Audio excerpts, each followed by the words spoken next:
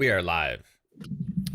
That's right, everybody. You heard the man. We are back, and it is another Thursday night. Thank you all, you 70-some brave souls waiting it out an extra 25 minutes here for Mav to get situated. That's right. It was Mav's fault tonight. I'm not going to lie. I rolled in at 6:05, but he hit me up and said I might be a little bit later, and he was. So it's his fault tonight, folks, not mine.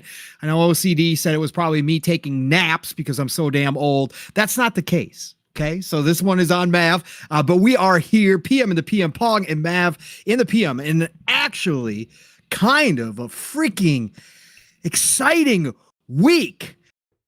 As you guys can see by the thumbnail, Mav and I don't take many victory laps. We don't come for retribution very often on some people in this community and some journalists, but this week's going to be a little extra spicy because we got options. We got options, folks.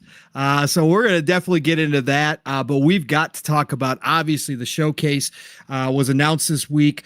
We've got some, we had ID at Xbox as well. We talked a little bit about this stuff on Pixelated Echoes on Tuesday night. If you did not get a chance to check out the one and only 3-Bits new show, along with the one and only Fuzzy Belvedere, their new show, go check that one out. Cog was supposed to be there. He could not make it due to some family stuff. So Mav jumped on in with myself, and we had a great show, a little bit of a fun spec family early get together this week. So go check that out. But we got a lot to dive into here, so let me get to my co-host, the man who owns this channel, well, at least 45% of it, because Caitlin's got the rest of it. But that's right, this is the gentleman who brought the fun to speculation, the one and only Mav. What's going on, brother? How the hell are you, sir? Besides rushing in here, what's going down? Oh, nothing much, man. Just life, you know. Had some technical difficulties when I sat down. I ended up having to with life.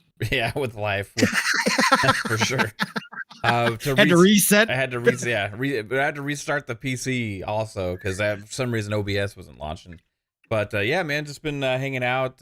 We've actually watched the Planet of the Apes movies. Oh, yeah, got Kate to watch those. She's actually enjoying them. I didn't finish the last one yet. I'm not talking about the originals. I'm talking about the new ones, right? Yeah. We played Botany Manor, which is like a puzzle game. I don't do puzzle games usually. They frustrate the heck out of me, but my daughter was into it, and we kind of played it as a family and did that whole thing. So that was cool. I really enjoyed that. Still learning Manor Lords. I have figured out quite a bit with it, but there was other struggles I started to have. But that game is absolutely incredible, dude. Like it is really impressive. Even as early on as I am, I'm like sitting there going like, this is different. Like this is like kind of a dream game type scenario, right? For a lot of people. And I can't wait to, because it's an early access. I can't wait to see what that game turns into over time, as this guy's making tons of money from it now, right? The developer, to grow it into something even bigger, and it could be a huge franchise, or at least a game that's an ongoing game that lasts a decade or longer, right? That's kind of where I see that game going. But yeah, man, other than that, it's just been life, dude. How's it going with you? Life as well, sir. That's what it's all about right now. Yeah, been doing good, man. For the most part, and hanging in there and playing some games. Again, I'm grazing. I'm all over the place, folks. Gotta say, you know, Fallout 4 started a new character. I should mention this, Mav, because I talked about this on our shows previously. I did wind up last weekend watching the entire Fallout series. I said I wasn't going to unless I found some time, or I needed some time, or was bored or whatever, because I just don't watch TV like that anymore. But I did binge it. I binged it all day on what was that, Sunday, I believe it was, actually. Binged it, and it was good. I told you this in the DMs when I told you that I had watched it. I don't understand the universal love for it. the way that it has been given, like this like masterpiece kind of label. Again, teach their own. TV's like that, movies are like that. Again, it was good. I'm not saying it was bad in any way, shape, or form. It had its moments for sure. But I just can't believe the universal love and praise. I gotta say, some of the character development, some of the writing, hit or miss at best in some of it. So there was parts I really, really, really loved, and then there was other parts where I was just like, "What are we doing? Really?" So interesting. But I would give it a solid 7. I mean, obviously, it was worth my time to binge watch it. I binged it. I didn't turn it off. So it was definitely entertaining enough to keep my attention. I can't believe how much absolute undying praise. I'm happy. I'm happy for Bethesda. I'm happy for Todd. I'm happy for obviously Bethesda and all the new fans that are jumping in right now, because that just means better things for me down the road when it comes to the games, as people realize that, oh yes, Bethesda does make award-winning generational type games, and they're not outdated. Even if you go back and play the old games, they're not outdated. They're incredible games. It's just really weird. I love that so many people are finally figuring this fact out. But so yeah, I've been playing some Fallout 4 on a new character, loving, I know the update's not working as it was supposed to, but again, I don't have a problem with it. I'm playing it on the Series X. I think it looks gorgeous. It plays really well.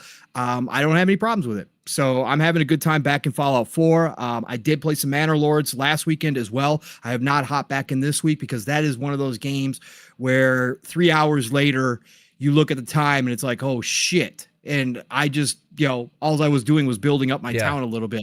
But yeah, like you said, Mav, Manor Lords, if anybody's got the PC and you are into city builders, RTSs, strategy games at all, go check out Manor Lords. This indie dev, all by himself, 7-year passion project, has put together a unique spin on what is a genre that has been tried in many different ways. He still found a way to make his game unique. And like Mav said, he is not done. He is going to add castles. He's going to add all sorts of stuff to this game. And obviously the success that it has found, over 1 million sold in less than 24 hours, or I should say in the first 24 hours, over 1 million sold, shows that there is for a niche genre, Mav, there is a large group of us niche lovers out there. That's all I got to say. Yeah.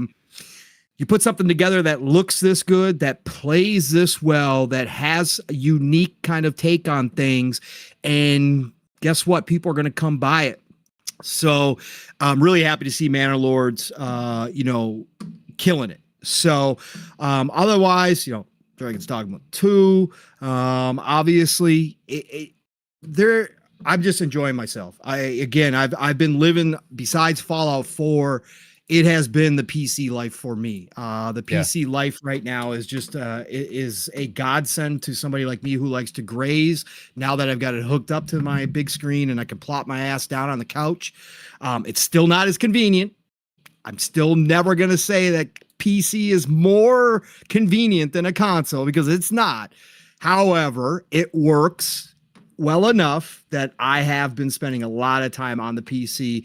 The other one I will shout out, which I have been doing, Steele and I picked up a brand new, it's been out. It was on the Switch. Got no love, of course, because they don't like anything but Nintendo over there. Don't let them fool you. They all lie and say third-party games get a lot of love over there. They don't. It's all first party. If you're not stamped with Nintendo, forget about it. But this game was it's an anime that's been out. We've now found out there's been a couple seasons of this anime, but it is a mecha RPG. So if you like anime and you like mechs and you are all about RPGs and you like live action combat, right? Like Gundam Breaker, which is what Steele compared the combat to, but said that he even thought it was maybe a little bit better. Then you want to pick up Megaton Musashi W Wired if you are on PC. This is from Level 5, who are a fantastic old school JRPG creator from way back in the day. I'm sure some of you in our chat will recognize Level 5. They currently are known for like Professor Layton's, those puzzle games, those narrative puzzle games, cute little puzzle games. It's got a fan base. But they put out this game, and they only released it in the East and then on the Switch, but they've gotten Level 5 came out and said, we're going to start doing worldwide launches. So they put this thing on Steam and launched it everywhere. It's set up, like I said, as type of a mobile game. It is, $50 for the game, or 68, $70, I think I want to say $75 for the deluxe, depending on if you get the discount on Steam right now. But it does have daily login bonuses. So it's got some of that mobile aspect. It's got a couple battle passes to it. The deluxe edition obviously gives you the battle passes. So it is set up that way. So don't go into it thinking that you're just kind of getting everything up front. But it plays so well. And the animation part of it is so gorgeous and striking, and it's so well done. And then they cut scenes some of the stuff with actual hand-drawn anime, like old school, like my type of anime back in the day. That's what it looks like. That's what it reminds me of. But you can tell that they had made this into an anime because the writing, the voice acting, all of it top notch. Like, this is a really cool game. So again, if you like mechs, if you like anime, and you're into RPGs, this thing's got it all. It's got loot galore. You're just collecting loot, and you can upgrade and customize your mechs however you want to. They've got PvP if you want to get into that. They've got ranked PvP if you want to get into that. They got all sorts of stuff. Full-fledged game. So again, Megaton Musashi W Wired is the title. Go check it out on Steam if you got a chance. If you got the Switch and didn't know this was out, go pick it up. So yeah, that's what I've been doing, man. I got a lot of other stuff going on too. I've been playing some dungeon crawlers, old school dungeon crawlers that I haven't had a chance to play in a long ass time. I'm just loving life right now, man. I'm actually in that mode where I'm waiting for Ghosts of Tsushima for PC, coming May 16th. That's my next big game. I've got it pre-ordered. So I'm kind of in that mode right now where I'm just playing a whole lot, kind of waiting on that, because I've been waiting for Ghosts of Tsushima for so damn long. So damn long, bro. You're going to enjoy it. You're going to love it. No, everybody tells me that. 3-Bit told me that again on Tuesday too as well. I should say, Mav, too, I fired up Age of Mythology. The classic. I fired up Age of Mythology. I actually sat at the desk because, of course, it's not controller supported, obviously. So I'm not putting it on the big screen. Actually sat at the desk and I played like 3 or 4 matches of Age of Mythology. I forgot how damn cool that game is. I also forgot how RTSs back in the day, sometimes like with their pathing and stuff with the AI was wonky as hell, and getting your troops to attack where you want them to attack sometimes can be a whole game into itself. But I forgot how damn cool that game was, Mav. Firing it back up again. And then, building up so that you could bring out, your big boys, your big godlike, whatever creature, depending on which god you are. And I got the complete edition too, Mav. I never had the extended edition. So they've actually got Eastern gods now in there too, which I never played with before. So that adds a whole new kind of level to it, again, because I just never got a chance to play with them. Damn, that game's gonna be fun, man. When they relaunch this thing could be massive in the RTS world if they're going to do it right this time. And that's what they talked about. They said they just didn't get it right with Age of Mythology. Could have been a lot better. With everything they've learned over these decades, they're bringing this new Age of Mythology out this year. Man, we could be in for a treat, brother. A real treat. It's so good. It's so prosthegma. It's so good. It's so good. I love it. So yeah, that's been my week of gaming. I hope everybody in the chat has had a fantastic week. I hope you've all been enjoying some of the gaming out there. I do just want to hop in and get the chat shouted out, because Mav and I got a lot. Well, go ahead. What do you got? I don't know if you saw. There was several trains that happened. There's a lot of cars right now. Okay. So I see Decado, right? So, but tell me, was there anybody before Decado? Because the other ones, give it to me. Before we were even here. Oh, okay. Well, I didn't get any of that, so give it to me. Bold Alpha Wolfpack with 5 Fun Speculation memberships. Ladies and gentlemen, attention, everyone aboard the Fun Speculation hype train. All you speculators, I want you all to give a round of applause to the new speculators that just joined us, because the Bold Alpha Wolfpack came through early. So early, in fact, I didn't get a chance to see it. But guess what, folks? That means when we started this up, I noticed that we weren't just at a Mach 2.0 like how we usually start out every show. I noticed the train was moving a little bit faster. I was actually going to ask Mav. I should have been paying attention to that screen up above my head, just like you all should right now, because it already had climbed to Mach 2.5 before we got on board. We added that extra car with the Easy 5 from Bold Alpha. What else we got, Mav?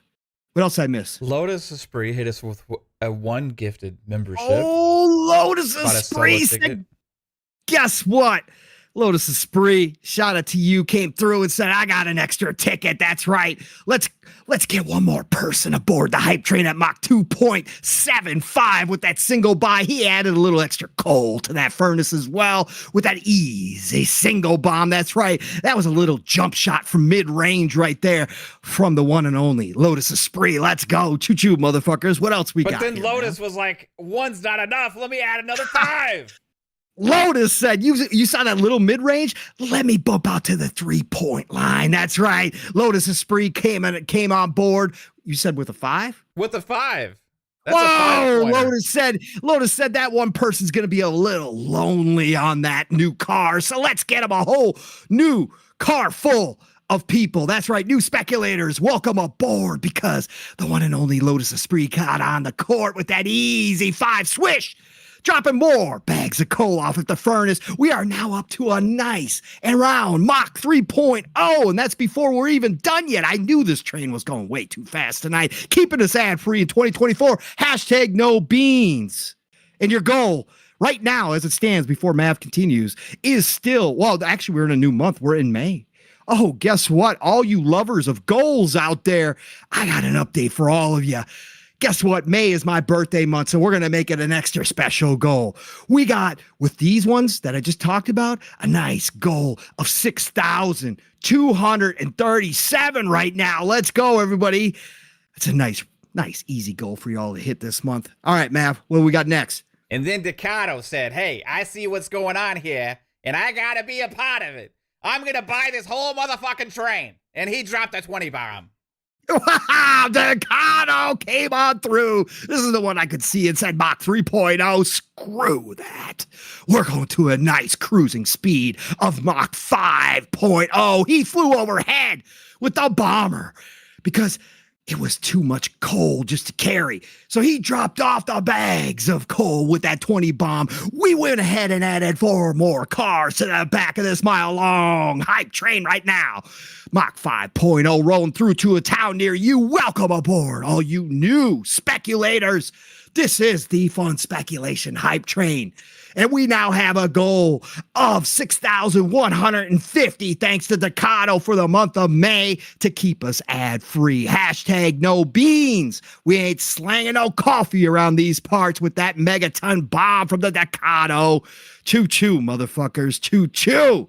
And please do not forget, and please show all the new speculators how to buckle up them 4-point harnesses so we don't lose you out these windows as we are cruising along tonight. Thank you all. Appreciate that. What a way to start the show. I had no idea.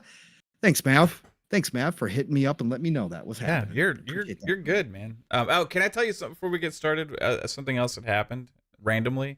You talked about the Fallout hype, right? Is just taking the world by storm and stuff. And like a lot of times I notice these trends, whether it be like a show from Netflix or something that takes off on TikTok or YouTube Shorts or whatever, and then all of a sudden, like, I notice my daughter's really into something, right? Yeah, that she wasn't ever into before because of the trends start to take off.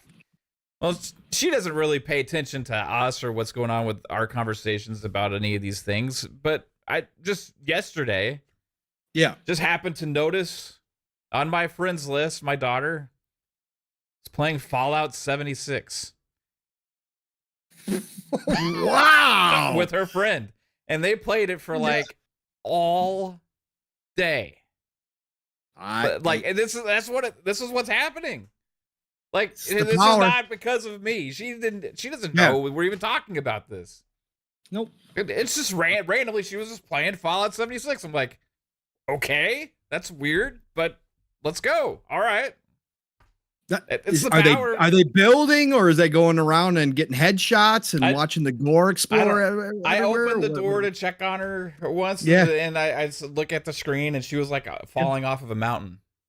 I don't know. Okay, that's classic Bethesda too. Yeah. All right. Yo, that is again the power of transmedia. This is the power of what happens. We saw it.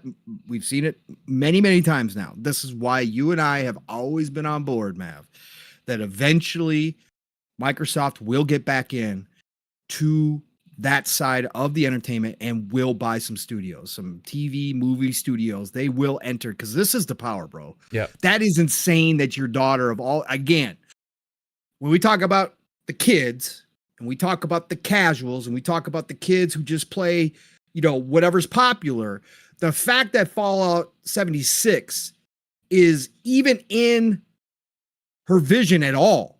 Yeah, exactly. Tells you everything, bro. Again, that's why I said when I was saying that, to me, I didn't get all the hype around Fallout. Like, it's a good show, but I didn't get all the universal love. I still say it's good for everybody that they're having this win, because Bethesda, more and more people are now finding out why Bethesda games are so damn popular or why they're so cool. And some of those are going to stick. Not everybody, right? Not everybody's going to stick around once this kind of hype dies down around Fallout. But at the same time, they're going to gain a lot of new fans.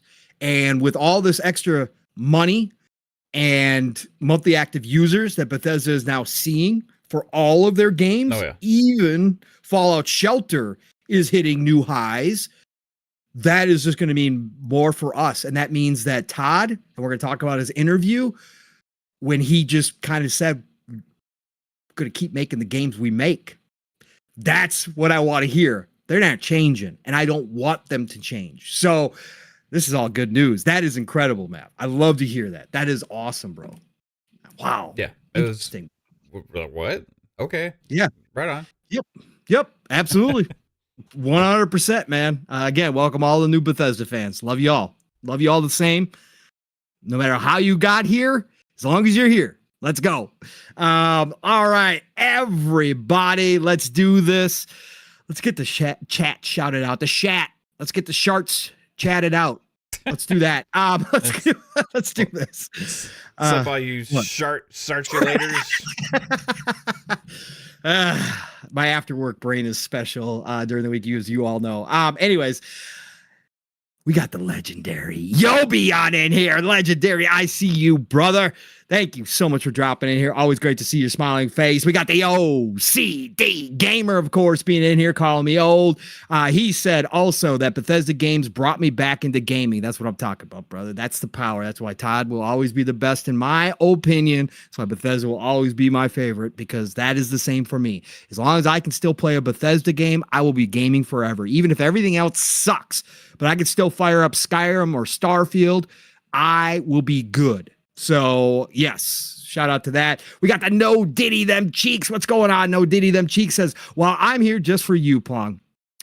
Hey, you are a fan club of one No Diddy, but I appreciate you all the same. Thanks for joining us tonight. Who else we got in here? We got the Nate Dog. What's going on, Nate Dog? I knew Nate Dog was going to come in here with this type of comment. I love you, brother. I love you. I love your alternate perspective when you drop in here. It says, kind of got me a little down when Todd said that at least 40 to 50% of people dislike that Starfield type exploration. Nate Dog, there's other games out there. Not every game can be for everybody. I've been disappointed by many devs in my lifetime. It is just what it is. Again, I understand where you're coming from, and I understand the people that didn't like Starfield, where they're coming from. They can have that opinion. That is their right. But not every game has to be for everybody. I want Bethesda to continue to be Bethesda, because to me, they are special, and I don't care. And again, call me old, call me, oh, you got to adjust with the times, blah, blah, blah. Again, other developers can go do that stuff. Other developers can make other games for other people. I want Bethesda to continue to make games for me. That is selfish, but that is what a gamer is, right? It is about me and my enjoyment, and I get no more enjoyment. There is not a studio that gives me more enjoyment from their games than Bethesda, and I want them to continue that way. So, but I do appreciate it, Nate, and I understand where you're coming from. I've been whacking off. I've been whacking off. I'll say that again. I've been whacking off. That's right. Ivan. Is that Thanks Russian? for joining us. It's Eastern European, so that's for sure. Scandinavian or something, maybe. Something. Let's Polish? go. I don't know. Something. No, it's definitely not Polish. Don't you put that on my. Don't you put that on my piece of my. Can you speak right now? Mix? No, I can't, because I'm thinking about names, and then you're coming in here with this stuff. Grim Tango XL, what is going on? We've got who else? We got It's Today in here. We got the Captain Crunch, one of my favorite cereals, is joining us tonight. Thank you, Captain Crunch. Appreciate you so much. We got the Spartan 661. What is going on, Spartan 661? We got the brother from the future. That's right. He's reaching out from the future. Lore Master Jasper's in here again. What's going on, Lore? Great to see your name popping up, sir. You know that. Much love all the time. Trey Bone 408. What is going on, Trey Bone? We got the Ray Oid in here. We got the one and only Prey Grasso in the house. The newlywed is here yet again. Thank you, Prey, for joining us. Appreciate you so much. We got the Froggy T right in here. We got the Oh, I got to be careful of this one. Yo, okay. Faye Go Killa 665.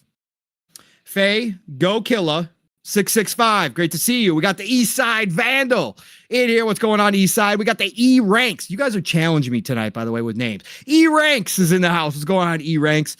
He says 76 is for the children. I don't know if I go that far, E Ranks, and Fallen 76 is for the children, but in a gamer household, like Mavs, yeah, I could see why. Pretty much anything goes. Yep. Pretty much. The one and only, of course, Dakato is in here. Dakato says, Pogsoul, every time Bethesda releases a game now, these new Fallout fans are gonna at least look at it. That is correct, sir. That is 100. That's why I love this. That's why I think this is fantastic. Who else? We got the Atticus in the house. What's going on, Atticus? We got Dion Hayes in the house. What's going on, Dion? We got the Far Q in here. What's going on, Far Q? Who else we got in here? We got Jasper. I said Jasper. Jasper's here. I did a whole intro for Jasper. How did you not hear me say that? I don't know. Cyber Gunter, what's going on, brother? I was distracted by I've been whacking off, I think. That's probably what it was.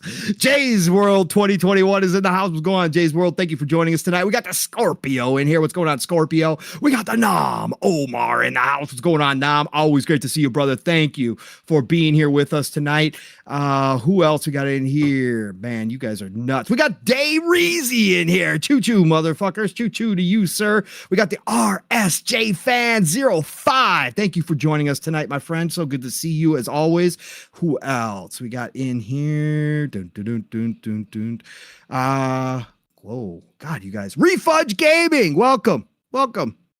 Piece of shit. Good to see you. You're an inspiration, sir. That's all right. Who else we got in here? Going up here. Let's see. Piece of shit. I love it. We got Magnum in the house. What's going on, Magnum? Great to see you. Ready for some more hype, Magnum? Ready for some more off the charts hype tonight? You're gonna get it from me and Mav. We're gonna get into it. Sanchez MTZ Gaming, of course, dropping by. Thank you so much, Sanchez. We got the Snooky Jackson in the house. What's up, Snooky? We got the brother from another. Steel Rain. The T is a 7 in the house. What's going on, brother? Good to see you. He was shouting out Megaton Musashi as well. Of course, we played 3 hours together. Couldn't do co-op yet, but we were just fooling around in single player trying to get through all the missions, and we just kept going. God, this game is so cool. We got Brian Gilbo in the house. What's going on, Brian? Great to see you as always joining us tonight as well. We got the JB 1521 in the house. What's going on, JB? We got the Andrew Cullinane, of course, dropping on by and saying hi. Thank you, Andrew.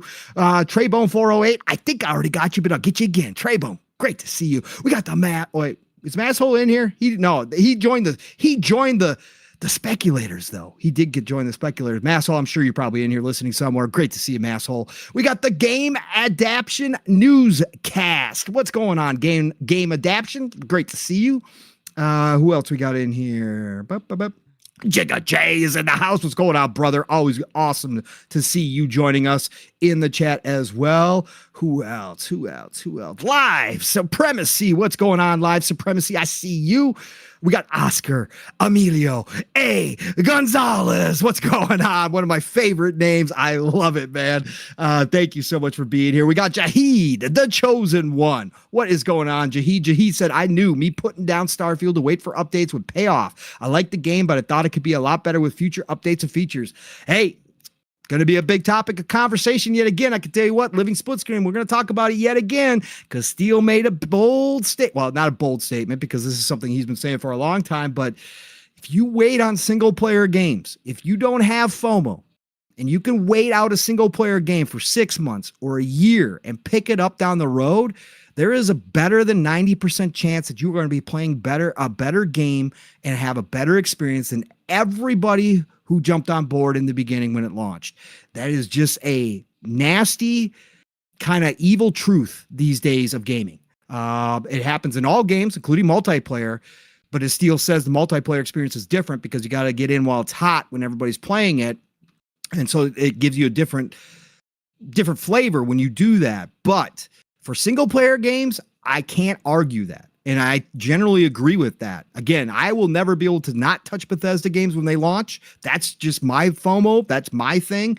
But there are so many single player games that I don't touch that I get to later that I'm like, thank God I didn't, because this game is totally different from what people were saying it was in the beginning. So you're not lying there, man. I'm glad you could wait it out and you had a good time. I put 400 hours into Starfield from launch, and I was happy with my experience. Called it my favorite game of all time, game of the generation for me.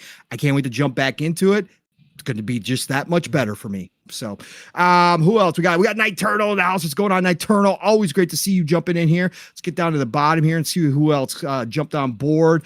Let's see who else. Got Bionic Wolf member for 11 months with the yo, let's go choo choo motherfuckers. Choo choo, motherfuckers. Let's go. Thank you, Bionic. Appreciate that. Seeky's in here. What's going on, Seeky? Always good to see you. We got the Grim Tango XL. I think I just shouted you out, but you got a second one there. We got Mathis in the house. What's going on, Mathis? Great to see you. Who else we got in here? Boom. Did I miss anybody down here? Jay. Oh, no, I already got Jay's World. Masshole is in here. Porky Soda. Huh? Did you get Porky Soda? Nope, I was just getting there. Porky Soda. Thank you for joining us tonight. That's the first time I think I've said your name. So thank you for joining us. Appreciate that so much. Calorie. What's going on, Calorie? Always great to see you. I tried to play Fallout, any of them 3, New Vegas, 4, or 76. And besides getting out of the vault, I never feel like I accomplished anything. I play for an hour or two. It just feels like I'm spinning in circles. Again, I understand that, Calorie. I actually do. Again, when I name my favorite Bethesda games, and when I name my top 10 RPGs, like Elder Scrolls and Starfield are both in there, but Fallout does fall below those. I love Fallout. Again, as a Bethesda fan, it gives me a lot, but I've never connected to Fallout the same way that I connected to the Elder Scrolls or now to Starfield. So I do kind of understand where you're coming from, but I will say that general consensus could be said about any Bethesda games, and a lot of people do say that. A lot of people said that about Starfield, right? So, but I do get it, Calorie. I do get it. Who else is in here? Anybody else? Bionic Wolf, we did shout you out, but thank you for joining the chat. I do appreciate you. The Bold Alpha Wolf Pack, of course, is in here. Starfield was Bethesda's biggest debut title. It reached a lot of new people that never played a Bethesda game prior. I think a lot of people just don't get the enormity of exploration that it offers. Yes, and it's different. It is different. And if you didn't adjust to the differences in Starfield from previous Bethesda titles, that's where people got upset, because it is a different type of exploration. Like some people just can't wrap their heads around it, right? And that's okay. Again, that's new IP. They admittedly tried new things in this one. Todd said it again in his interview this week. They kind of knew there was going to be some pushback because it wasn't set up the same way as their older games were. And just some people could never wrap their heads around the fact that it was the same, but really just presented differently. And that's okay. Again, not every game's going to be for everybody. For me, it took me all of about an hour, and I got my head wrapped around the concept. And from there on, it was nothing but love from me. So, but yeah, Bold Elf, I understand that sentiment as well. Who else we got in here? Did I miss anybody else? I think we are caught up. I don't see anyone else. There's Iben again. So I think we are good. think we are good. Yeah, I know. All right. Mav, let's get in. Let's just jump right in. It's Retribution week. Okay. It's Retribution week for you and I and for a lot of others. And sorry if you guys don't want to hear this chat, but again, this doesn't happen too often where Mav and I will take an opportunity like this week to go down this path. But again, we as podcasters and we as, anybody who puts themselves out there into the public sphere, right? You got to have a thick skin because you do take a lot of pushback. We have had a ton of pushback through the past 3 years plus on a lot of different topics that we have jumped into on the Fun Spec Fam show, the Shop podcast, me and Steel on Living Split Screen. There's been a ton of pushback. Every once in a while, I think we would like to take a moment or 2 or 10 to give our own pushback when we are vindicated on some of this stuff. Again, you will never see us. We're not the type that talk about, how right we've been about everything. And when things that we speculate on turn out to be true, we don't make a big spectacle out of it per se all the time or anything like that. We will let you know that you can go back and listen to our previous shows and you probably heard this stuff prior to, but we're not that type of crew. But this one right here is a big one because this has been an ongoing argument for years now within the video game community. And of course, I'm talking about options and what as gamers, as consumers, we should expect from devs from a game these days on console, what we can project is possible in those games, even not being devs, based upon other games out there and based upon other things that have happened in the video game industry, and what we can request, not threaten developers, not become personal with developers, insult them. I'm not talking about any of that stuff. I'm just talking about having a discussion and saying, hey, this is something that we think should be a thing in 2023, 2024, whatever year it is. And one of those things is the console players. Mav and I have been on this, and much of the Fun Speculation family has been on this for a very long time. With these consoles, this gen, the series consoles and the PlayStation 5, with the new hardware, architecture, all that stuff that was built in, all the new software, we have said now for a very long time that developers should give us 2 options. Not the PC smorgasbord of, you are basically in dev mode and you can control every little aspect of the game to get it to perform how you want. We have simply said that it should be 2 options, performance mode and a quality mode. That's it. And people hate it. There's a certain group that obviously agree. There's a certain group that could care less. They'll play a game however. Again, my 400 hours on Starfield, over half of it is on my console in 30 frames. But people seem to hate this. There's a group of people who never want any of us to ever talk about this subject, that we should just be thankful for what we get.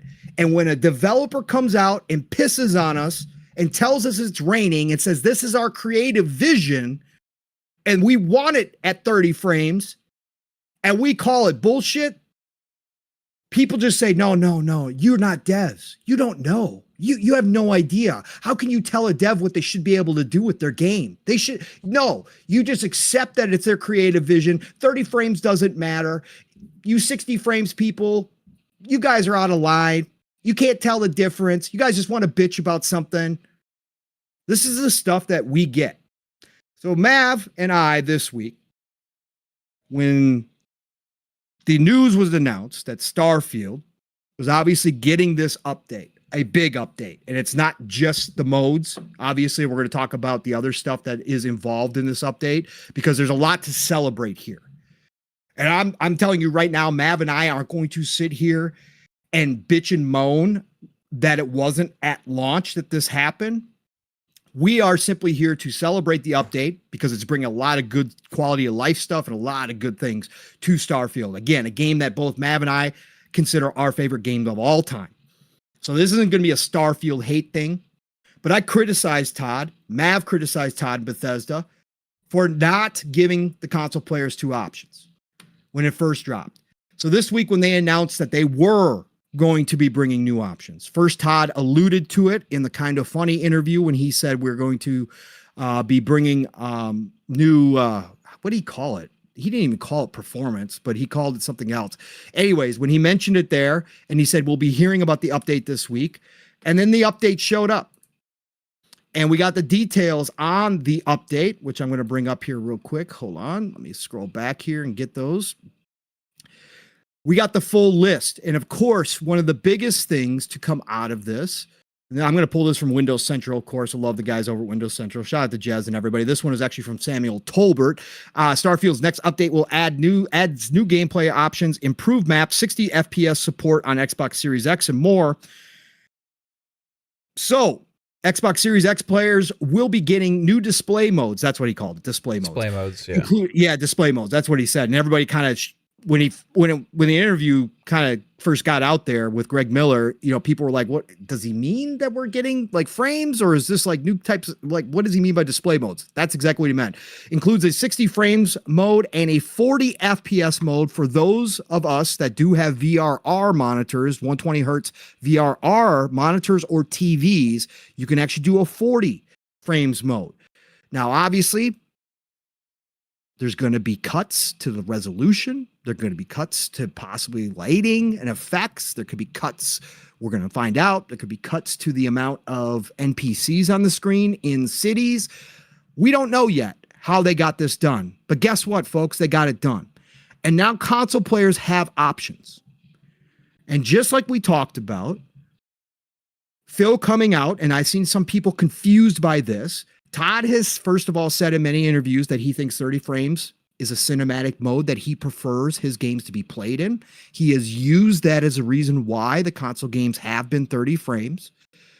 But people did confuse that the creative decision part actually came from a tweet from Phil during this whole talk about the 30 frames when Starfield was first announced to be 30 frames on console. Phil was actually the one that came out and suggested that it was a creative decision to make it 30 frames. We had Todd in the direct, or one of the interviews leading up to the direct, I can't remember, or after maybe, where he had, it wasn't during the direct, I think it was after, it was one of the interviews after the direct, where he said during that interview that they had seen 60 frames plus on console, but it wasn't stable, so they decided to lock it down. That's when we started having a discussion, and that's when we said, well, if they could do that, and it's reaching 60 frames, like, why can't we get the option of uncapped frame rate and allow people to decide? Why can't we get a 40 frames mode or something to that degree? And people are like, how dare you? How dare you? It's a miracle these video games are even made. If you want PC options, just go buy a PC already. Don't expect your $500 little plastic box to do what PCs do. And all we said was like, we've seen this too many times in games lately. Developer says something can't be done, or it's a creative decision, or we just wanted it to be stable. And the next thing you know, 2 months, 3 months, 6 months, a year later, you get a patch. And all of a sudden, miracles happen again. And when all of a sudden there's choices, there's options. Dying Light 2. Dying Light 2, perfect example. Now, again, I will stress, this update is only for Series X owners. The Series S is being left behind this time around, which is interesting unto itself, because there's been for a long time some discussion out in the community about whether or not Xbox enforces a parity clause. This came up during Baldur's Gate 3. If you guys all remember, right? There was a discussion if Xbox was forcing a parity between the Series X and Series S. And if features on one had to be present in some form or fashion on the other one to allow a developer to go ahead and implement those. Because there's a lot of talk behind the scenes that the Baldur's Gate split screen co-op that they admittedly were having problems getting working was due to the Series S.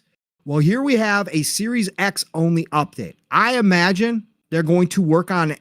I don't think they're going to get the Series S to a 60 frame, but I do believe that potentially they could get the Series S to get a 40 frames for the VRR monitors or TV sets. I believe that might come down the road, but they specifically said in this that this was for Series X. They were focused on Series X. But anyways, I digress. The point of fact is, this is why we have these conversations. This is why Mav and I, as gamers, as consumers, as two guys who now have PCs, that yes, we can go play our PCs, but we still push for the console because we both still love our consoles. And I'm not going to speak for Mav. I'm going to let Mav get his Mav rant off on this. But I'm going to say this. This is why we have these conversations. You don't just have to accept anything that the developers tell you as gospel truth. You don't have to be a developer to use some common sense and to look around and make some suggestions that, no, maybe this is possible. You don't have to agree with a developer that comes out and says, oh, this is a creative decision, or because of this, we decided that it would be better just to play it at 30 frames and call it a day. You don't have to accept those things. As a consumer, as somebody who is buying these products, right? As complicated as these products are, right? You don't have to settle for anything. Now, you can certainly, once again, death threats, going after these developers personally, lighting them up in their DMs constantly, right? Stalking these developers, all the nonsense from the ridiculous people. That's not what I'm talking about here. But we can have open conversations about why we think that they should give us some options, why we think it's possible that they aren't telling us the truth. And I've said this from the beginning, and I'll say it again. Don't piss on me and tell me it's raining. Just come out and tell us. Gamers nowadays, especially the enthusiasts in this community, are more knowledgeable than any generation of gamers prior to. We now know more behind the scenes stuff and have more good looks at what it takes to develop these games and have a better understanding of a lot of the tech. Not all of us to the same level, of course. Again, I admittedly know surface level tech stuff. But we all have a better idea of how this stuff happens nowadays than before. Developers, publishers, we are used to getting broken games these days. Sad. It's sad but true. We are used to having patches come out down the road. We are used to the single player game being better experienced 6 months to a year in the majority of games these days. We are used to all of this stuff, and yet we still buy your products. When you're developing a game, and there is a simple truth that you can possibly put options for console players, just two, again, not the full boat that we get on PC, but two options, performance and quality mode. And you know it's possible. And you know that people nowadays, there is a segment of gamers who do actually think that 60 frames feels and plays better. Come out and give us the truth. Just tell us. Don't tell me it's a creative decision when the PC's unlocked.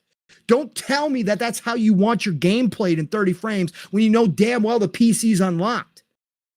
Stop doing that. Come out and just tell us. And I don't care anymore. Your broken games, your unfinished games, your unpolished games, your unoptimized games, your patches, same day, 1 week later, 2 weeks later, 3 weeks later, do more damage to your game than anything you're going to come out and be honest with us about. Say, listen, guys and gals, we hear you.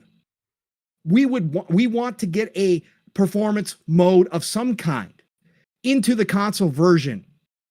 But the reality is, we're limited right now on time or resources. We will get to work on that. We will look into that after we launch the game, but the game's launching at 30 frames locked because that's what we can get out the door right now. But we hear you, console players. Come out and say that. And stop with this nonsense bullshit. And again, I called Todd Todd's my favorite dude in gaming. I think he's the all-time GOAT. Love Bethesda. I'm a Bethesda super fan. I think they're the best devs ever. I gave them the same energy when Starfield launched because I knew this was going to happen. We all had a really good idea, those of us that were looking at this objectively, that this was going to happen. And here we are this week. And for all the people who want to say just play the game or don't play the game, stop criticizing these games. No. I praise these games hugely. I praise these games all the damn time. But I am going to give them criticism, and I'm going to say you guys should have options for us because I have a right as a consumer, as a gamer, to say that. I'm not asking for the world. I'm not asking for some ridiculous, oh, this should run at 4K 120 flawlessly. What's your problem, you lazy devs? I don't do that nonsense. I just look around at other examples and I say to myself, I think this can be done. I talk to people who are more knowledgeable than me in this field, like Steel, like an actual developer, like 3-Bit, like the Kayasantes of the world, people who actually understand the tech. And I say, guys, is this reasonable? And when I hear from all of them, yeah, it should be reasonable. Basically looking at all, it should be done. Look at what it's doing on PC that is less powerful.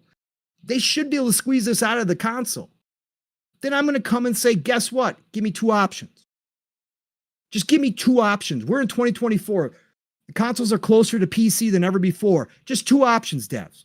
And all I'm asking you guys to change up how you speak to us as gamers. The people who listen to your interviews are not the casuals. The casuals don't care about the dev interviews. The people who listen to the dev interviews are the people who have passion like us in this community.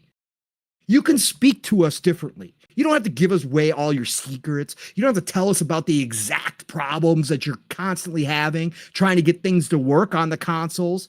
You don't have to tell us any of that stuff. But please do not tell me it's your creative vision when you're launching a game on PC that is unlocked. Do not do that because it's not true. If it was, you would force lock the PC and make the modders on PC go in and unlock it. Because you could sit back and say, that was the modding community. That's not the vision we had for this game. The vision we had for this game is a nice cinematic 30 frames. That's on you guys over the modding community for doing that to our game, just like it is when you put nude mods in, or just like when you put characters from other games in our game that we never had in that game. That's on you guys. They could do that if it was truly their vision at heart. But it's not. And it's obvious that it's not.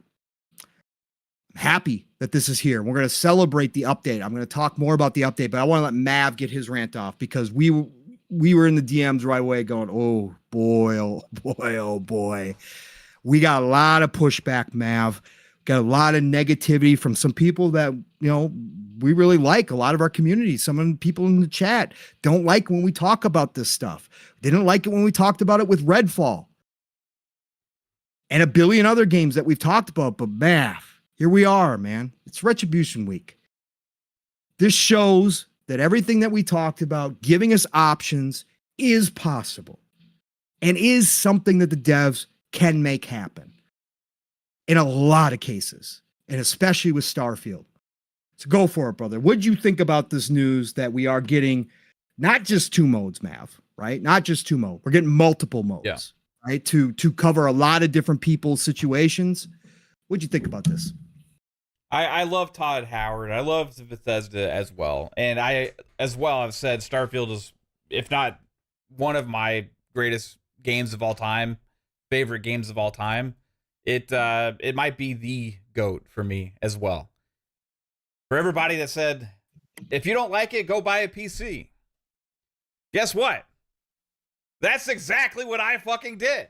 I went out and I bought a PC just so I could experience Starfield at 60 frames at launch.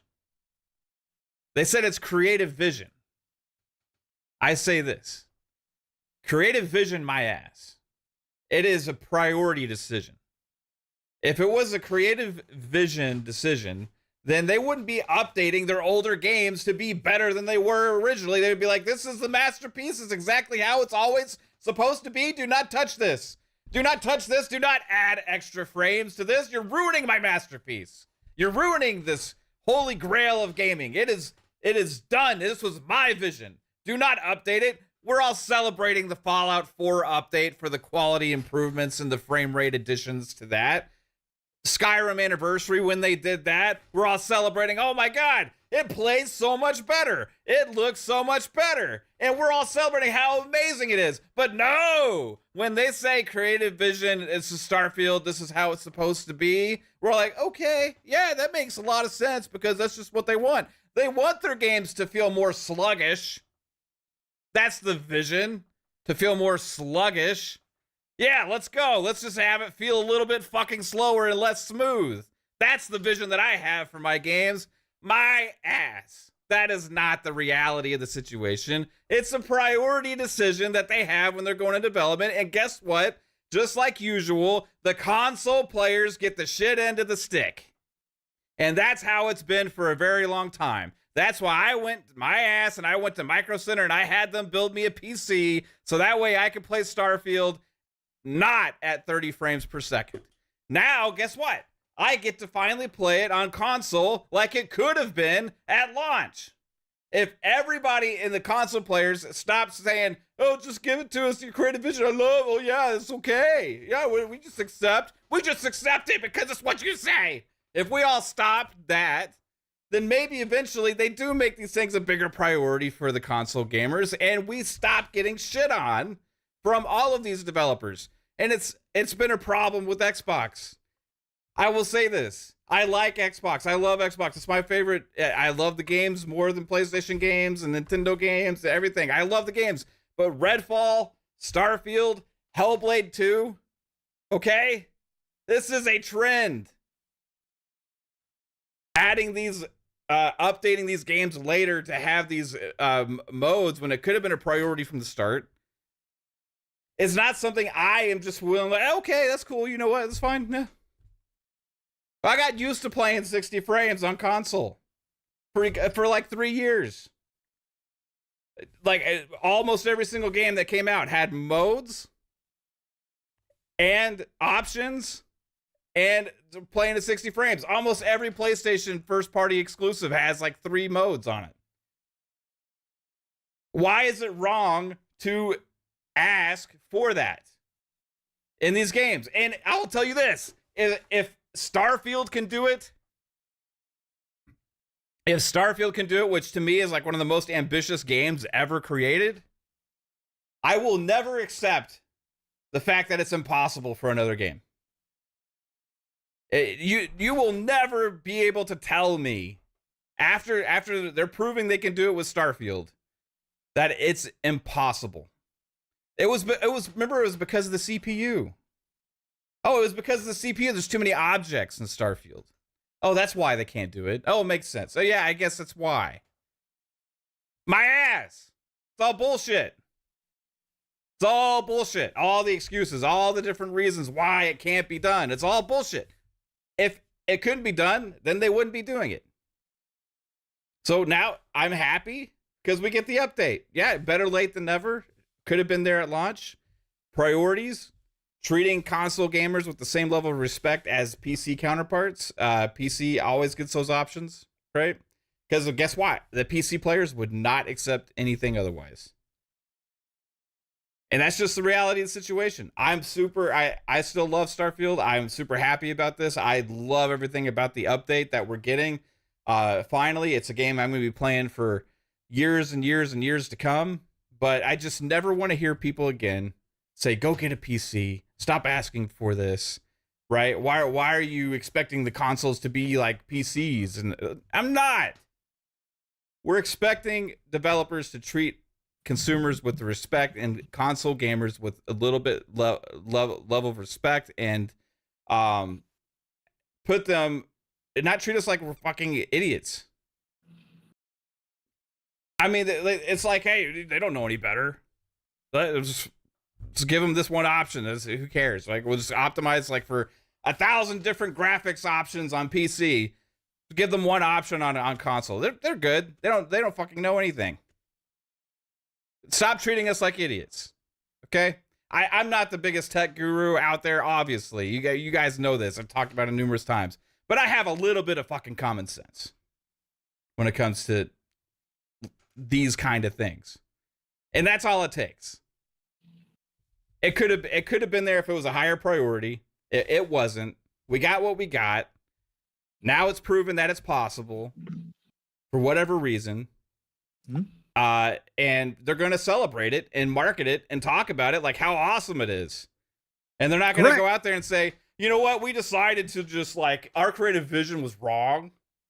You know, we have a different creative vision now.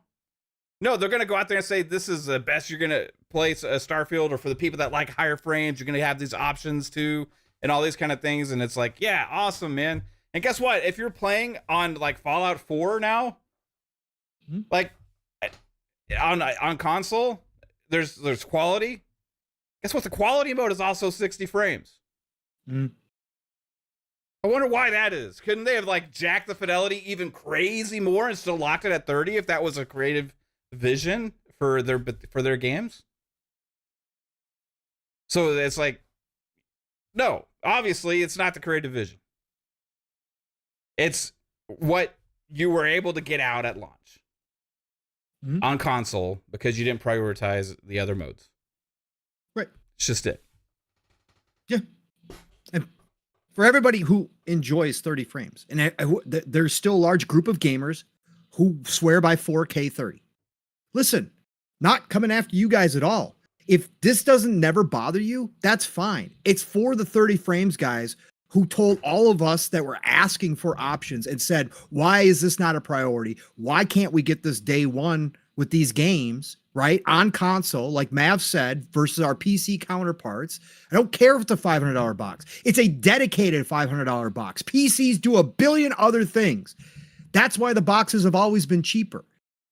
But to say that it's impossible, or to say you guys are stupid because you guys aren't devs, you don't know what you're talking about, stop even speaking about this stuff, stop asking for more options, just accept what they give you and be happy that it's there, and I'm going to play it and enjoy it, and if you don't, go buy a PC then. That's not the way to do it. If you are cool with 4K 30, great. If you are cool with 1440 30, great.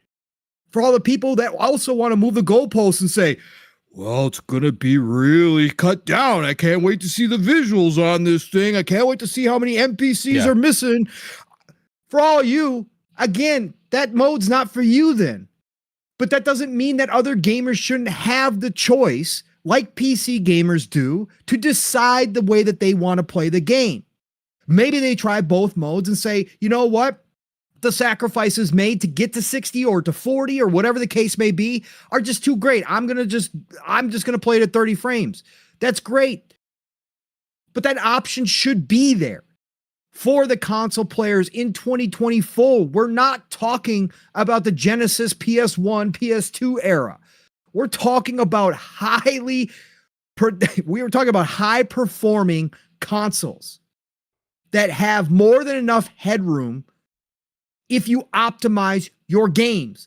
And if you say, well, it's just, again, like Mav said, it's not our priority. Well, why is it a priority to optimize the hell out of the PC to make sure it's performing? Because like Mav said, you know the PC people aren't going to put up with your bullshit. But the console gamers, like Mav said, oh, it's just the console gamers. We've been slapping shit down on them forever. They'll take it. Put it out there. We don't have to make a priority. We'll do it later. Make it a priority on both. There is no reason why it shouldn't. And if it is a matter of resources and time, this goes back to the bigger conversation about what the hell broke your development pipelines. What did you guys do that bloated your pipeline so much that after 6-7 years of development, you're still missing key features? And this goes all across the board. I'm not just talking about Starfield. I'm talking about all the games that come out nowadays that are just absolutely like, what have you guys been doing? What broke the pipeline? That's where your budgets are getting out of hand. That's why we see publishers closing down more studios, laying off more people because the stockholders still need their money. And that's why we have discussions from Sony of breaking up their big AAA games into multiple parts. The pipeline's broken then. But anyways, back on track. It's okay if you're cool with it. If it never affects you, if you never minded 30 frames or 60 frames, you'll play however a game comes out. That's fantastic. Again, you're cool. But there are some of us, and again, I played Starfield over half of my 400 hours on Series X at 30 frames, and I was on here saying, you know what?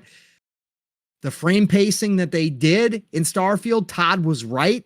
It feels good at 30. It feels good at 30.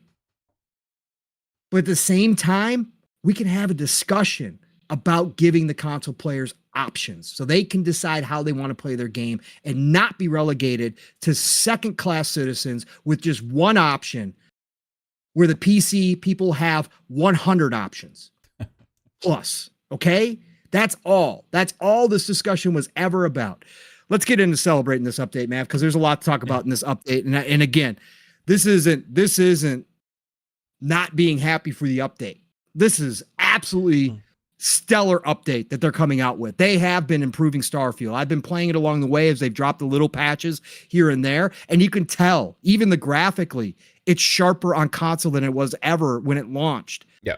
But they are doing some really great things in this big update. Todd kind of undersold it on Kind of Funny as to what they were going to do. So I'm going to go back to this Windows Central article first, can again. we get the Alvin Super Chat real quick? Oh, we got the Alvin Super Chat. Let's get the Alvin Super Chat. Go ahead. Alvin, hit us with a 5. Says, most annoying thing about the Starfield FPS bump is give it a week and the community will turn on Ninja Theory despite Nanite, etc.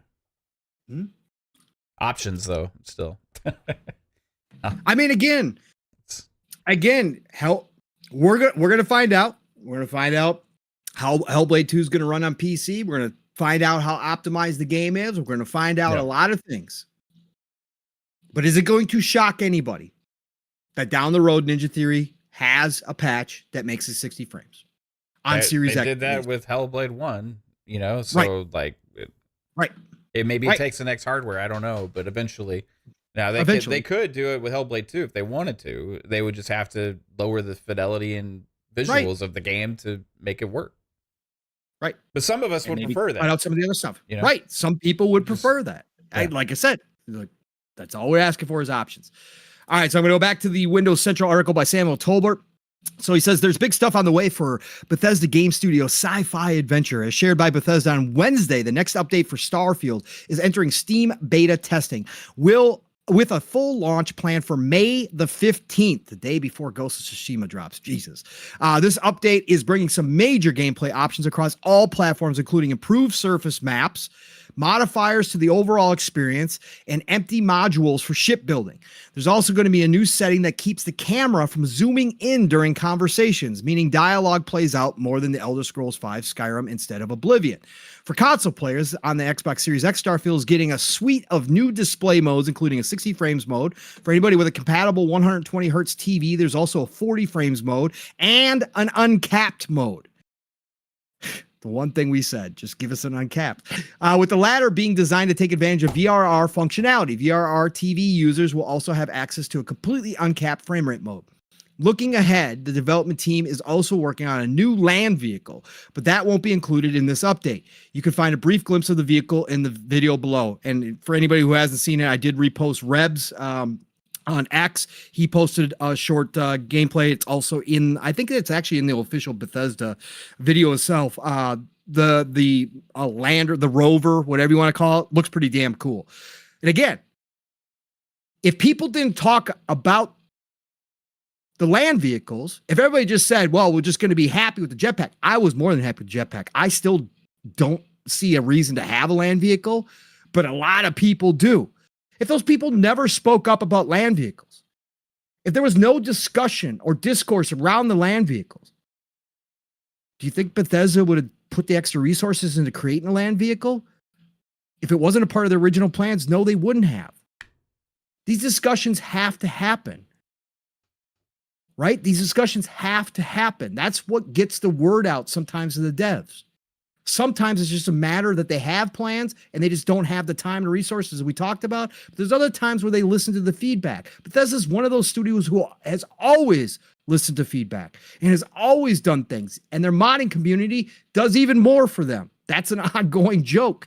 Modding community fixes more Bethesda games than Bethesda itself fixes, right? That's part of the truth.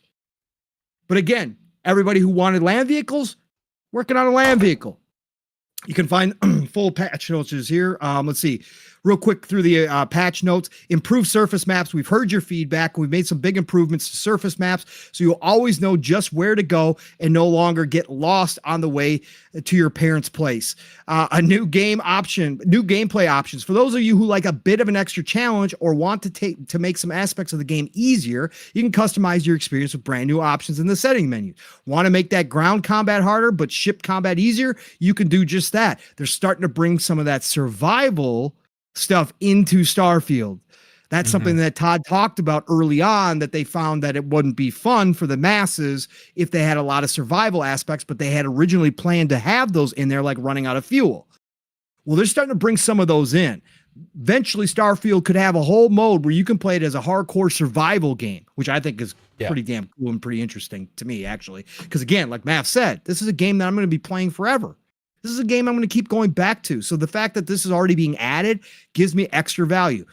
Added ship decoration mode to the interior of ships. Now you can decorate your ships just like you can with the outposts. Freaking amazing. Added tabs to container menus to make managing your inventory easier. Fantastic. Again, another flack criticism that I gave Bethesda out the gate for Starfield after all these years, just like the Diablo team over at Blizzard. How do you guys not know, after all these years, that all the games you've made and all the feedback that you have gotten through the years about your inventory systems, do you still not put an emphasis on the inventory systems? How do you still screw that up out the gate on a new game?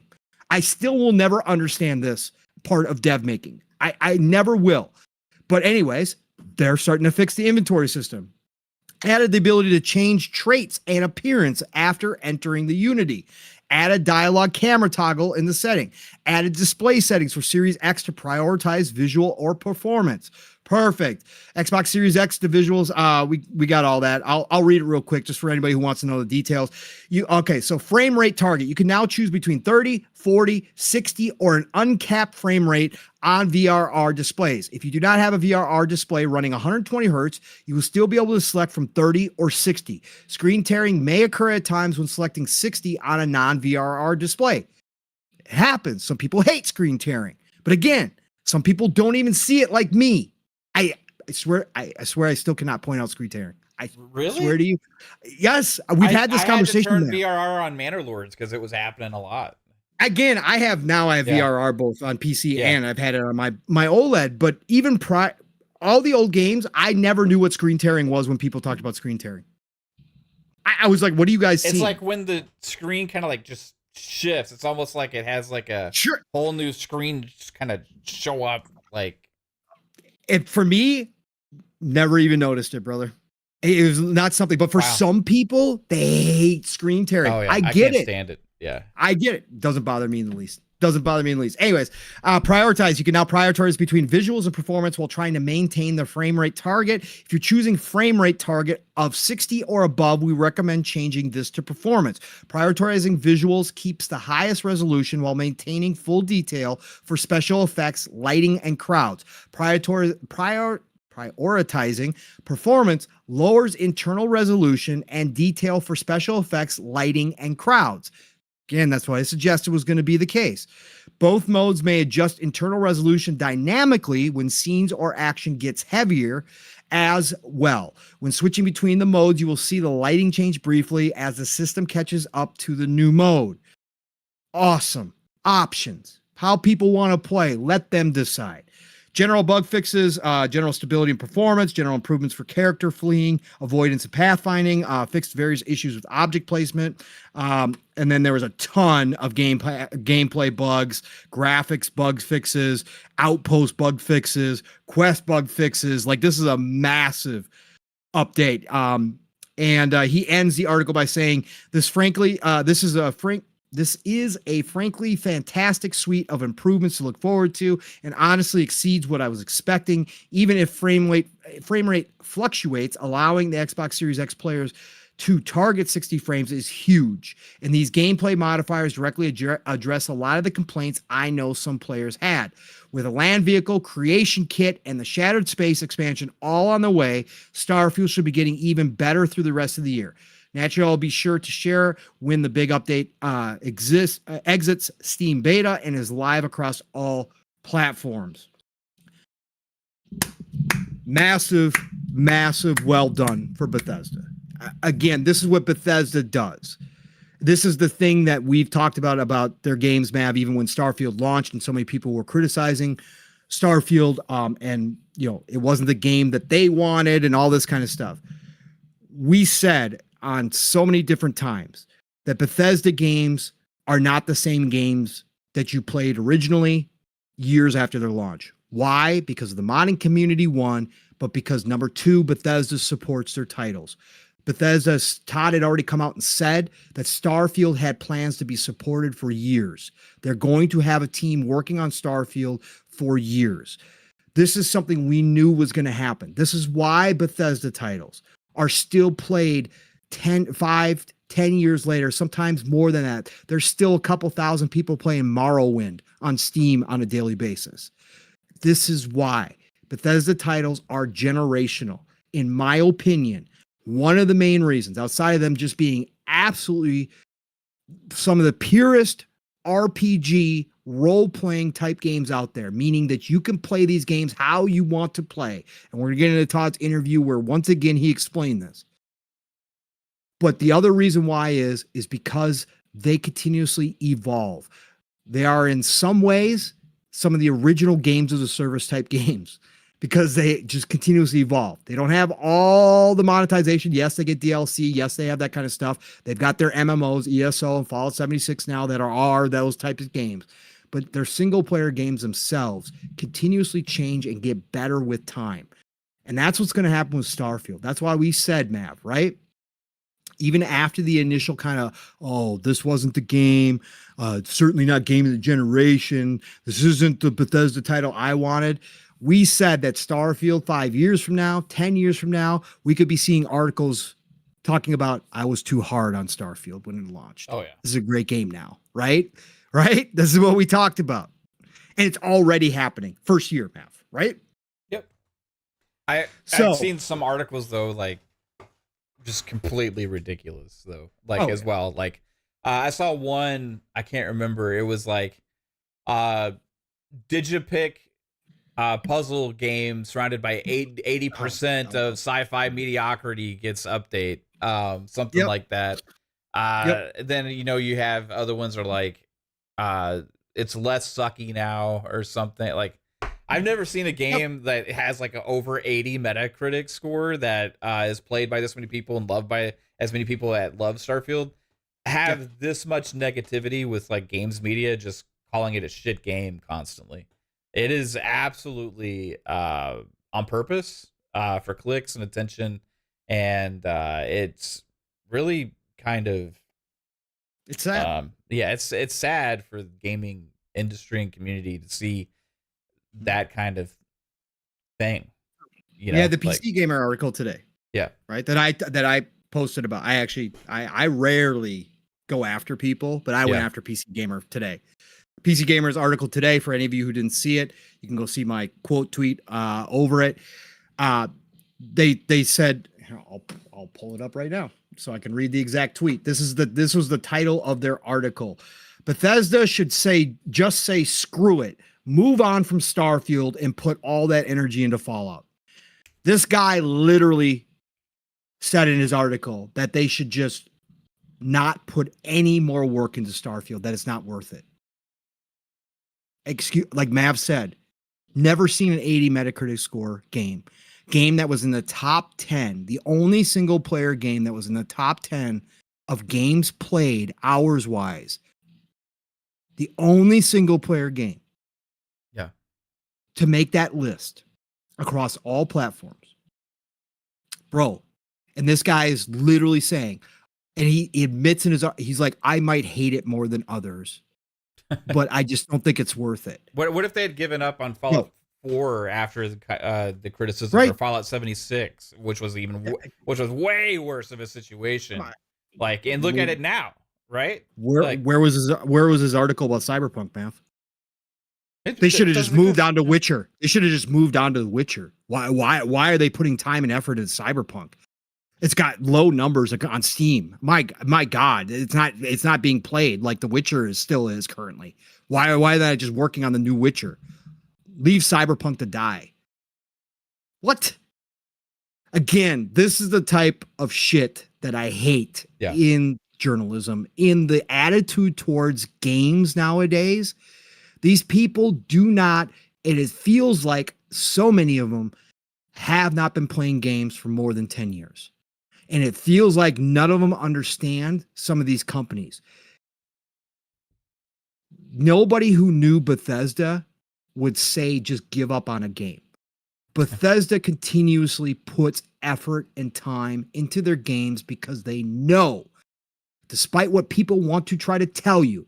Again, Mab, you brought up a perfect example with Fallout 4. Not all their games have been the hype of Skyrim, right? Or Fallout 3. They've missed with Fallout 4, but there was still a large contingent of fans who love Fallout 4. And Bethesda continuously works on their games, and now you see the resurgence.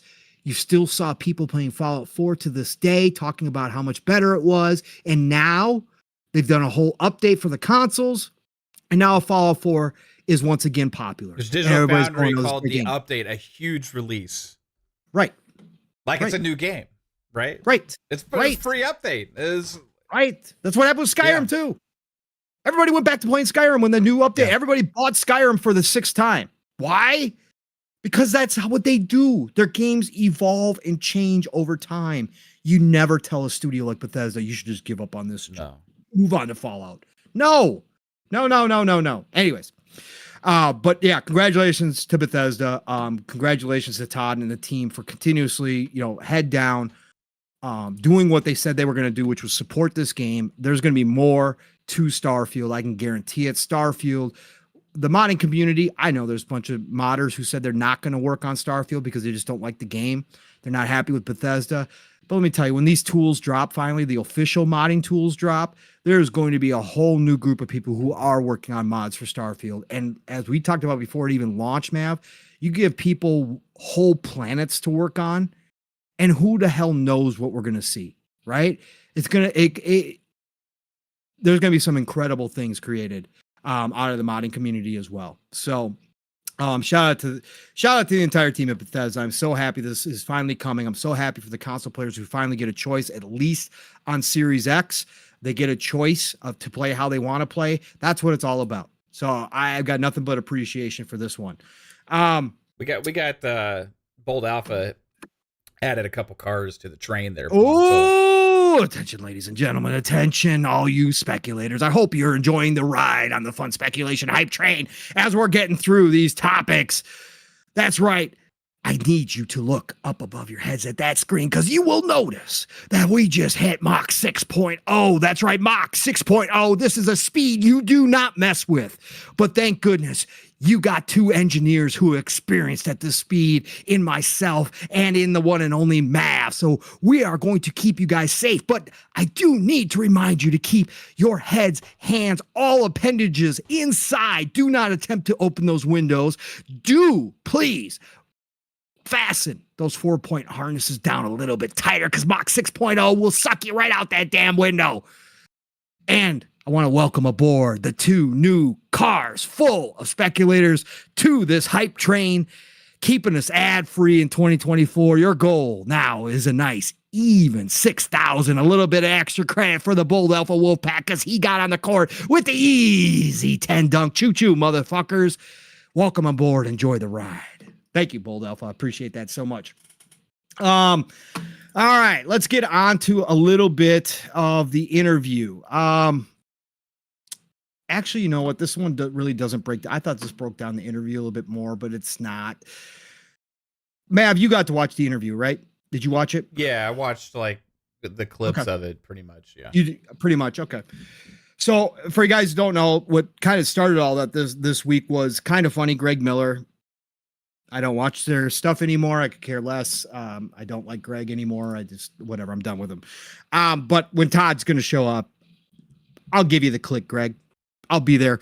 Todd showed up and did an interview with him. And actually I wanted to give credit. I heard some people kind of hating on Greg for pushing Todd on a couple questions and kind of his snarky way, which again, I understand why it rubs people the wrong way. It rubs me the wrong way, but I will give him credit as an interviewer. Too many people do puff piece interviews nowadays. They ask softball questions, and they never really push. And I thought Greg did push on a couple of things, and I thought it was really good. I thought some of his questions about the initial reaction to Starfield especially was really good, and interesting, because a lot of interviewers won't ask about the negative side of things because they want to be liked by whoever they're interviewing, and they think that they might not get, they might get blacklisted if they go push too far, but Greg didn't really care. So I give him credit for that. But Todd showed up on Kind of Funny, and kind of talked about this stuff. And he alluded to the fact that this update was going to be coming sooner than later, and that it was going to be a pretty big update. Again, I think he kind of undersold it in the interview about what their plans are, but obviously he probably wanted to keep some of the stuff a surprise. But I thought overall, Mav, a couple points that I pulled out from this interview was, number one, Todd going back again, and this was a part of Greg asking him about kind of the initial pushback against Starfield from some people, from some critics and some of the fans. And Todd said, listen, we knew going in with what we wanted to do with Starfield, and and I think he specifically pointed out, once we decided that we wanted to have all these planets that you could explore, that we knew it was going to be different for people, that it wasn't going to be the same type of one kind of land mass experience that everybody's used to from your Skyrims and your Fallouts. That they were kind of expecting this, but that they thought that some of the initial praise for the game, they really were loving it. And they saw the amount of players that were playing it. And he said, thanks in part to Game Pass, obviously, they had their biggest launch ever. There was more people playing Starfield at launch than any of their other games. And so they were super excited about that. But that when they, started getting the feedback and started hearing some of the criticisms, they understood a lot of it. Because it wasn't that classic Bethesda experience that everybody has grown to love per se. And like I said, it is a different way of doing things. But Todd said, that's what we decided. And we're going to continue to work on and support Starfield, and we hear the feedback. And obviously that's when kind of talked about the update. But I thought that was great. That basically Todd said we kind of understood where the criticism was coming from, and we kind of expected it just because it was something different even for us and our team and how we built this game. But that was okay with him. And that, again, to me, confidence of Todd doing this for all these years. We're going to make the games that we want to make, right? Some people are going to love them. Some people are going to hate them. Let the cards fall where they may. That's the kind of attitude that Todd had throughout this interview. The other point that I thought was great was Todd, once again, Greg asked him, and I don't think it can be said enough. Greg asked him what a Bethesda game is, right? What is it about their games? And Todd reiterated, and this is the point. Again, I'll be paraphrasing. I'm not taking direct quotes here, but this is the point that he made directly. And this is one that I don't think we can speak on enough for those people who have not experienced a Bethesda title or wonder why so many people like myself and like Mav fall in love with these games. He said, first and foremost, we want to give the gamer the freedom to do as many things as possible in our games. And the emphasis is on who you as the character are in that universe. And that's the definition of role playing to me. That's the definition of what an RPG is. That goes all the way back to, pen and paper, Dungeons and Dragons games, where you got to be who you wanted to be in that world and live within that world. Yes, there's a narrative there. There's missions. Yes, you got the side stuff. You got the factions. Yes, there are things that are structured that you can do. But a Bethesda game wants to give you as much freedom as possible to go and do other things, anything that you decide you want to do. Again, my 400 hours, the majority of that has been spent pirating and exploring. I have become a full-fledged space pirate, right? My posts about Starfield, some of my posts about Starfield were in the third person as if I was the character, right? And I was explaining her adventures, right? As if I was narrating what had happened on the latest adventure that we went on. That's what Bethesda games do. And Todd reiterating yet again that that's what this is about for them. And they want to continue to deliver that type of experience was huge for me. Mav, out of the clips that you saw, was there anything that you pulled out or anything about, how, Greg was asking questions or, how Todd was answering or anything that kind of spoke to you through this interview? Because it was another great interview. Todd's just so good at these things. Yeah. But what did you think about this, man? I mean, Todd's kind of stone cold with this stuff. I mean, he doesn't really care what people say. And it's been kind of blatant for a long time that he just knows what he likes and the kind of games that they want to make, and that's what they're going to make. Because he knows they're going to be successful also. If they stick to their guns on this stuff. And they are. And Starfield, despite all this attention and all these things, is a very successful game for them. In fact, when it launched, it was actually breaking records for Bethesda games, right? Out of all the other games we've ever had, it was breaking records for launch, players, and all that kind of stuff. And continued to do so for a while, despite the negativity, despite everybody saying how it was such a disappointment and all this kind of stuff. He knows the roadmap that they have in store for it, and he knows how stupid the internet is and how games media behaves and all this kind of stuff. And he just kind of sees the numbers and sees what's going on. I'm sure he would like conversations to be different, but I think he understands he doesn't have really any control over that. It's other people that have that kind of control to really dictate the conversations that go on around their games. But he just kind of sticks to this is what our game is, and this is what it was supposed to be. And people that thought it was supposed to be different were just wrong. And that's just the vibes that I get from it. And he's 100% right on it. And we were talking about what Starfield was going to be for a long time because we were taking the information straight from the interviews from Todd Howard and straight from the stuff that they've showed us. And that's why we were not disappointed, because we didn't have any different expectations other than what we expected the game to be. And we expected them to give us a certain kind of game. And for us, they went way beyond our expectations, except for the frame rate. Besides that was the only thing. And that was what we criticized at launch. But besides that, everything else, we were like, yay, that's amazing that they are delivered on all this kind of stuff. And it's got better combat than we expected. It's got better, the movement is so much improved versus their past games. The level of, oh my God, if you play on PC especially, and you have everything dialed up, the level of detail and stuff on the characters and the story, even I know a lot of people don't like the story, but individually in each one of the faction quests, the stories that unravel and the things you can find and discover and just random stuff in different places. And you go to a planet and find out there's a planet full of clones of famous figures in history and all that kind of stuff. And you're unraveling your own story. I was joking before, Pong, about, hey, I'm going to make, Walter White in space. Yes. You know what I mean? Yes. I thought did. He thought it was crazy, right? People in the chat thought it was nuts. Yep. I proved it. I showed you guys what my character is in Starfield. It's on Twitter or X, whatever you want to call it. I literally made Walter White in space. I have an Aurora facility on a planet where I am making Aurora right now. And shipping it. And my dude looks exactly like fucking Walter White. And I have people there working. I'm going out. I have this whole operation. I have cargo containers, all this stuff, dude. And it was an idea I had in the back of my mind. Starfield actually lets me do it. I didn't know it was even fucking possible to do that when I started playing the game.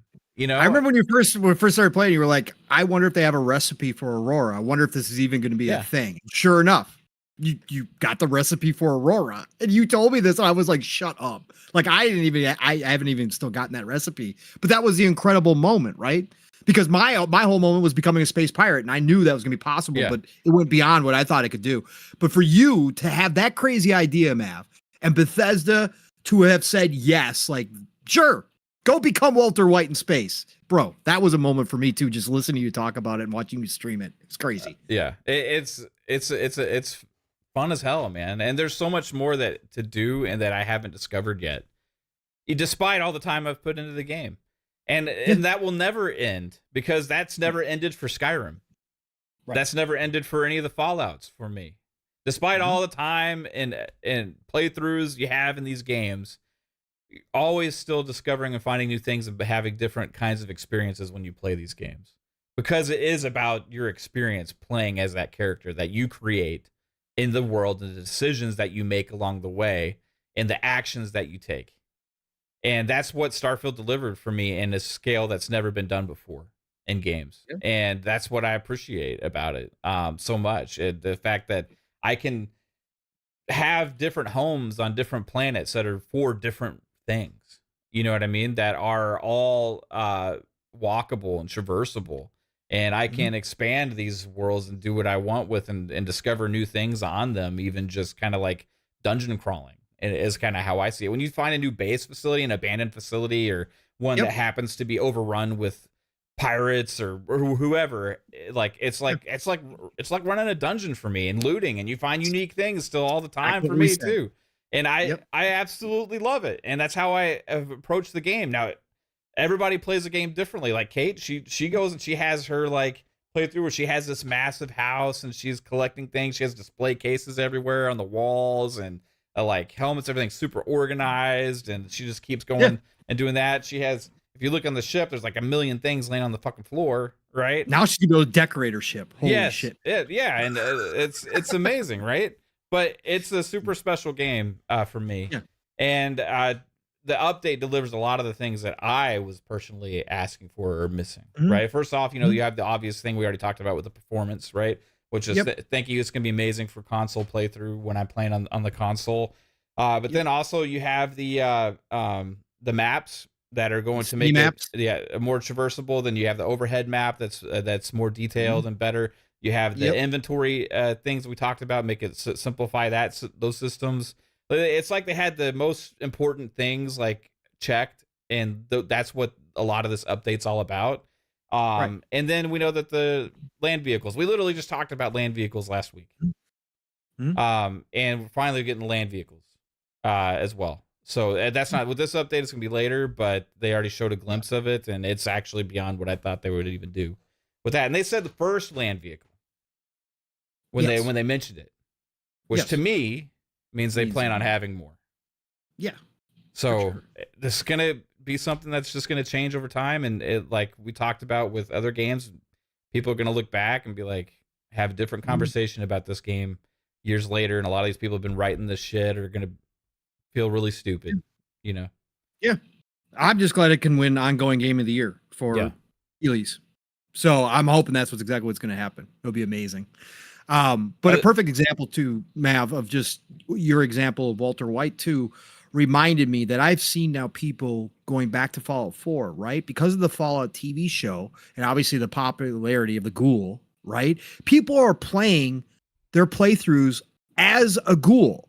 Yep. Like they allow you to play it as a ghoul. Like it's not easy because you got to get the chems, right? And you got to do all, but you can go play a full playthrough as a ghoul in that game, which obviously when they first created it probably wasn't like a main, like, oh, we think a lot of people are going to do this, but because of the TV show, now people are doing it more and people are having a freaking blast with it because they realize they can do it. They can live out that fantasy of playing in Fallout as that character. Like that's the part about Bethesda that people sometimes undersell or just don't get. And it's not done in every RPG like this. It's not. Bethesda are unique in this aspect in a lot of ways. So, well, the other thing, before we get to the super chat, the other thing that the takeaway that's not necessarily really about Starfield was his willingness to maybe allow other developers to work on their franchises.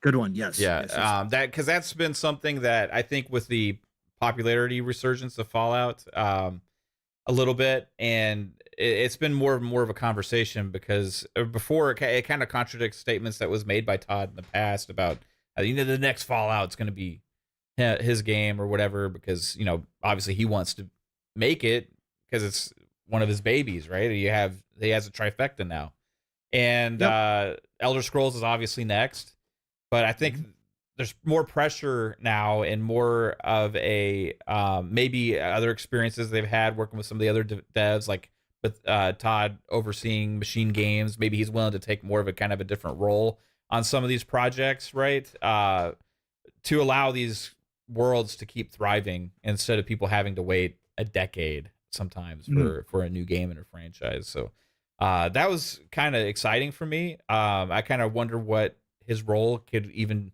transform even more into. I still think he's going to be heavily involved in the mainline games of those main franchises when they're being made, but like maybe there's more spin-offs that he has some level of control over, kind of like with Indiana Jones, right? How he is, executive over that game, but not the lead development team, right? Or like the Fallout TV show. Right, exactly. Yeah. And maybe he's like seeing how he can still have an impact and have quality control over these things, but allow other teams besides the core mainline team to build it, right? And we'll see what happens with that. There's so many talented developers within the Microsoft family now that I think there's so much more potential than he's ever had before to make those kind of things happen. So it'll be interesting, man. I don't want to wait 10 years for a Fallout game or 10 years for an Elder Scrolls, right? But they also got to be good when they come out. So we'll see how that transpires. And Todd's not retiring. That was the other big thing too. That leads into what you were saying. And again, you can say, well, none of them are going to admit that they're coming close to retire. I think Todd's a different. Yeah, he lives and breathes this stuff, man. He loves this industry. He loves creating games. He loves getting his visions out there. And I don't think he's getting tired of it at all.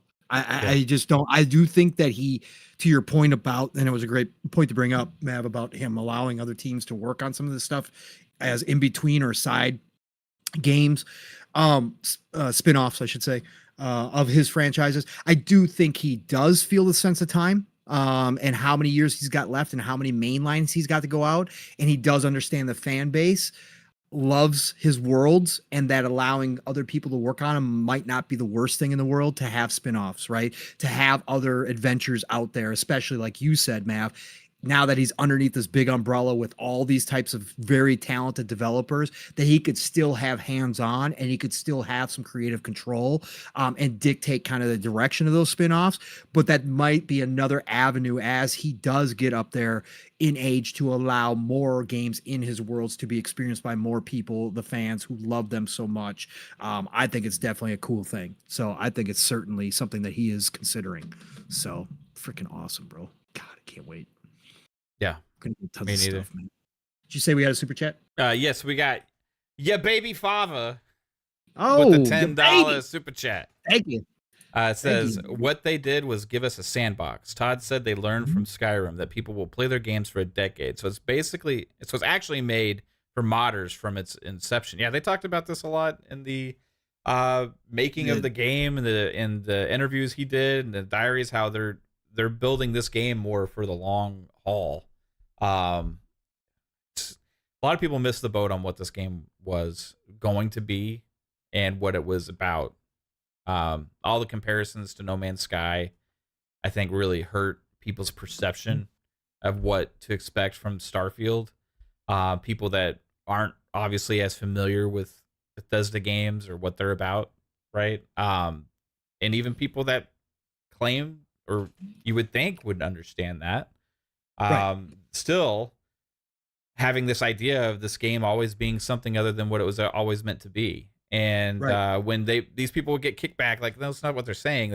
You're making bad comparisons here, and you're kind of misleading your audience about the expectations for this game. They're like, no, why is it wrong for me to compare this to this game? It's a great game. It's because it's not that kind of fucking game.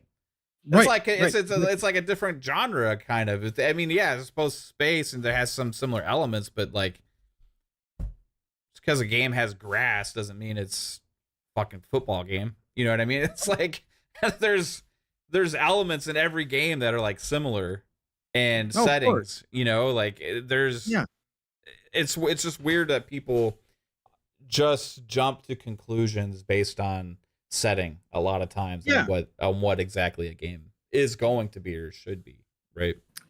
Right. And that's the thing that we always try to stay from. I mean, it's every gamer wants certain things, right? Yeah. Out of a game or out of a dev or whatever the case may be. And there's nothing wrong with that, right?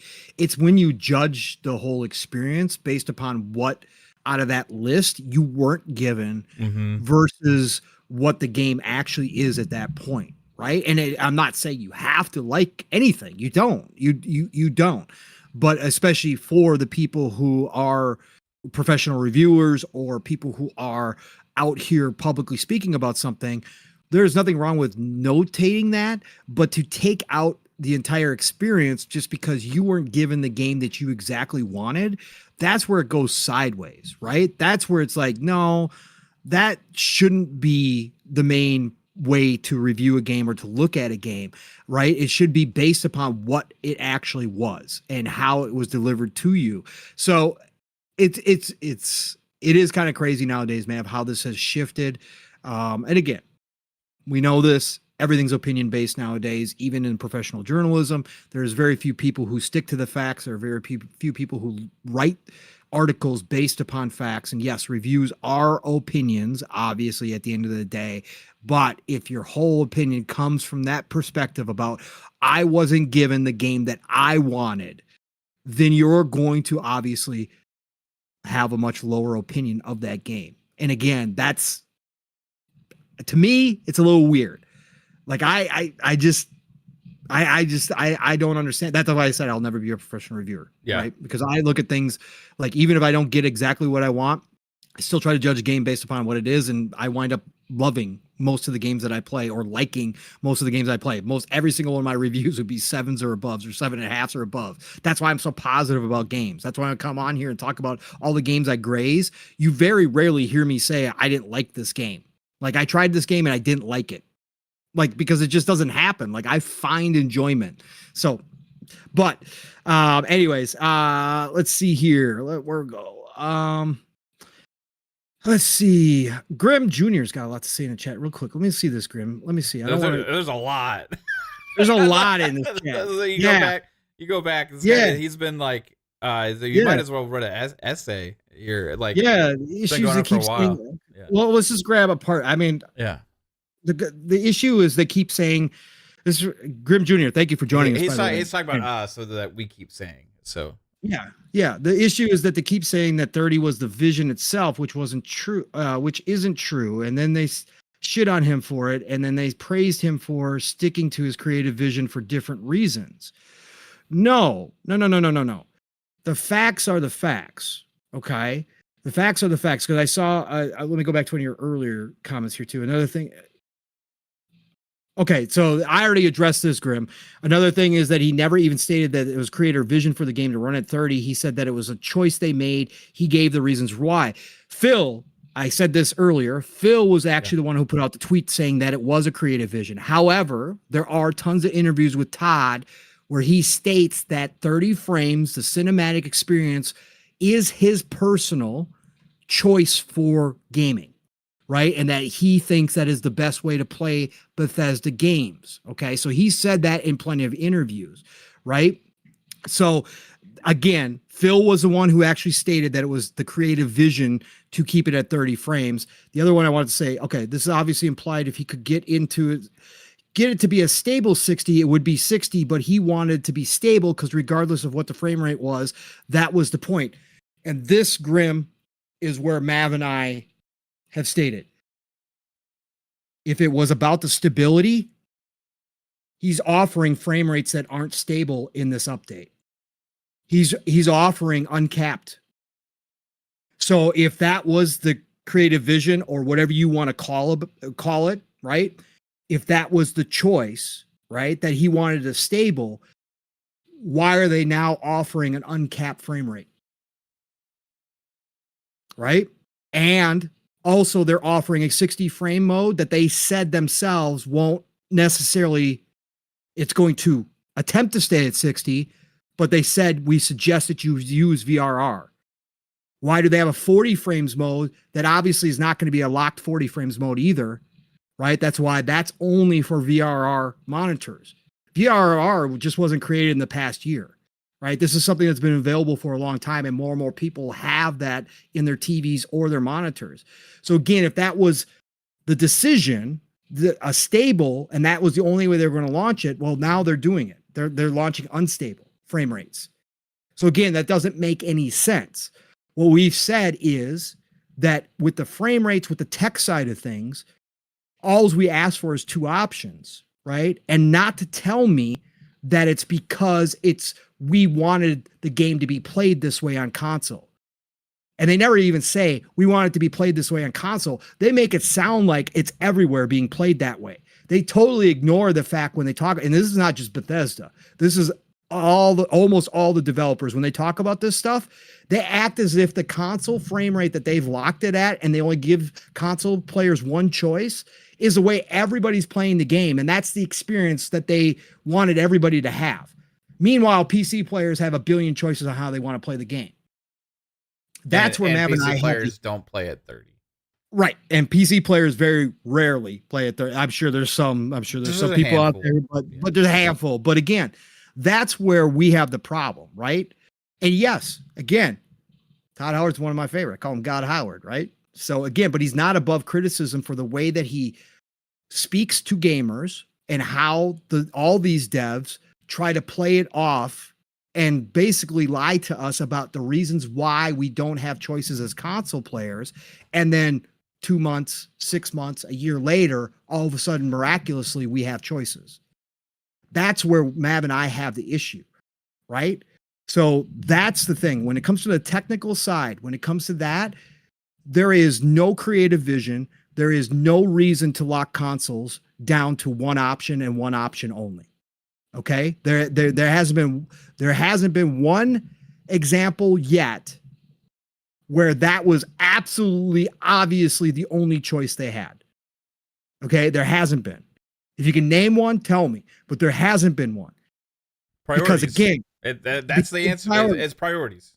Priorities, correct, Mav. And you are absolutely 1000%. And that's all I have asked for is if you are going to do this and you're not going to give us choices out the gate on console, just come out and tell us exactly why. That it wasn't a priority, that you didn't have enough time or whatever the case may be. Again, I still don't like it. Like Mav explained in his rant, that means the console players are given second fiddle to the PC players. You guys go in and make sure the game's optimized for all these different graphic cards, but you can't add one more and make sure that the console version is optimized so you can offer us two options, not the full slate, just two. Just give us two modes. That's all we ask for. But then a year later, all of a sudden come out with 3 more modes for us and them not being stable. Come on. Again, I think there's a difference here in what we're requesting, but Grim says, and then they would have to make a decision to be forced to change engines, all because they let someone else use a different engine to create. Oh, you're going into the different games being made by other people. Yeah, I totally get that. That'll be something they'll work out. But anyways, Obsidian obviously had no problem with the creation engine. So, and again, Bethesda shared all their assets with Obsidian to make sure that New Vegas would work, and that helped Obsidian make New Vegas what it was, right? So, anything else, man? Yes, we have a couple more things here. Okay. 3-bit earlier. Sorry, I missed this 3-bit. Member for 34 long months. It's a long time. It's almost 3 years. Need to do this for Hellblade 2. No more creative V. Yeah. I mean, there's no. If it's an option, they can if they want to, and if it's a priority, then they can do it. It just, I don't know. It seems like optimization on consoles is the last priority lately. Anyway, then we also have let's see here. Traybone 408, member for 5 months, says, I just want to game. Butthead voice. Choo choo, motherfuckers. Absolutely. Go game, man. Oh my God. Game Shark with a $2 super chat says, as long as the title screen gets 60, I'll be happy. Well, I don't know. On which game? Hellblade 2 or Starfield? You think the Hellblade 2 title screen will be 60 frames? I don't know. We'll see. That's Yep, it. We're caught see. up. We'll see. Brett Bingham just gave you a new name, FUB Speculation. FUB. You know, FUB. Nice. What does that stand for? Speculation. I have no idea, obviously. But FUB Speculation from here on out. All right. Let's see here. What should we get into next, Mav? That was all the Bethesda news here. So, you want to run through the idea at Xbox show real quick, and then we'll get into the showcase. There's a lot talk. of games, but yeah, let's do it. Yeah, let's do do it it real real quick. Blaze through it. Yeah, we don't need to. I had a few games out of this showcase, and I thought overall it was a good show outside of the IGN BS on top of it. But anyways, where was that? I had that in here. Hold on for a second. Let me find my list of games. Where did that go? Am I in here? Yeah, I'm in here. Where did that go? While you're doing that, I'll be right back, bro. Yeah, go ahead, bro. There we go. Now I found it. Cool. We'll wait for Matt to get back. But yeah, Grim. Hey, Grim, we appreciate it, man. And obviously, again, you're right. Typing it out in the comment section always looks different than it would be if you were speaking to it. Again, we appreciate different perspectives here. That's why I brought you up, was because you were bringing a different perspective. If you still don't agree with what you're hearing from us or from the chat, hey, that's totally cool. As long as you keep it, as long as you keep it normal, we're good, man. Again, we always welcome different perspectives. We have a bunch of people that are a part of the Fun Speculation community, a part of Living Split Screen, a part of the Shop podcast who don't agree with everything and come from different places. And that's totally cool here. So do appreciate it. Appreciate you being here anyways. Let's see here. Traybone, 408 Starfield, not enough cutscenes, 0 out of 10. Starfield, not enough field, 0 out of 10. Starfield, not enough devs working on it, 0 out of 10. LOL. Yeah, the hate for Starfield, the continued hate for Starfield has been pretty surprising to me, and I don't get surprised by a lot. But the way the articles, like we were talking about earlier, continue to be written about Starfield or comparing Starfield or whatever the case, that is pretty wild to me. For a game that seemingly a lot of people didn't enjoy, it sure is on a lot of people's minds. And I don't care if Bethesda is one of your favorite developers and they disappointed you with Starfield, to continuously bring up Starfield when it's supposedly a dead game and that they should move on from it at this point. That's a really odd thing, man. Really, really odd. You back? I am back. All right, so let's get into the ID at Xbox show. Yes, that's right, everybody. We had another Xbox showcase this week. What is that, Matt? 3 now this year already? Before the showcase? 3 already. So, of course, we love the indie section. I personally love the indie section. I find a lot of games that I want to play. I find a lot of indie games that I like to grace. So I love these showcases. This one, of course, was presented by IGN, which we talked about on Pixelated Echoes on Tuesday. 3-Bit had this as a main topic as to, what we thought about the IGN presentation. And, obviously we all voiced our disappointment and displeasure with what they do, because again, the scripted corniness of it was terrible. It's not needed in these shows. Tina Amini and what she's done with the directs has shown the way. Again, Nintendo, PlayStation, the way that they do their shows with very little talking narration. That's what we love as gamers. Just give us the gameplay. If you want to have somebody every once in a while pop in, that's cool. But this 3-person with the scripted writing kind of thing, none of us liked it. If you guys enjoyed it, great. I just don't see how anybody watches that and finds it entertaining. And so outside of that, though, Mav, we did get some cool announcements in here. So we're going to run through these quickly, and Mav and I will give each a couple of our favorites out of this. But Aster, Blade of the Monolith, launching May the 30th. That was a cool little game. Then we had 33 Immortals, another look at that game, which keeps looking better and better the more I see that as well. 33 Immortals, we got lots more gameplay out of that. They actually described some of the strategy that people should employ in that game. I thought that was cool. Commandos Origins, that's right. If you guys are old school, if you guys have been around the PC, especially, but these are out on console. Actually, the older Commandos are are available on consoles. I actually got the remastered version on Xbox on Series X.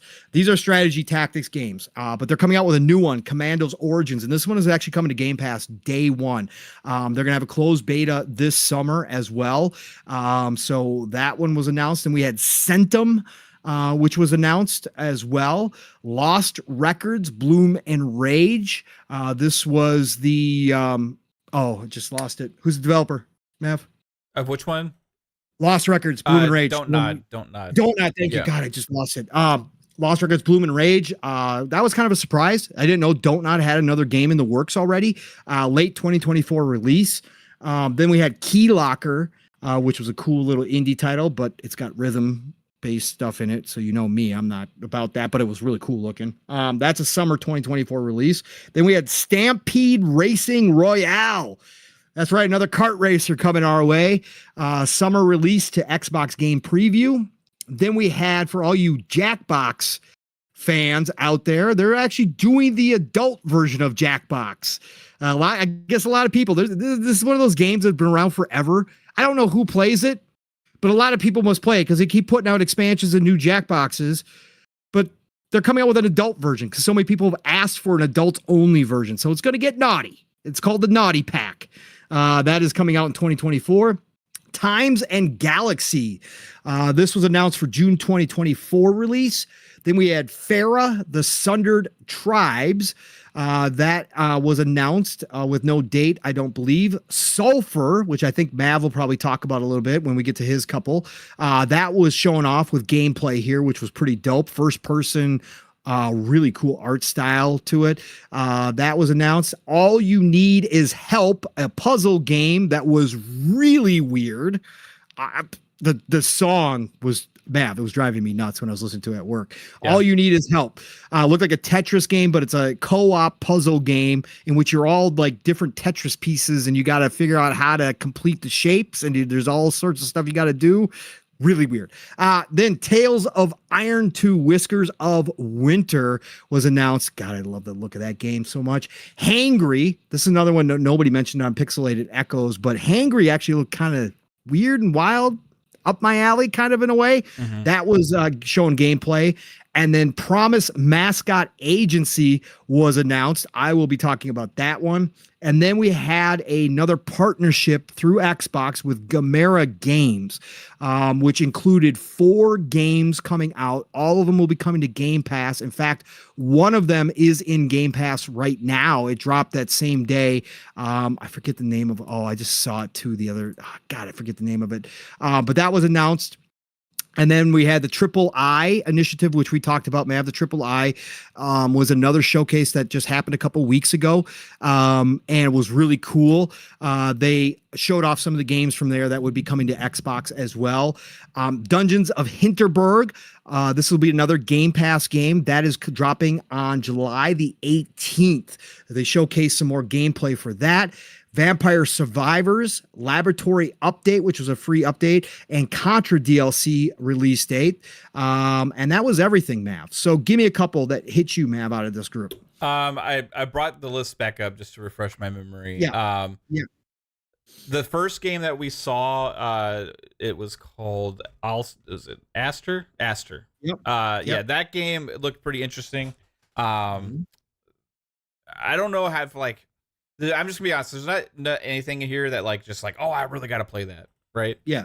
It's just for me. I like indie games too, but just out of this selection, there's looks like a lot of great games, just not one that just jumps out for me. It's like, this is going to be amazing, except for maybe one, and that was Sulfur. Sulfur was like a roguelite, kind of looked like open worldish style, first person shooter, kind of cartoony, old school style, kind of simplistic graphical art style. But the gunplay and the gameplay looked really good. It had a big inventory management thing as well. So that one kind of jumped out to me. That looked like it could be a really good time. The Lost Records one, I liked the trailer a lot more than I think I'll actually like to play the game. The trailer was really interesting because they kept having like different moments shown and like it's like flashbacks of like a videotape or something, and like in each one of them, like something was just very slightly off, right? And I found that just like kind of interesting to watch that and try and figure out what's going on here. But I don't necessarily get into a lot of those narrative style games. Sometimes I'm able to, sometimes I'm not. But I'm gonna maybe play that one when it comes out if my daughter wants to check it out, or if Kate wants to play it or something like that.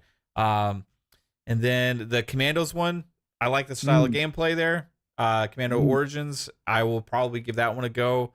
And it's a prequel to a franchise that's kind of tried and true in gaming with that style of gameplay.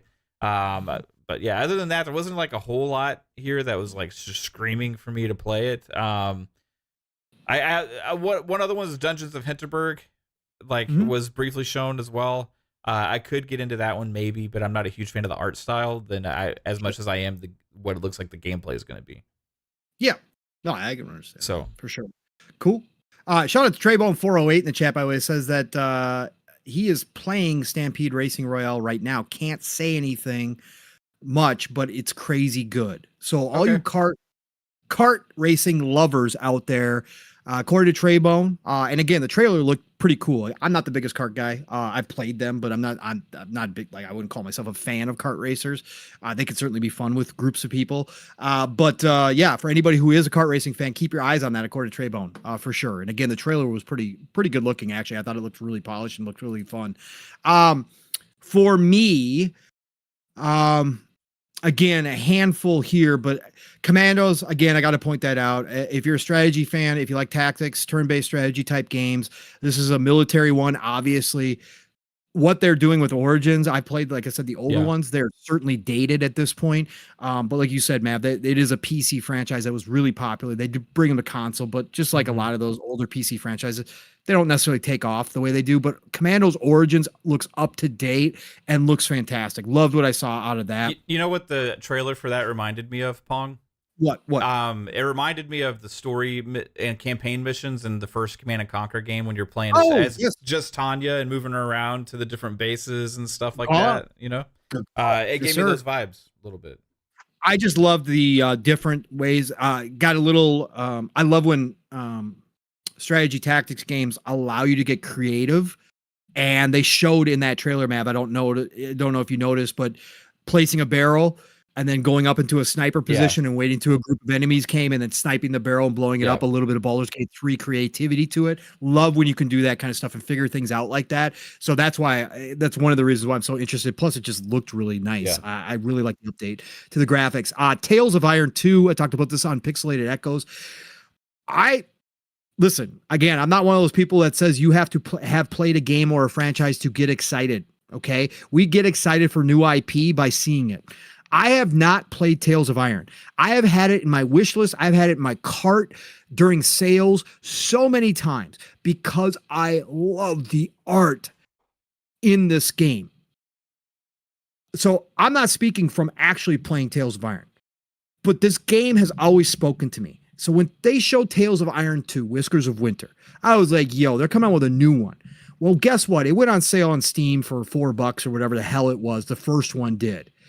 I actually picked that up. I have it downloaded. I am going to be playing the first Tales of Iron. But man, oh man, Tales of Iron 2 just looked like more of that cool, gritty, dark comic, graphic novel type atmosphere that I absolutely love. And I love the idea of mice who are warriors, right?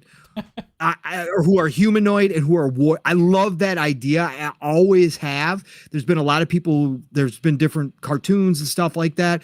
I think it's just dope. So Tales of Iron 2, Whiskers of Winter definitely hit me enough. When I saw the first one was on sale on Steam again, I went and picked it up, downloaded. I'll be playing it. I'll let you guys know what I think.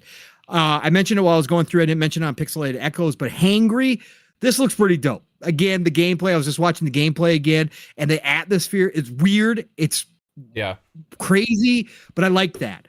And that follows up with my final one, which I did talk about on Pixelated Echoes, Promise Mascot Agency. This is the Eastern flavor. This is why I appreciate Phil and Sarah and that whole team and how much work they put into Japan. Do we get every game from the East. No, there's still a ton missing. Yes, there is. I'm talking about on Xbox. I now have access to most of that stuff through the PC, and I've been starting to invest in it when it goes on sale now. But the fact of all the work that they did, that a game like this is showing up on Xbox day one, is a testament to what they're doing over there, especially in the indie scene. When this game first popped on, I thought this was like a No More Heroes spinoff. I was like, what are we getting here? What is this game? And then these mascots showed up, as they are wont to do in a lot of Eastern games. These weird little mascot type creatures show up, right? And I'm like, okay, so they got some funky, fun stuff in here. I'm like, this is kind of cool. No, the mascots became the main part of the game. And I'm like, what is happening? I have no idea what this game is about. I still don't. I've watched the trailer multiple times. I still can't tell you exactly what this game is going to be doing or what the idea of it is.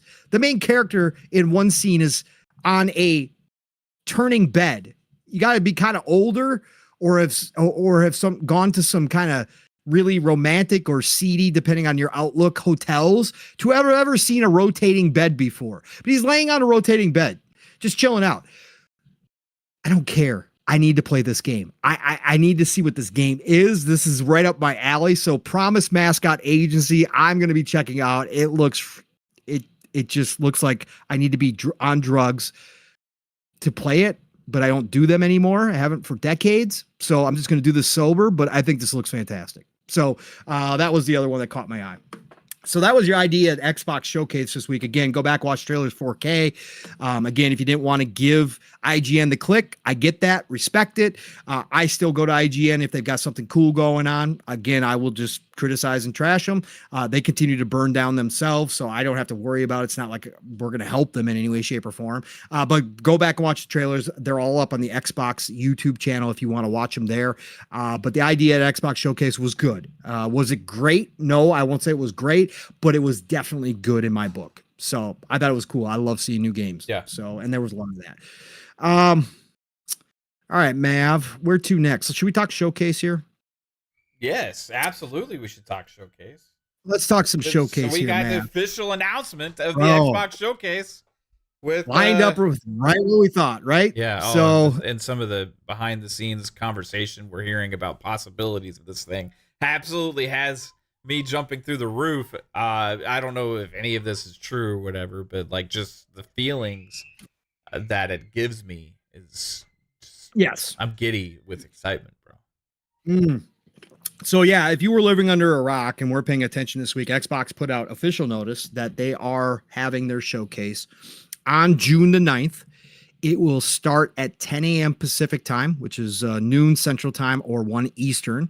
So 10 a.m. Pacific, June the 9th, lines up right where we thought it would be because Ubisoft is on the 10th, and that's generally the lineup that happens even when E3 was official. That's usually how those two lined up together. So we had all guessed the weekend of the 9th on the Sunday.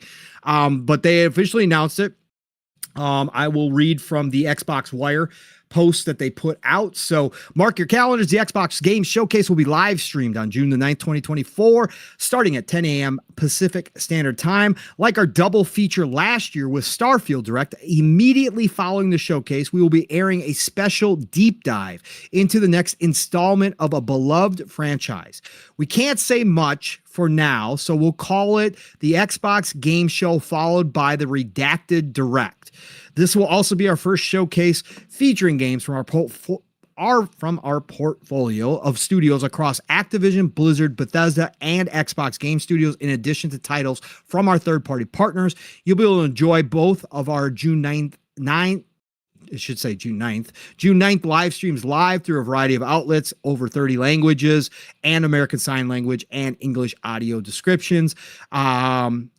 Airtime for the Xbox Game Showcase, followed by, okay, so they just go through that. June 9th's double feature broadcast also kicks off a week's worth of coverage here on the Xbox Wire and the official Xbox podcast, featuring updates and deep dives on a ton of games. So Mav, I didn't see this part, but it sounds like we're going to have follow-up shows like we have been for the past couple years as well, like a extended show right? Like that next Tuesday or whatever, or Wednesday. Sounds like they're planning on doing a lot of that through the week because they put a week's worth. So that's going to be a lot. Xbox will host a premiere viewing event in Los Angeles, and Xbox Fan Fest is giving away tickets. Enter the Fan Fest sweepstakes, which begins May the 2nd for a chance to win tickets or even a free trip to get you there. Okay.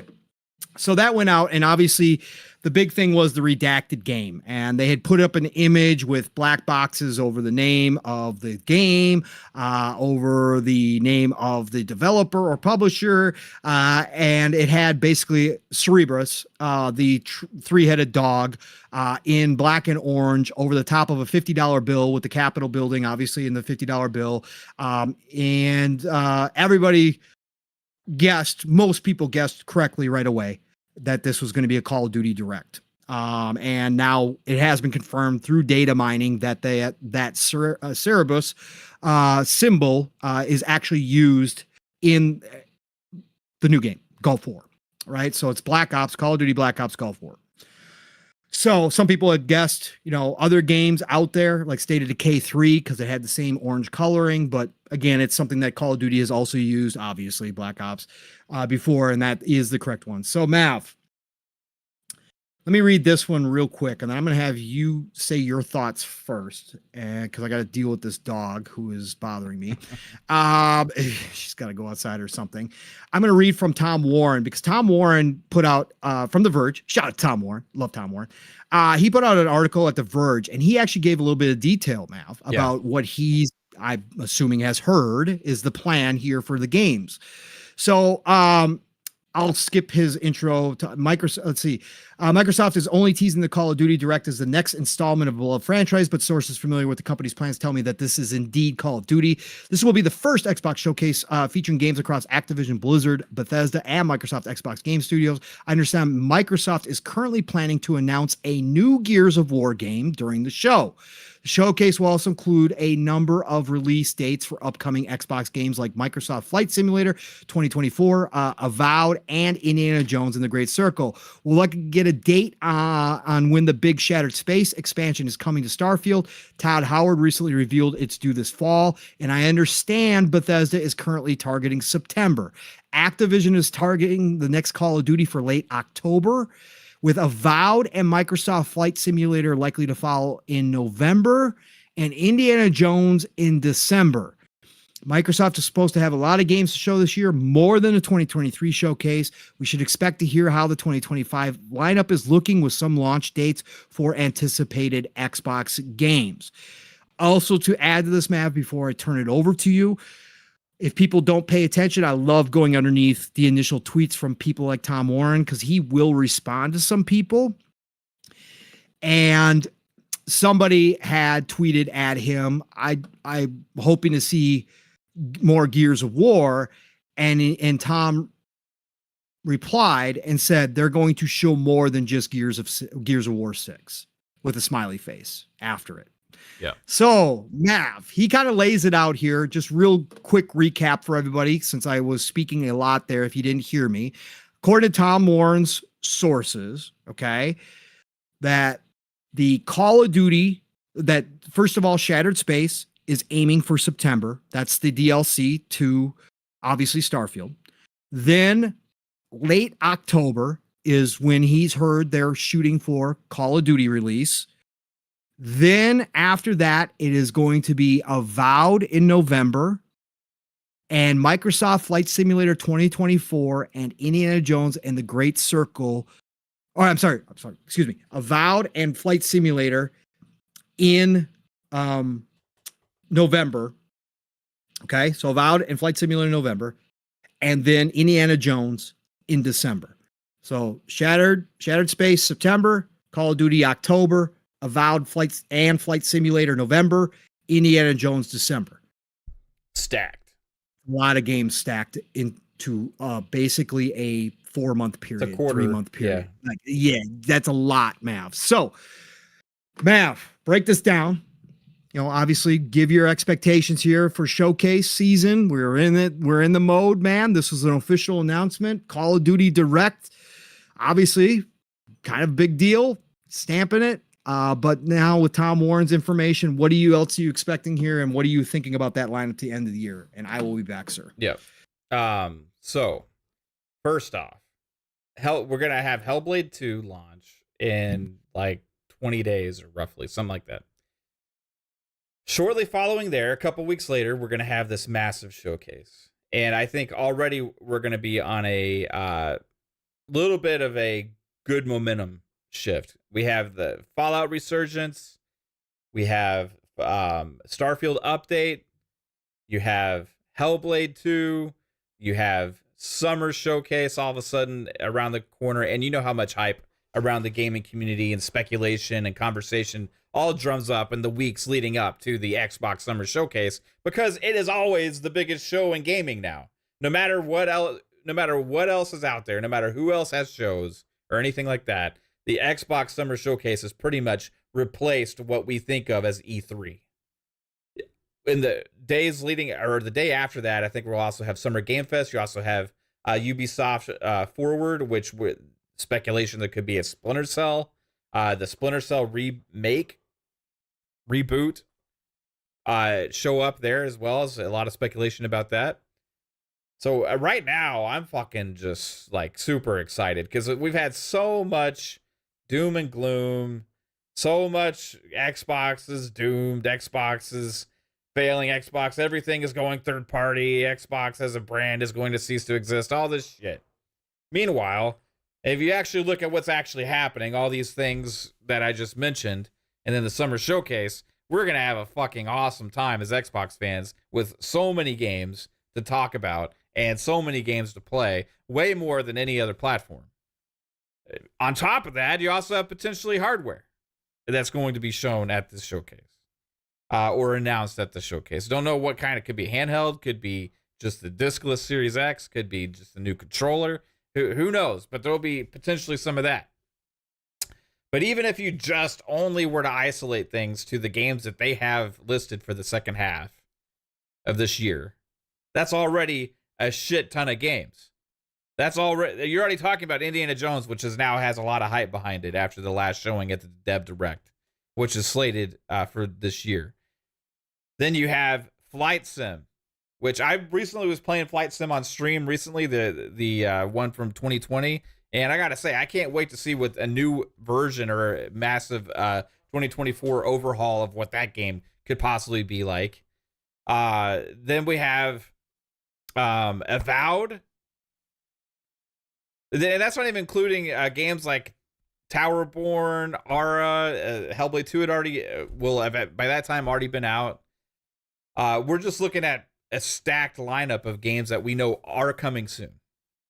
Then you add on top of that the potential for maybe not one, but 2 Gears announcements. The other speculation that Perfect Dark is going to be there because of the comments made last year from Matt Booty and in that interview with Phil Spencer and Jeff Grubb. There's just a level of excitement here. Then now you also got to think, okay, well, BlizzCon was canceled this year. Does that mean they're going to have more stuff there from Blizzard? Just knowing that Activision is going to make a presence with the Dev Direct for Call of Duty at an Xbox showcase and an after show is so different than we've ever seen before. They are putting the staple on the fact that Call of Duty belongs to Xbox at this showcase. Immediately following Xbox showcase, Call of Duty Dev Direct. Now, it's not necessarily the game I would want to see for a Dev Direct, personally. But I completely understand why they're doing it. And I think ultimately it's going to give them a potential to market and highlight Call of Duty in a different way that could be a little bit refreshing as well. Plus, I am kind of excited to see what Treyarch's been up to. This being really the potential big game for them this generation. I think that has a lot of potential. But yeah, overall, you're talking about all those games that we already know are coming. All these games that are already speculated that are going to be showing up. And then the most exciting thing for me is the things we don't know about. Because out of all the stuff that's been out there, we know there's a shit ton of stuff we don't know about. And they reveal some of those at every single show. So I just wondering how many fucking games we're going to see here at this showcase. You had Activision Blizzard. You got ZeniMax Bethesda. Could this be finally the year we see ZeniMax Online's new game? There's some feelings out there that could be a thing. Like I said, there's a feelings out there that we could finally see Perfect Dark again, right? There's a lot of sentiment about those things. Then you add the Gears speculation. That's Tom Warren's usually not wrong. If I was to bet on insiders or people that know things, when he says something, I'm usually okay. I'm all in on what he says, right? So all of those things, and then you think about all these studios and all the projects and everything, the other games that have already been announced that we haven't seen again yet, or the other projects that we know are in development or that have not been announced yet, or games like, are they ready to mention Outer Worlds 2 again? Or are they ready to talk about State of Decay 3 again? Or like, there's just different possibilities all across the board about reasons to be intrigued. Everwild. What is it? Is it finally going to show up? We saw their fucking barn. Can we see the game? Maybe. I don't know. Maybe this will be the year. Forza. Yeah, I see you, Shane. The Forza Horizon 6. Could Forza show up? Could Halo show up in some other form or fashion again? I don't know. But holy shit. Even what we do think is going to be there is enough to be the biggest gaming show of the year. And that's why I'm excited. How long is this going to be? How long of a show is this going to be? How many games are they going to show? Man, fuck. There's so much things we can speculate on leading up to the showcase, and I'm pumped. Number one request I will have is actually not from first party. I want them to double down on the partnership they have with Ubisoft and get Splinter Cell at the show. If Splinter Cell is shown at the Ubisoft Forward, we know they're doing marketing with Star Wars Outlaws for Xbox, so that may show up as well at the showcase. But I want to see that relationship again with Ubisoft and that partnership, and Splinter Cell be seen as an Xbox kind of brand, because it used to be exclusive. It had its identity, grew up, it became the franchise that it is because of the partnership with Xbox. I want to see that restored with the rebirth of Splinter Cell, which is one of my favorite franchises of all time. So I want to see that. I want to see it show up, and all these other games, dude. I'm fucking pumped, man. There's not just one thing. Like it's hard to say, I think this is gonna happen, you know. But if I was to jump out and say one first party thing, I'll go out and say that I'm going to, besides the ones that are more obvious, I'm gonna say we're gonna finally see ZeniMax Online's game. All right, that'll be a guess prediction right now, early one. It's due. Yeah. We know for a fact they've been working on it for almost 6 years. Yeah. But I don't know what it is. No, nobody does. There's been so many rumors of licensed IP. Could be Starfield MMO. Nobody knows. Nobody knows. And they've got another game in the works too, by the way, but we won't see that one for a while. But Clockwork Revolution, will we see it again this year? I mean, fuck. It's out to midnight. Again. Nope. Fable again. I don't know, man. A million things they can show. There's always a time. We've gone through this list, man, and the more we go through the list, the more crazy it gets, because there's other things, like we forget about so many. Contraband, right? Project Dragon. Is IO Interactive Project Dragon a thing still? What if IO Interactive has a thing and they show off that and the James Bond game that they have? Right. They got the marketing rights for the James Bond. Like. There is so much. That's why we get so hyped for these. That's why for the past 3 years, right? Whenever you guys have listened to us. Now, obviously, 2 years ago, we didn't know they were going to do the 12-month thing, which totally threw off everything. But we've talked about this for so long. And Shane, I totally agree with you, Shane. The only thing is no exact release dates unless 1,000,000,000% sure they can hit it. Yes. Yeah, Mav and I, we've talked about that too. Yeah, yes, give us a vague window or something. I'm not one that I have to have a release date, right? Mm-hmm. I want to know windows or kind of like scenarios if they're sure, right? Yes. But like I'm past the point of they have so much now that I'm not worried about when are we gonna fucking get some games. You know what I mean? Like there's a million fucking games coming from Xbox. Like just launch them with 60 frames. Yep. Options. Just give us options. I'm just kidding. Options. Yeah, Shane, and we expect ZeniMax Online game will be an MMO. All signs are pointing towards that. The way that they hired, that's what their studio does. Their studios do those games. It'll be multiplayer in some facet, and we assume that it's an MMO. The rumors have been a Marvel or Star Wars IP MMO. Again, Star Wars is long overdue for a new MMO. I've said that for freaking ever. Hopefully it's one of those two, or Starfield. I'll take a Starfield MMO any day of the week, or new IP. I don't care. But anyways, you did a great job there, man. We talked about this the other night on Pixelated with Fuzzy and 3-Bit 2. This year, though, going back to what I started saying, was this is why you guys have heard us hyped. Especially, we will always be hyped for this stuff. We're like little kids on Christmas. If you've watched the live streams that we've done on the shows, you'll see me act like a little kid each and every year, and that's how we all are. We get pumped for this stuff. And again, those people that say, "Oh, stop expecting so much, cool your expectations, bring them down, stop, you're just gonna be disappointed." That's something I control, is my disappointment. And again, I'll say it again for everybody listening to us, if it's the first time you've ever heard us talk prior to going into a showcase. We get excited this way, and I will never temper my expectations. Okay, I will never. And again, I don't blame Xbox. The only thing I will do is criticize, like the year that they did the 12-month thing. I didn't like it, right? And we found out why. And they found out why it wasn't a good idea to do the 12-month thing. But again, I will never temper my expectations. And if they don't show me everything that I want, I don't care. I won't get disappointed. I'm still excited for what they show me.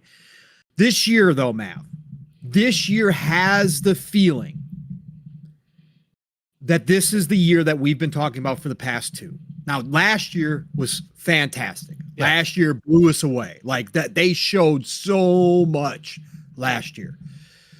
But to your point, man, to the point that we've made so many times, people don't realize, even those people in this community, unless you sit down and do what Mav did about a year and a half, 2 years ago, and go through and start listing out how many projects are actually known,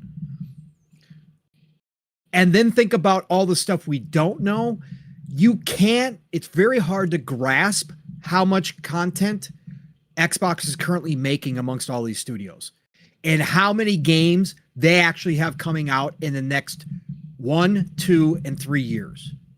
It is absolutely insane what they have going on. They are one of the world's largest, if not the world's largest publisher. Now that they have Activision Blizzard King, they could do a multi-day show. We talked about this. I know Special Nick's on board with this. He's been tweeting about it. People are like, no, they could hold their own E3 at this point. Yeah. Almost realistically, if they brought in third-party partners, they could host their own E3 and have a 3-day event with how many games. We talked about this before, like months ago, about them like having a festival or something. It would be so amazing if they ever do that. If they ever wind up doing that, I think it would be the craziest. Have esports there, have Halo tournaments. You could have a Call of Duty tournament. So much potential, bro. There's so much they could do. Anyways, I'll stay on track because I get so excited when we start talking about this shit. We're not a fucking theme park, bro, fact, and like have, right, like fucking do it at a fucking theme park, like Six Flags or something. They could, man. Yeah. They could. Like, this is how crazy it is. Forza World, you have Gears World, Halo World. Anyway, I think this is the year where they do not only give us what's coming up shortly, like they've always done, and into next year, but I personally think we might see some hopes and dreams stuff.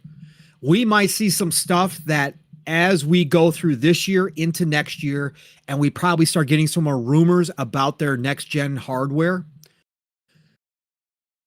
that we start projecting out, when they showed us that, that game's going to line up with a potential late 2026 launch of their new hardware, or that's going to be like 2027, that first year of hardware. Like, we're going to start projecting. I think they're going to start showing us some of that stuff.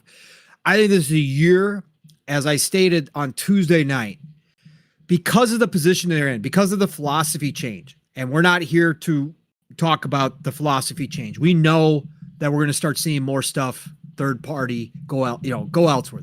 They're moving in that direction. Okay. It is what it is. I don't agree with it. But the facts are, because they're doing that, because they are no longer directly competing with anybody, they are going after the whole pie. They're going to try to gobble up as much of the pie as possible. Because they have, in Phil's terms, waved the white flag on the console market as it stands now, as we know it, right? The classic style console market, because they've said, we can't go any higher. We're not going to steal people from Sony anymore, right? Because in Phil's words, we could make the best game. Starfield could be a 10 out of 10 and people wouldn't sell their PlayStations to move to Xbox. So because they're in this mind state now, state of mind, I think that this is wide open. They can go balls to the wall with this showcase.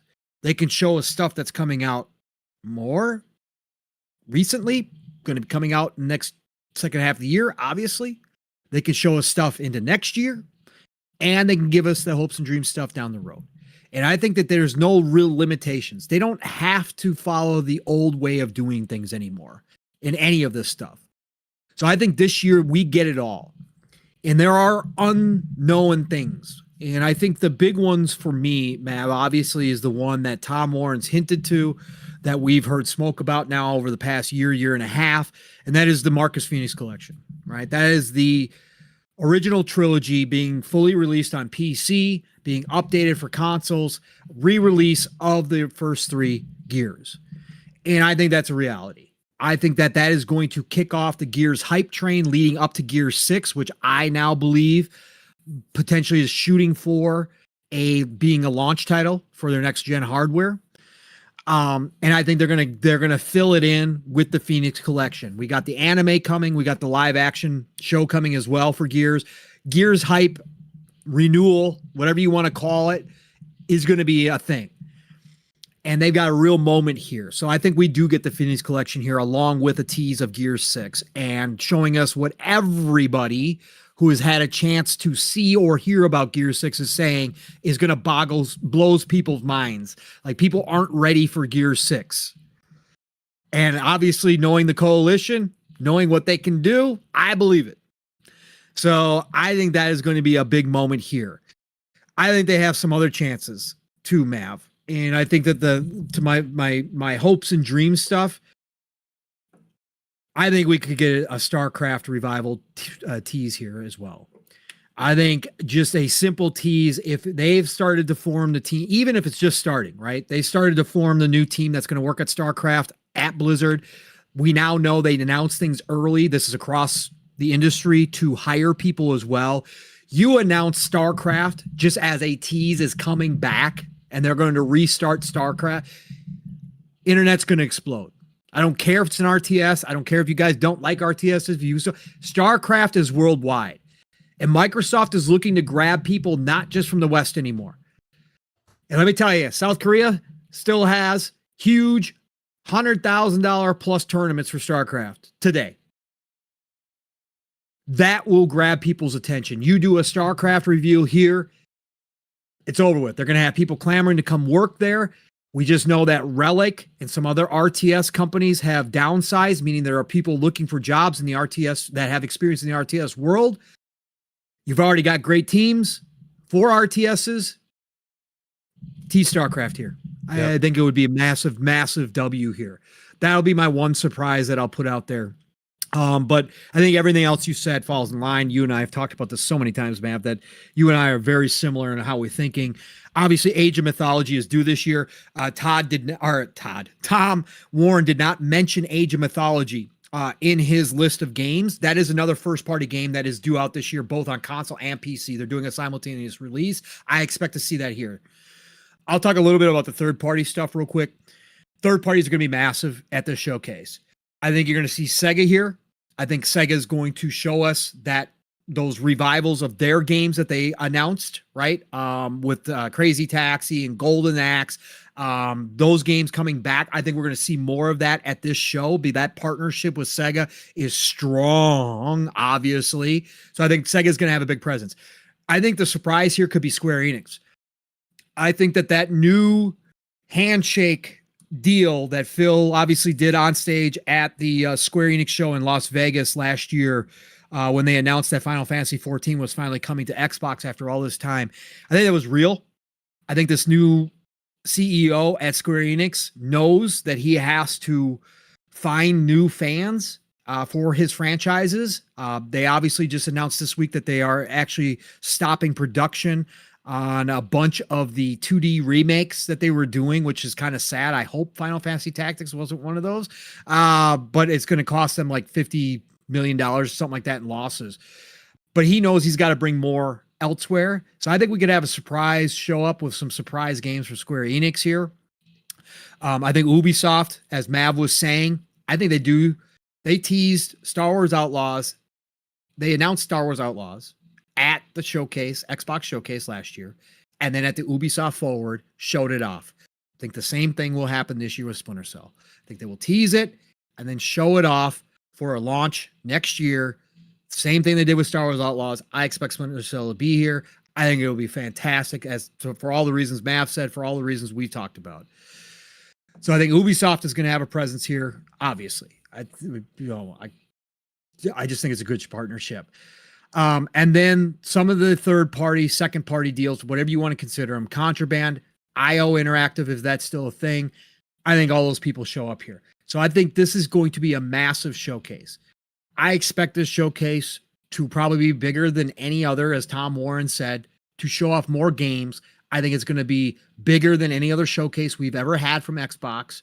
And I think this is a year that they stamp their presence on what they're doing going forward. And I think that means the diversity of lineup.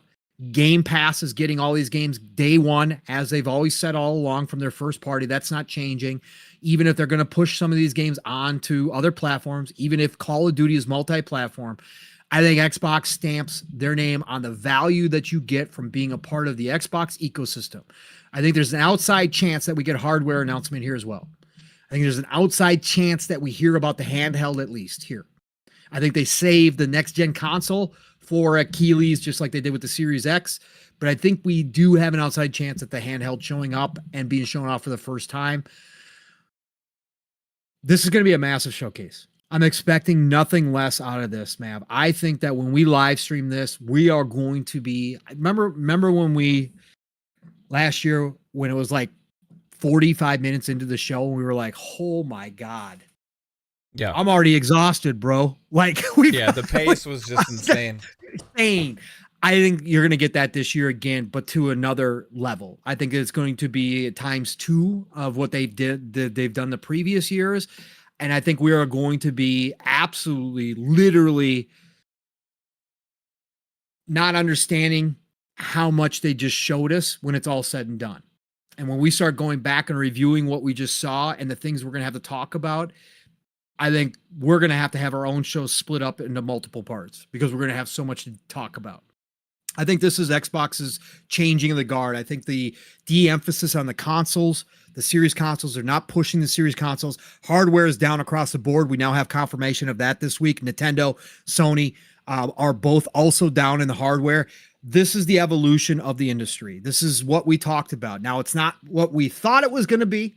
The way that Xbox is going about business isn't what we thought it was going to be at the beginning of the generation when you go back and listen to our old shows and they were making all these acquisitions. But we did consistently talk about the evolution of the industry and that this generation was going to be kind of the tipping point as to a lot of what the future is going to look like. And that is starting to fall into place. And Xbox being in the position that they are, the decisions that they have made now are going to be the ones that break the mold when it comes to showcases, when it comes to hardware, when it comes to all this, because they're free. They're free of the old way of doing things in this industry, and they're making their own new field with their own new rules. so they can do what they want to. And I think that this showcase is the first real point of that. We're going to find out. Maybe it'll be more traditional. Maybe I'll come back here and be like, I was totally wrong. They did a totally traditional showcase. But I think we're going to see something different with this showcase. So even I if think it's there's as good as the surprises. last 2 years, it's pretty amazing. It's going to be fantastic, bro. It's going to be fantastic. But like Shane G said, just don't give me any freaking dates. Don't give me any dates, and don't lock yourself into a time frame unless you're absolutely 1,000% sure. No delays. Because I will say this, Mav, with what Tom Warren was saying, if that's all true, with the kind of time frames that he's saying, that does surprise me, because I don't think that was the plan when Phil said one per quarter. Now, we all said, well, it doesn't have to be exactly one per quarter. If you average it, that's fine. But I don't think you purposefully backload the second half of the year, especially the last 3.5, 4 months, that much. Something had to have been planned originally for like between January and May, Yeah, and you would think. Yeah. But I'm glad we didn't know about it, and that it will seem like it's right on time. That's what I'm saying. That's what I'm saying. So don't give me those windows unless you know for sure. I would rather you not give me windows and just tell me this stuff is coming sometime next year. I'll be cool with that. That's fine with me, as long as you don't lock down to windows or dates. Just don't do that to me. Yeah, but keep it a little vague. I think it's going to be interesting. Clockwork Revolution, South of Midnight. Those are going to be ready earlier next year. I think those are your 2 first games next year. I believe. I think we could definitely see both of those in the first half next year as your 2 first half games. And then potentially Fable end of next year, maybe. Perfect Dark, again, we got to see more. State of Decay, I personally believe State of Decay 3 will be one of the games that they actually push till next gen, end of 2026. Yeah. I think that will be a launch title. I think they are going to give that team as much time as necessary to make State of Decay 3 everything that they originally planned State of Decay to be, and then some. And I think they're going to push a couple of these games to the launch of the next gen, assuming that is the end of 2026, like the smoke is happening. And I do see some signs that is exactly what's happening here, that they are planning on launching the end of 2026 with whatever that new console is going to look like, whatever that new hardware is going to be. I just think it makes sense that you push some of your big titles. They are ramping up the Halo team as we speak. I think they're going to push to have another Halo game ready within the first year of launch of that next gen console, even if it's a smaller experience, even if it's something different. I think Halo is going to be ready.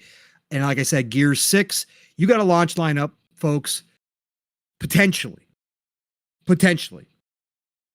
Gears 6, State of Decay 3, let's just throw Perfect Dark in there. I want to see Perfect Dark before then, but let's just throw Perfect Dark in there. Perfect Dark, right? You got that. You got new Forza Horizon pushes until the launch of the next console, because I think they could use some time off.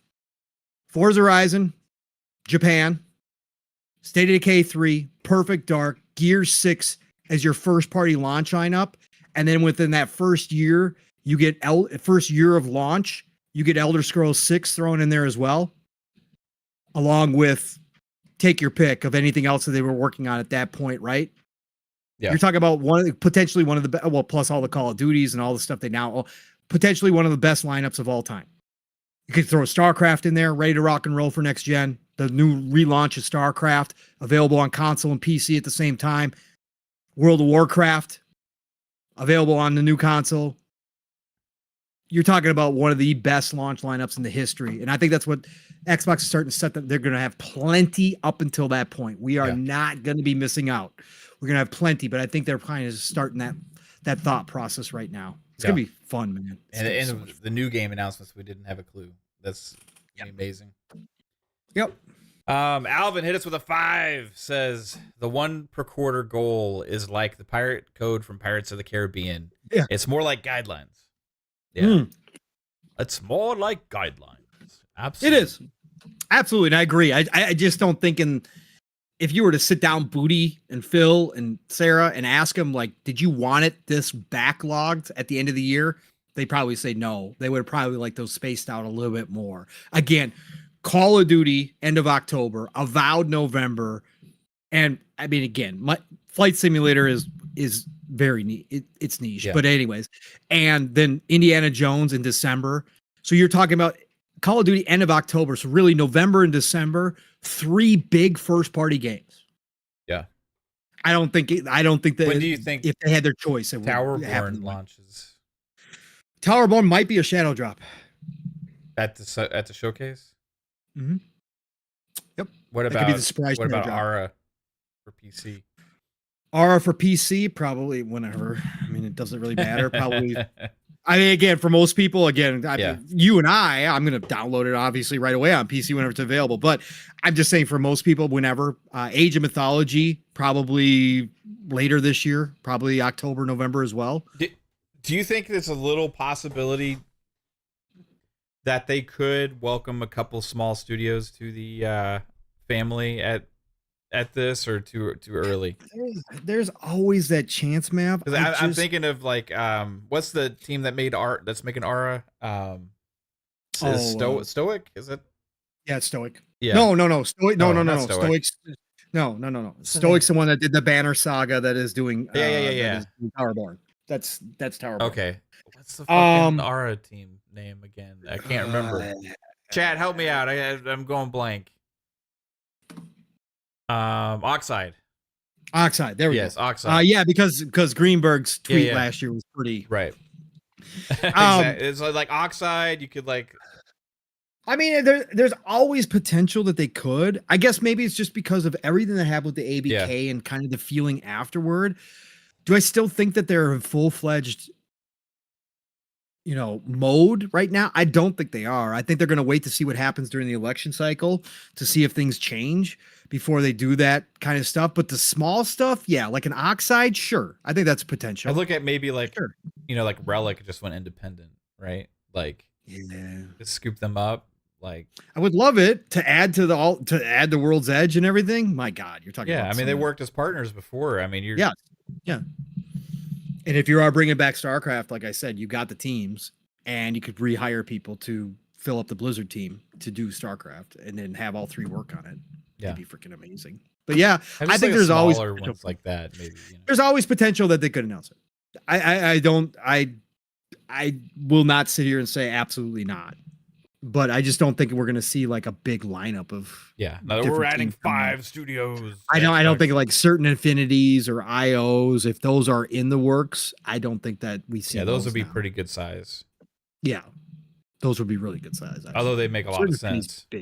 Yeah, they make so much sense. And again, if they've got them worked out, because those companies are not publicly traded, right? Those are privately owned. Well, no, certain Infinity is publicly traded, right? Because they took investments from a couple people. Yeah.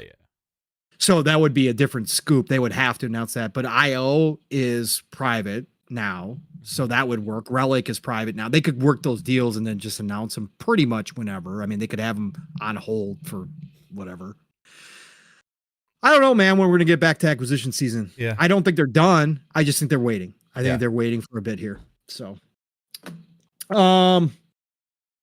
great conversation. God, I get so freaking excited. Yeah, it's that time, man. It's coming up, bro. It's so good, man. Was it like 6 weeks away, roughly? Yeah, there's so much. There's so much, and again, there's just so much. We know so much, Matt. Yeah, but we know also there is so much we don't know that could come out and just surprise the hell out of us. Like that's. Every showcase, every kind of thing like this is now from here on out with Xbox, with how big they are. I'm just going to be like, hey, what are they going to surprise me with? There could be something here that I had no idea they were working on. People Can Fly are working on a $50 million plus budget project right now with Xbox. Yeah. We have no idea what that is, right?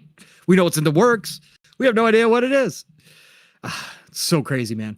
All right, man, let's get to some smaller topics and we'll get everybody out of here, huh? We've been going for almost 3 hours already. Came out today, late today, in fact. So if you guys weren't paying attention, maybe you're just getting home or whatever the case may be. New rumor going around, pretty good source, whatever the case. People are walking with it. Makes a lot of sense. Lords of the Fallen could be coming to Xbox Game Pass late May. Steele played this with his brother. lots of performance problems, tons of performance problems. And in a Souls-like game, you want to kill your game, have performance issues where combat is tough, even more so than a good performing Souls game is. It will frustrate a lot of people. They've been patching this thing. They've been working on this thing. But this would be a cool get. Again, not for me personally, but this would be a cool get for Game Pass. Lords of the Fallen could get a second chance in Game Pass for people to go try it now that they've patched a lot of the problems out.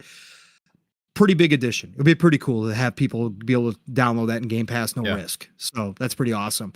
Let's see here. Remedy came out this week and provided their updates on their games, Mav. I don't know if you saw this. I did not.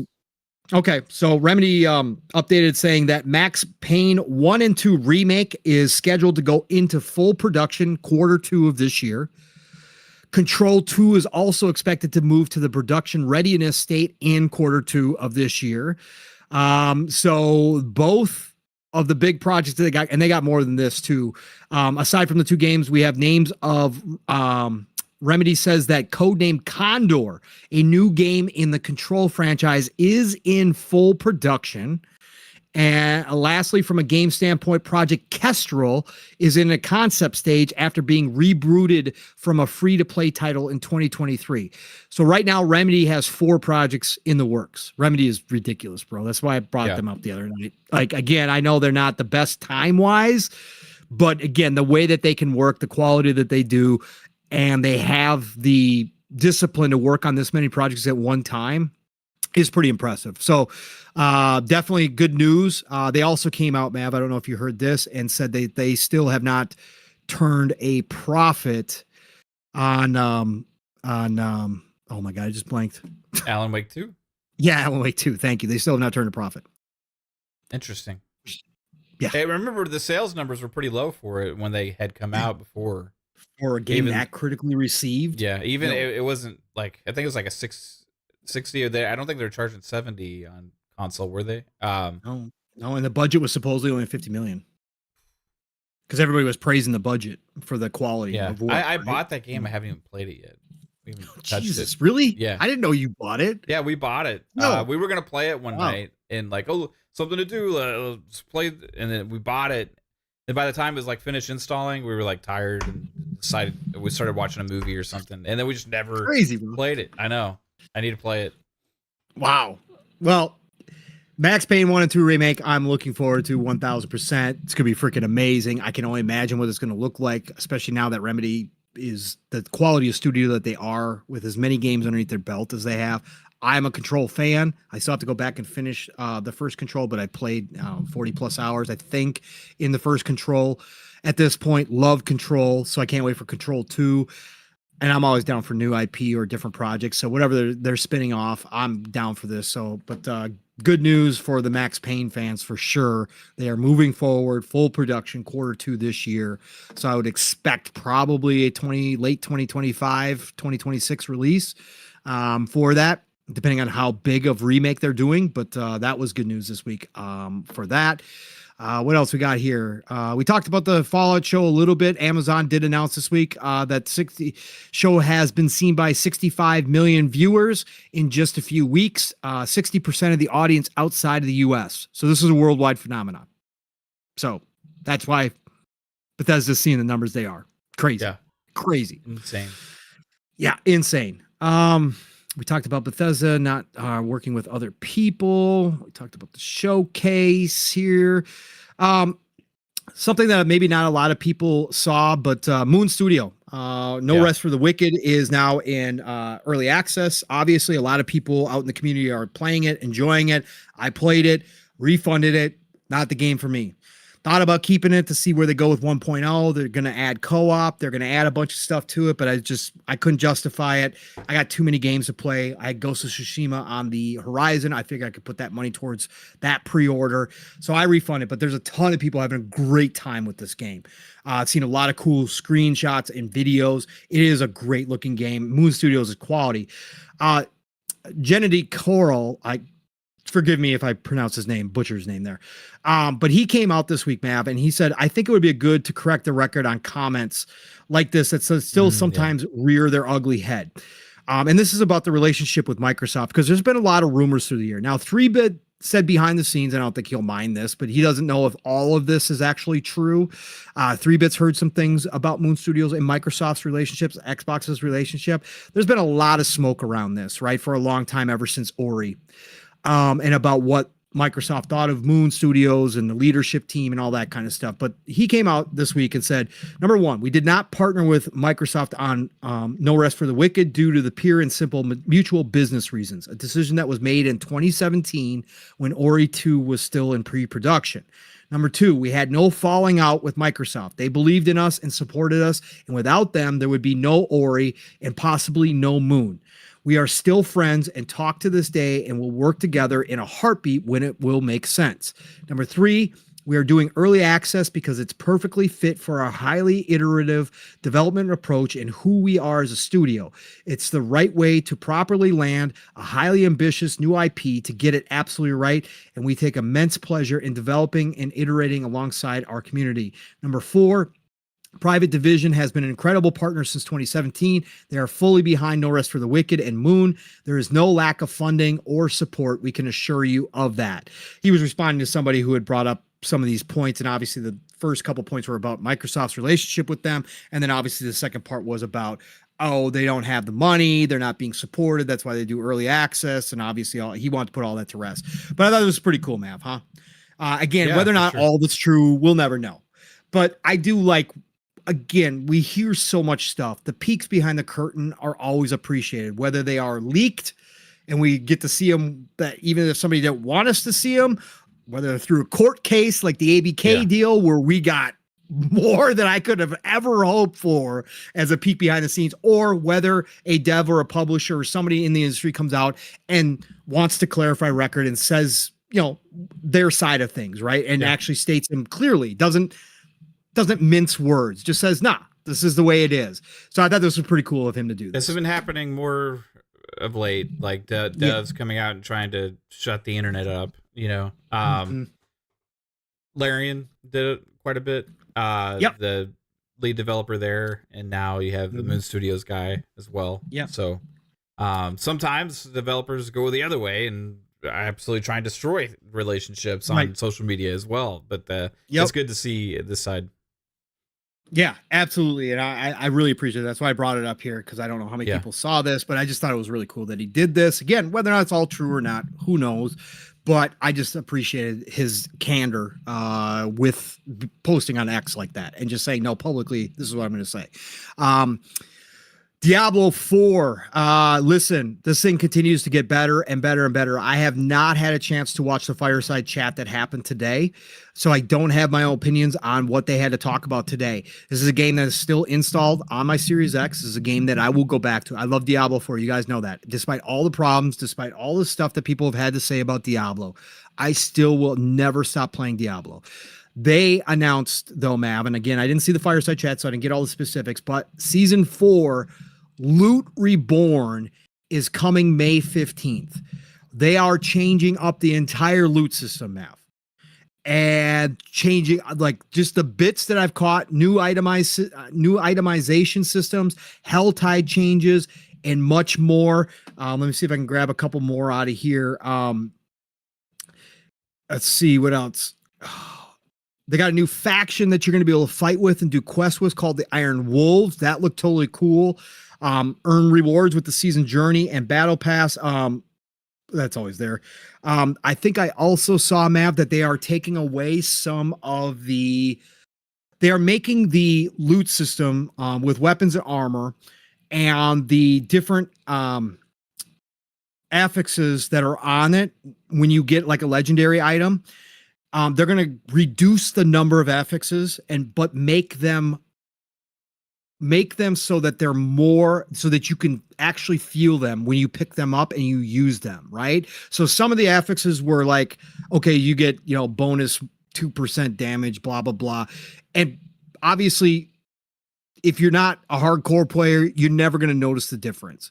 They want these items to feel and give you the impression that you are more powerful. So they're going to make the affixes more worthwhile to people. They're just reducing the number that are going to be on each item. They're also changing again, and they've done this plenty of times, how people earn or find uniques. They're going to make the uniques something that you have more opportunity to get in more different ways, so that if you are looking for the best of the best weapons or armor, you're going to have more opportunity to get those 1 or 2 pieces that you really need for your class build. They are changing that too as well. That's kind of the stuff that I've picked up on so far. Again, I got to go back and look and see what else they've done. There's a whole fireside chat, which a lot of people I saw has some positive responses to. They're updating the Codex of Power as well. They are tempering sharpening your steel and make it sing as you find and learn tempering manuals. Blacksmiths across Sanctuary will be able to use these manuals of craftsmanship to shape the qualities of your equipment. Tempering allows you to add potent affixes to your item. So again, they're doing a lot here, Mav. I can't wait to jump back into Diablo. I'm not going to lie. Yeah, I'm not going to lie. Even before the new expansion comes. I get the itch all the time, and I'm like, not right now. But then I kind of like go play something else. The loot just never gets old, man. I get so addicted to it. Let's see. We've got some bad news this week too, Mav, real quick. Deliver Us Mars developer, Kyokian, I don't know how they do it, lays off all of its employees. I can't Deliver Us Mars. Yeah. I mean, Deliver Us Moon was a huge hit. Deliver Us Mars, like, I thought this team was like an indie team that was doing really well for themselves, and I thought they obviously not. Laid off all their employees. We also got word, Mav, Take-Two. Yeah, Private Division. Bro, when did they acquire Private Division? I don't know. They've been making was it last year? No, Private Division's been part of Take-Two for a while. They have. Yeah, I was thinking about the other They did Outer Worlds, and some other smaller indie games. And they just stuff. And they're supporting No Rest for the Wicked. Obviously, they're publishing No Rest for the Wicked too. But Roll 7 and Intercept Games, 2 studios underneath Private Division, which is underneath Take-Two, are being shut down. Roller Dome and Kerbal Space Program 2 studios are being shut down as part of wider restructuring. So not all is up and up. This is also the studio more people will probably know. I think that Roll 7 is the team behind Ollie Ollie. Yeah. And I just picked up Ollie Ollie on Steam, Ollie Ollie 2 on Steam, by the way. Great game. Cool little skateboarding game. You guys probably know what I'm talking about. Great art style, just freaking fun as hell. But yeah, so again, Take-Two had announced that they were going to be doing some restructuring. This is a part of it, closing 2 more studios. Obviously people are very upset. Again, heart goes out to those affected. I hope you guys absolutely find new jobs. Hate to see this, but this is the thing that's going on in the industry. Yeah. Again, very big decisions are being made here, and a lot of people are unfortunately losing their jobs. So, but so we had those 2 things happen this week as well. Real quick, Mav, I want to get your thoughts on this because we both did this in the DMs. We both talked about this in the DMs. Matt Piscatella, shout out to Matt Piscatella, does great work. Circana, out of Circana, they are the ones that kind of study. They get all the stats about the trends, about buying and all that kind of stuff. And Matt Piscatella is awesome. A lot of people get all personal with him, and he's just stating facts, stating numbers. Like he's a total numbers guy. Like there is I don't know how people get upset with his stuff, but whatever. He put out a series of tweets this week, Mav, and I'll start with the first one. PC has been a huge part of success of Helldivers 2 in the US. With PC, Helldivers 2 is already the 7th highest grossing Sony published game in history. History, folks. All the decades of PlayStation, all the freaking amazing games that they've published. Helldivers 2 is already 7th. It's like a $40 because game. Of PC. Yeah. With the PC side of things. Yeah. It wouldn't currently rank among the top 20 without the PC side. So his statement was just, hey, Sony now is getting into the PC side of things. Helldivers 2 is a great example of what can happen. Yeah. If you expand out your audience. Yeah, he went on to iterate that it's a huge success on PlayStation as well. Yes. Right? Correct. but the PC But is just like a monster. it's such an addition to Yeah. everything, right? And then according to Circana's player engagement tracker, Helldivers 2 has ranked first in the US monthly active users on Steam each month since launch, including April. Launching Helldivers 2 on both PlayStation and PC has been nothing short of a massive, resounding success. You don't think Sony is sitting up and noticing right now, Mav? This is another one I feel extremely vindicated on. Yes. Because I was on a show and I was getting kickback on this, right? About we mentioned this a few times on our shows, that I hope when they release Helldivers 2 on PC, it shows them what can happen, and it's a huge. I was hoping that it would be a huge success on PC, and show them what they can do with a smaller type game, that they have a passionate developer that has a great idea, priced right, they have a right price on it, and they take it and they grow it from there, right? And they don't gatekeep this multiplayer only style game just to PlayStation, because that's been death sentences for lots of multiplayer games. And we were hoping that this was going to be the game that could show them something, right? And beyond that, it went way beyond what I thought it was going to do, right? Like, even in my best case scenario of like how good Helldivers 2 could be, but also how well it could do in the PC and PlayStation space, all that kind of stuff, it has exceeded way far expectations. And I'll say that it's probably as much of a success on the PlayStation itself because of the hype that is generated because of the launch on PC. Right. So that's directly then helped PlayStation in the console space and directly, right? Which is something that I think they should be aware of. It's not, I think the old thinking of like, well, it gives people no reason to need a PlayStation. Like that's, it's bullshit. It's people want to play on console, they're going to play on console. If they want to play on a PC, they're going to play on a PC, right? Correct. If the games are on both, they're going to choose which place they'd rather play it on.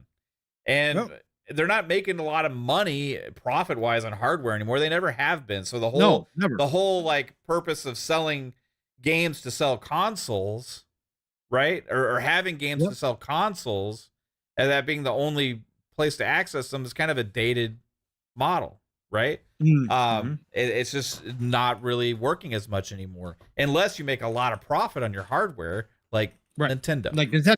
Right? Yes. So, and I also, go ahead. Yeah, no, I just think this is a great example of them doing it right, and I think they're going to obviously look at this and learn, because it's too glaring, right? Bro, like they can't ignore this. No, they can't, because this falls in line with their new CEO's philosophy as well that he talked about, right? Because he gets it, right? Just like Jim started, the next guy is pushing even further into this. Like, he gets that they have to expand, but having an example like this is perfect. And I think also, Matt, to your point, the wider gaming industry as well, with these smaller games, Manor Lords, Pal World, Helldivers 2. All of them have been hits because of PC. Because of PC, but also not big budgets. Yeah. Priced accordingly, right? But guess what? Helldivers 2 does have monetization in it, right? But it's not over the top, even though some people try to claim it was pay to win. What the fuck? No. It's a PvE game. Again, I'm not going to get into that argument, but they did the monetization right. They have done, look at how they've been adding content to this game, Mav. But more importantly, Mav, they made a fucking fun game first. Yeah. Doesn't have to be serious. Doesn't have to be big budget. Again, I'll point out the fact they're using an engine that hasn't been made. It hasn't been updated in 8 years. They're using an old ass engine that nobody uses anymore. They made a fun ass game that you can get together with your friends and just have a glorious time blowing shit up and getting killed in funny ways and even killing each other in funny ways. Yeah. Like, that's what they did first. And they had a plan to add content, and they listened to the community and been like, okay, We'll throw some mechs in there. Let's throw some mechs. They had plans already, but they've just been like, yeah, we'll just drop them in there. Oh, you guys didn't ask for this, but all of a sudden we're going to add flying enemies. Oh, there's no flying enemies in this game. What are you guys talking about? What are you guys seeing? As people are posting video, the marketing campaign behind this as well, genius. Yeah. Absolutely freaking genius. So again, I hope this is showing, and I know it is, obviously, because the big companies always pick up on trends. And if they are talking about moving back their budgets, that doesn't mean the game quality has to move back. That doesn't mean the fun factor has to move back. That just means you have to get creative, like these smaller teams do. And that the fact that we've had so many examples of smaller teams, especially this year, show up and blow the hell out of all expectations, I'm happy for the industry. I think this is going to be setting new trends for the bigger companies to start looking at that will bring us better games. Even, again, yes, I understand monetization is a big deal nowadays, but again, make your games fun first. Make sure the games are cool and they don't have to be some freaking serious over-budgeted type experience all the damn time. Sure, I love those games. I love my big open world Bethesda titles that cost a couple $100, $300, $400 million. I love that shit. Great. But they don't always have to be that. Get back to making games the way they used to, which was just, hey, are we going to have fun in this? Are people going to enjoy this? Oh, they are? Let's put it out there and see what happens. Next thing you know, you got yourself a fucking hit. Love this, we live in it. Just think about this. All right, so you said 7th of all time, and it's already, it's only been out a few months, right? And there's no sign of it slowing, right? We live in a world today where the most successful current PlayStation game is a multiplayer game that is primarily played on PC. Correct. And you talk about one of the biggest now franchises that you can say that they have had of all time, because now it's 7th of all time for them in success of money and dollars made, right? So it's going to continue to go up that list. Helldivers is one of the most important franchises now in PlayStation history. Yep. We live in a world where we can say that. God of War, Spider-Man, like Last of Us, Uncharted, all these things. Fucking Helldivers, right? And you know why? Because you launched it on PC as well as PlayStation. Yep. And it's a great game. It's a great game. It's a great game. Keeps people coming back. Again, it's like crack, right? If I didn't have all this other shit I was playing right now, I'd still be rocking on Helldivers too. I want to get back into it because I want to try out the new shit because there's so many changes now. But I think it's a great example. Great conversation. I didn't know we were going to go that deep, but it was a great conversation. And Mac, he had one more this week that we both posted. I think you retweeted it, and then I posted in the DMs almost simultaneously. Total U.S. video game spending being up 6%. So the total U.S. video game spending was up 6%, being up 6% in Q1 2024, despite a 24% drop in hardware spending. So that's for everybody. Again, it's not just Xbox. Okay, as the experts would like to have you, the macroeconomic people out here would have you believe it's only Xbox. It's everybody. 24% drop in hardware spending, and looks at everything else, shows how diversification has made the market more resilient. He said, I'm still holding my minus 2%. He's been predicting a minus 2% 2024 forecast for now, but there's a clear path to annual growth. Okay, I'll read it one more time because I kind of broke it up. This is there. very important, I think. This is huge. This is huge. Total U.S. video game spending being up 6% in Q1 2024, despite a 24% drop in hardware spending. And he puts it in asterisks, looks at everything else, shows how diversification has made the market more resilient. I'm still holding to my minus 2% 2024 forecast, but for now, but there's a clear path to annual growth. Go ahead, Matt, break it down. So this is going into what, all the stuff that Phil was talking about before and other people in the industry, and why a lot of these layoffs have been happening and all this kind of stuff is because of the projections from financial analysts and industry people talking about actual decline in spending in video games in 2024 and the projections of that. And remember the comments before when Phil was in the business update event, it's important to be in a business that's growing, right? To have growth in the industry and all that kind of stuff, right? So if we look at this, right, the hardware, like it has been with Xbox, but also other companies, even Nintendo and also PlayStation, hardware numbers have been declining rapidly, right? It's also not as crazy as the expectation, depending because of where they are in their life cycles comparatively to the past. So sometimes when you just compare one year to the previous, it can kind of get overblown because of where things are in life cycles with the hardware. But also you look at this fact that there's more spending despite less people buying hardware, right? It means people are still playing the games. People are still playing. People are still spending money, right? And people still buying. It's just, where are they buying them? Where are they spending money? Where are they playing? Everywhere. And it's mobile, right? It's PC.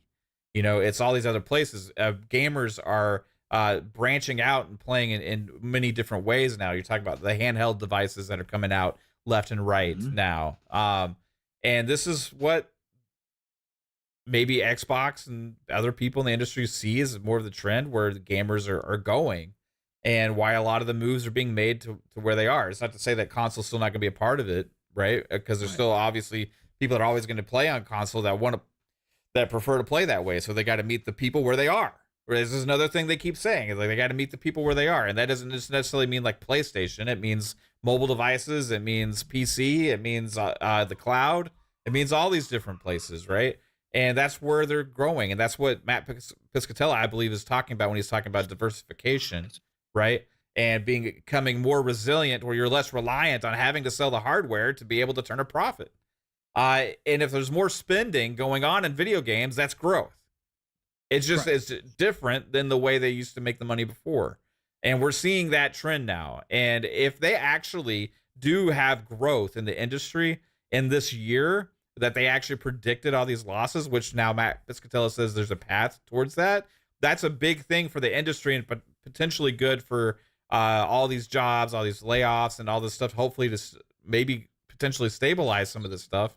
And we're going to see maybe just these companies see what the trends are and follow more of that direction. And that you see that with PlayStation, and you see that with other companies as well now. But that was very interesting to see that there was 6% growth on the spending for Q1. Now he said he's still holding on to his other belief, right? But we'll see what happens in the second half. The first half had a lot of crazy successes that came out of nowhere. Correct. Right? Again, nobody expected Helldivers 2 to do what it did. Nobody expected Palworld to do what it did. Nobody expects Manor Lords to do what it's doing. All these different games. Nobody expected this crazy, weird resurgence of Fallout because of the TV show, right? But that's not even in this one. That'll be quarter 2. All this is happening and contributing. People still fucking love spending money on video games, right? And spending their time on video games. Yep. And that's ultimately what's most important for the industry. So I love that. I saw it. I was like, oh, that's great. You know. It is. It's fantastic because under the old model, right? What Piscatella is getting here, under the old model, if there was a reduction, right, a 24% reduction in consoles hardware spending, you would see a massive, potentially drop off in overall spending on the content, right? Those used to correlate together. You constantly had to sell new hardware, and that would translate into more and more, obviously, software sales, right? Game sales.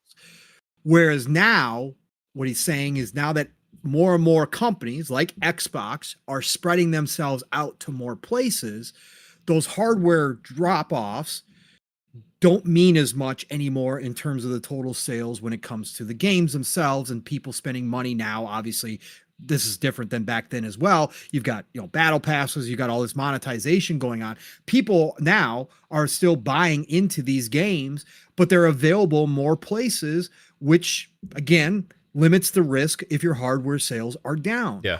So that is a huge difference. That again, whether you like it or not, right? Whether you think that this is the downfall of the industry or that this is a change or an evolution that you just don't want to see, that you want the old way of doing things, more and more for the shareholders, for the money men and women who are involved in this industry that now is the number one entertainment industry in the world, for those people that keep this all going. And again, whether you love that or not, I'm not here to debate it with you. It is what it is, right? This is a 100% pure business kind of outside of the indie scene and the guys who are just passion project people.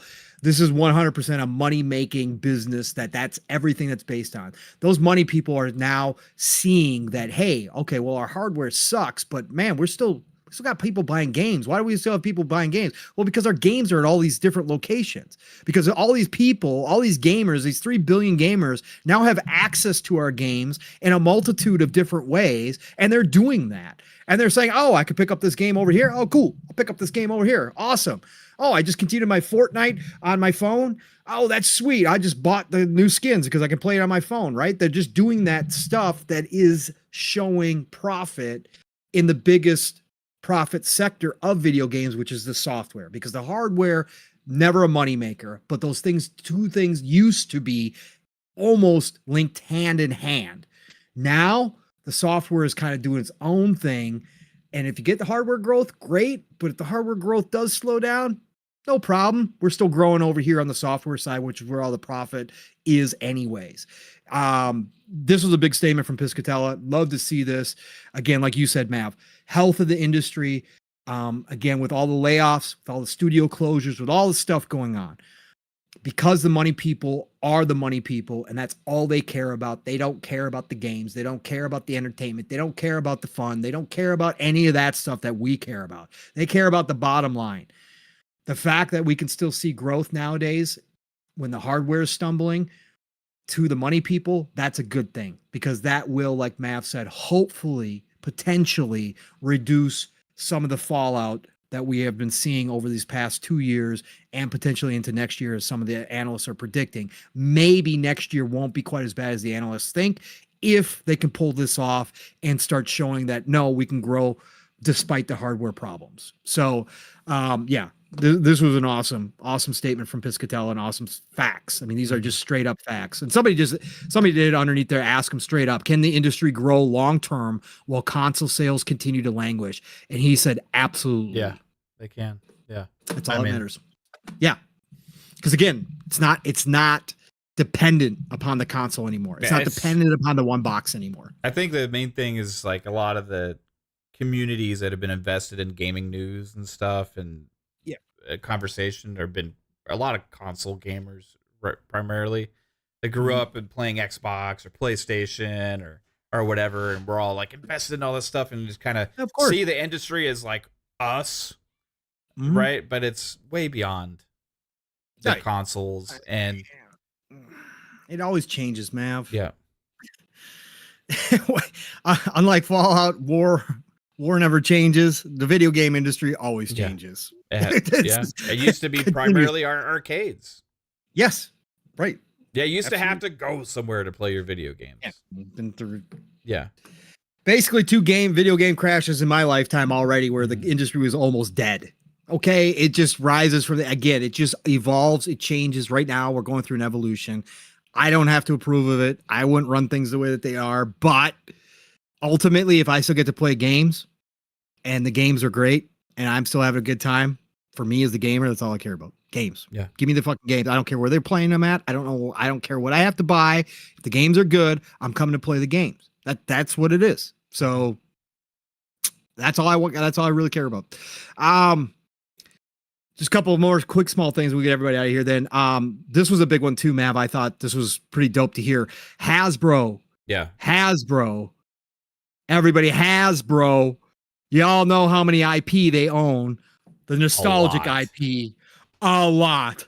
I mean, let's just go Transformers and G.I. Joe off the freaking top, off the rip. Okay. I had looked at this previously when we were talking about all these acquisition targets, like joking. Yeah. And I looked at Hasbro and I went down the list. It was like in fucking insane how much stuff Hasbro has for cool brands and IP. Correct. And this is coming from Shinobi 602. Shout out to Shinobi, who puts out good work all the time too on X. Hasbro is making a huge jump into video games. This is again, doesn't mean we're going to get good games, but Yes. the potential to see IP come back that we haven't seen legitimately in video games in a very long time is here. 4 internal AAA studios so far. Over $1 billion currently invested in their studios and games in development. There's a sci-fi RPG Exodus from Archetype Entertainment. This one, Mav.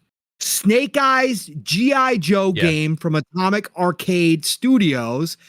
And they gave a couple details about the Snake Eyes. Leadership of Atomic Arcade worked on Batman Arkham Asylum, looking with Snake Eyes to do for that character something similar to what the Arkham games did with Batman. Yeah, could be crazy. You got me, bro. You got an Arkham style Snake Eyes game. Are you kidding me? Yeah. Okay. Dungeons and Dragons game from Invoke Studios. I'm always down for some more Dungeons and Dragons. Bring it on, man. They're always hit or miss. I don't care. Bring them on. Horror game from Skeleton Key Dev.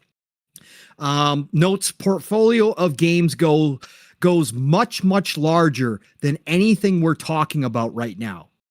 Goal is to be authentic and focused on quality so players trust in the company. Hasbro has a very deliberate plan to give their teams the time to get the games right. Everything's going to stay in the oven as long as it needs to. Too good to be true, Mav? Too good to be true here? Are we talking like a company that, yes, publicly traded, based on investors, based on the stockholders, bottom line counts, but they get it? Mav, how excited are you for this fucking news from Hasbro, I saw this and I just think, please work out. Please make some good games, because if they do and they have some successes, then that means we could get some more awesome shit. And like, I'm just gonna roll off some of the IP that they own for think about potential for the future, right? Obviously, Dungeons and Dragons you could do a million different things with that. But they always would license this out to different companies. Think of classic franchises, Baldur's Gate, right? Neverwinter Nights, those are classic Dungeons and Dragons video games, right?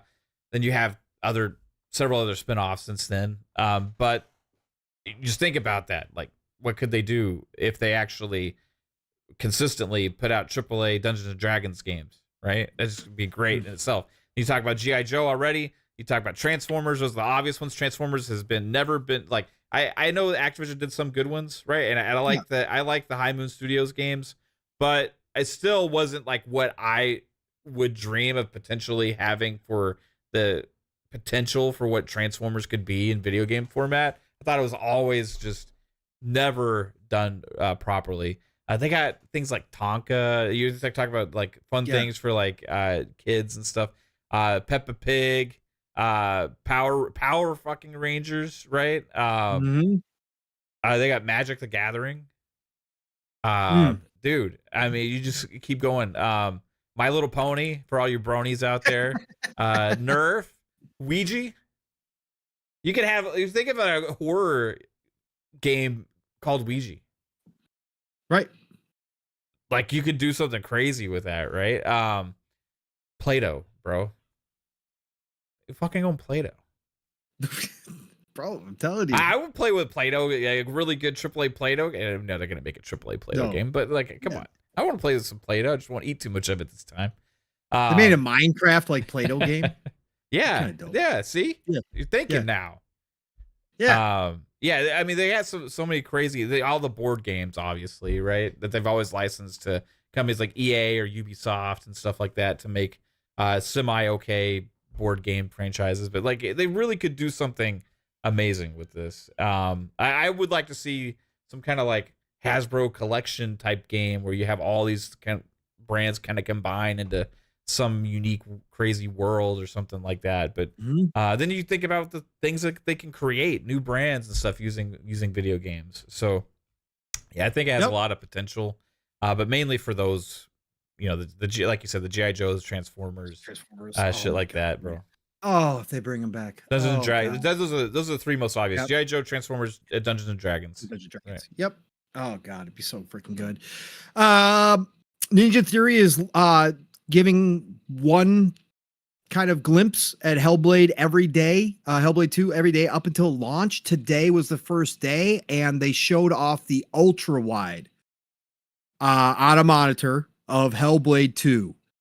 Just a simple screenshot of Hellblade 2 running on an ultra wide monitor. It was glorious, Mav. I ain't gonna lie, man. It was glorious. Yeah. So keep your eyes peeled to Ninja Theory's X feed every single day. They're gonna post something about Hellblade 2 every day up until launch. Kind of cool marketing deal for sure, but that ultra wide definitely looked cool. THQ Nordic today, Mav, announced their digital showcase. So again, no E3. So guess what we're getting? We're going to have random showcases everywhere, right? So we get the big one, obviously, from Xbox. Ubisoft is going to be the following day. That's kind of cool. That's nice. But everybody else is kind of wide open. THQ is going to have their digital showcase on August the 2nd at 12 p.m. Pacific Standard Time. I don't know what day that is, Mav. I haven't looked it up. But August the 2nd is THQ Nordic. The showcase will feature world premiere announcements, updates on previously announced games like Gothic 1 Remake and Titan Quest 2, and even some surprises. So mark your calendars now. I love THQ Nordic. Yeah. Always have, always will. August 2nd, it's going to be a cool day, man, for sure. So that's their showcase. What else? PlayStation being PlayStation, folks. Sony is pulling Horizon Zero Dawn Complete Edition from the PlayStation Plus game catalog this month. Okay. I mean, obviously, a PlayStation 5 version is probably coming. I don't know. That's what they did last time, I think. That's what they did last time. But why? I mean, I know why, but really? We're still doing this shit? PlayStation, really? Was it with Spider-Man they did that with? It was Spider-Man. Yeah. It was Spider-Man that they did it with as well. So the Horizon Zero Dawn Complete Edition is going to be gone this month. Anticipation to sell you the next gen version, I guess. I will be picking that up on PC. It's constantly on sale right now. I'll be picking up PC. I'm a Horizon fan, so I definitely want to play that again on PC, and I want to obviously play the new one as well. So I'll be picking those up. But yeah, that's kind of a shitty move by PlayStation. Finally got a release date for Hypercharge, everybody. Mav's favorite marketing campaign of all time, Hypercharge. Shout out. What's the dude's name? I forget what the dude's name is. The developer. Hypercharge is that action figure game. Yeah. It launched on Switch, but he got a release date. He's been, again, as an indie developer, it's basically a solo developer. This is a passion project through and through. Awesome. Bro, the dude did what he had to do. Like he sent out his heartfelt message today as he announced the release for PlayStation for Xbox. PlayStation and Steam, I think, or is it just Xbox and Steam? I can't remember. But as he announced this heartfelt, message about what it took to get here, that's awesome. He also did thank yous to people across the industry who helped him, including Sarah Bond. Absolutely amazing. Sarah Bond reached out to him a year ago, I guess, or 2 years ago, and gave him a good talk about what he needed to do and all that. Guys, he couldn't thank her enough. Like, just a super cool, like, genuine dude. Again, whatever you think about his spamming of his game over and over and over again, it worked. He's got the game. It's coming out May 31st for Xbox Series and Xbox One and Steam, and I believe the PlayStation 2. But anyways, that was announced today. So shout out to him. Again, he did what he had to do to make it work. And I'm happy for him. It's awesome. Mav got so annoyed with him. For anybody who doesn't know, Mav got super annoyed with this spamming. Nothing against the guy and what he's trying to do. It's just like I just got so sick of seeing the post like over and over again to where the part I started to hate the game and I'd never even touched it or cared about it. I was just like, I just never want to see this on my timeline again. It looks awesome, but just please, I just can't do it anymore. Like it didn't help that Psycho would repost in the DMs all the time. Yeah. Anyways, X Defiant, Mav. Go Ubisoft. X Defiant is dropping May 21st on PlayStation 5, Xbox Series, and Ubisoft Connect PC. Pre-season, they're calling it. May 21st, Mav. X Defiant. You jumping in? Yeah, I'll give it a go. It's free to play. Call of Duty Yeah. wannabe type game. Like I think Yeah. I've had a personal journey with this game. Yep. From the You have. very first playtest Yeah. they put out there, and I let them fucking. Yeah. I don't usually like ever actually submit too much feedback if I get to play a game Yeah. like early access or whatever like that. But I wrote them like an essay, about tarnishing the Clancy brand, and like how you cannot treat like a third echelon like this, and all these different things. I was like one of those like guys like, what are you doing to my favorite thing? You know? Yeah. I just couldn't stand seeing fucking like Splinter Cell agents like doing that on the fucking screen. It Right. was cringy as fuck. They changed it. They're like the next big update they had. They changed the tone of the game. I think it has solid gunplay. I think it has good maps. Way better than the original playtest that I had when it played like the worst shooter I've ever touched before in my entire life. But now it's the last one I had done. It was way better and it felt fun. I'm really curious what state it's in now because the dramatic improvement it had from that first time to like was a year later maybe was a crazy good, and it's been about a year at least since then, if not more. So this game's got to be in a pretty good place because I felt like if they had launched it in like a preview early access state at that time, it probably the last time I played it probably could have been passable comparatively to some of these other games that we see launched in that state. But they've taken their time. They've kept working on it. They had issues with certification with some of the updates that they've done. I guess that's all green lit now. They're all good to go. So we'll see how it does, man. Yeah, it's got a chance. I'm not like super excited, but you know, another shooter to give a go. Whatever.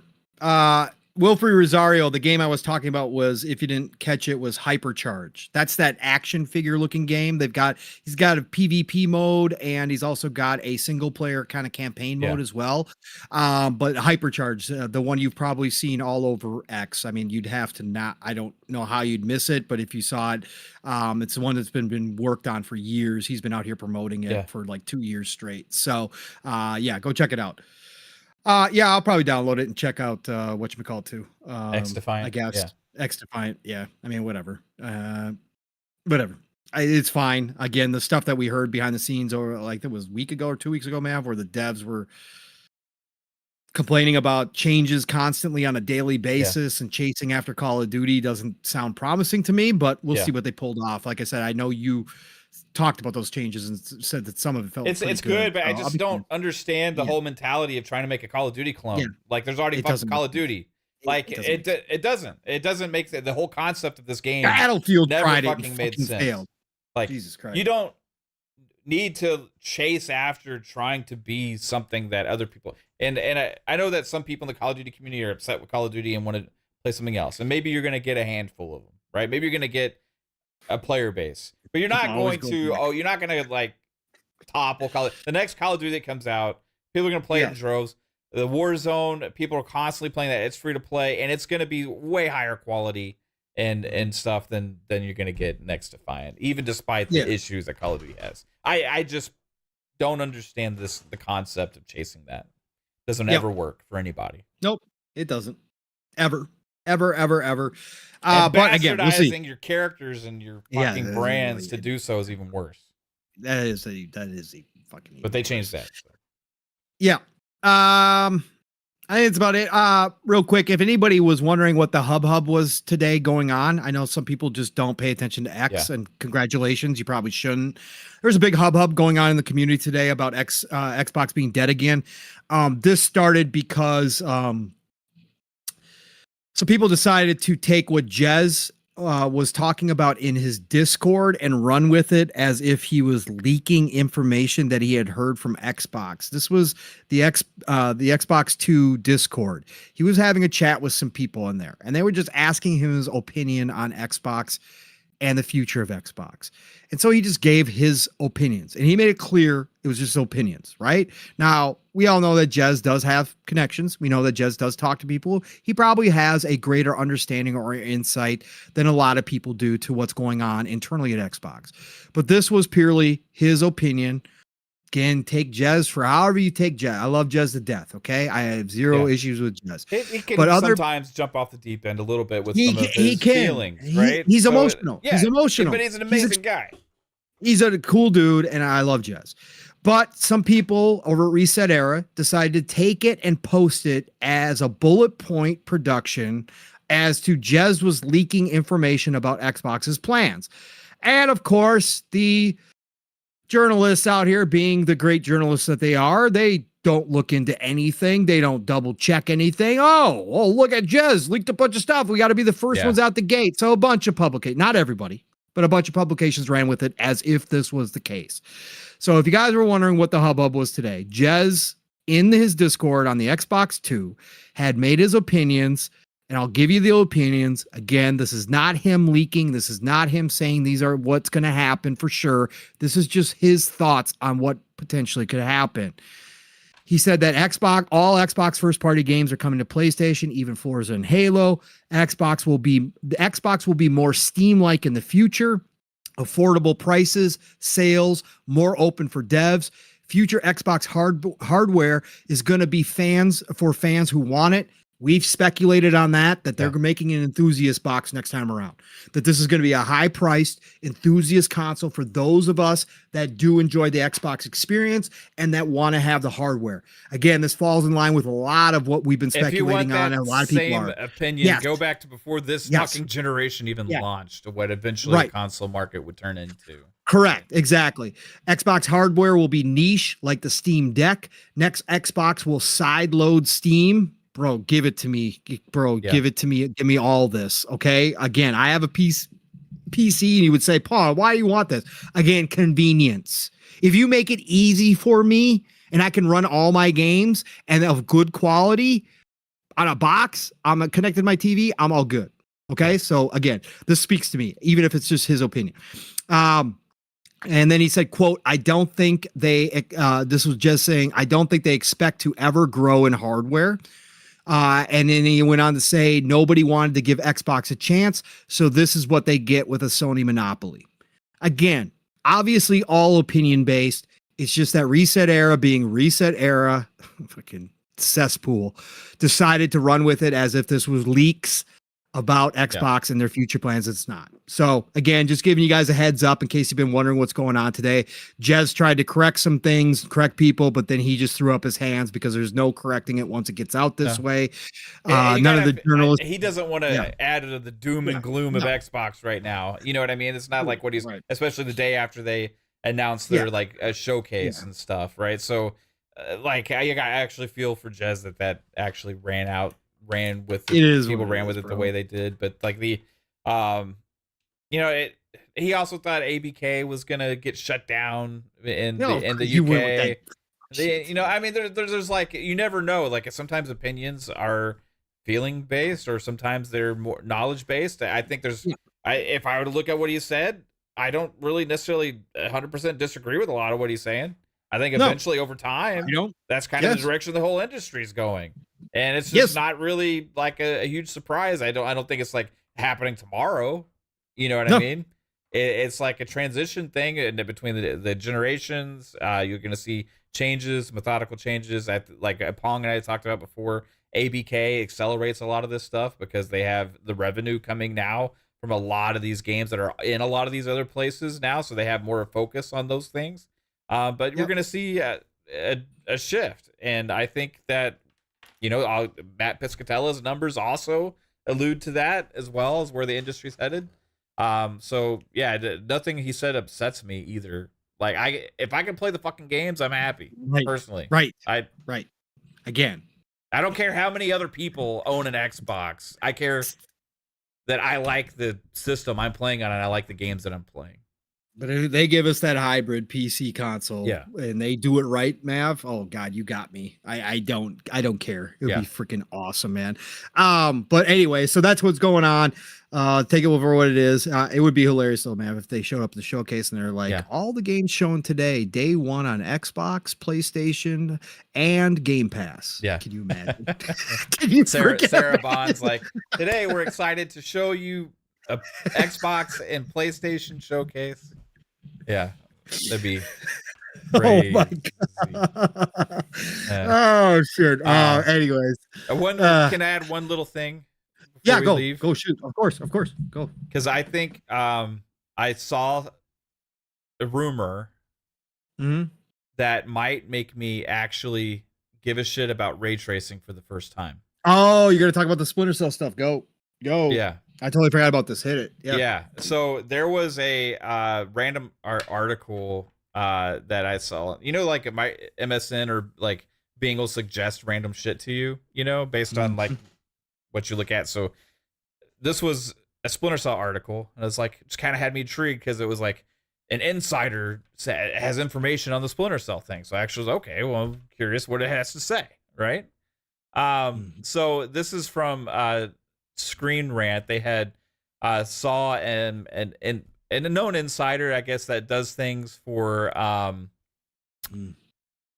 different sites. Data miner, leaker, data miner, part of 404 leak, featured on Insider Gaming, WCCF Tech, Kotaku, VGC News, Eurogamer, Gamerant. I don't know the history track record, but its name is Visceral on Twitter. Okay, and if you look kind of through the feed, you can see they kind of tease or try and leak things in gaming. Well, this one had specifically due to Splinter Cell, which I'm very much a Splinter Cell fan, right? And this was the information.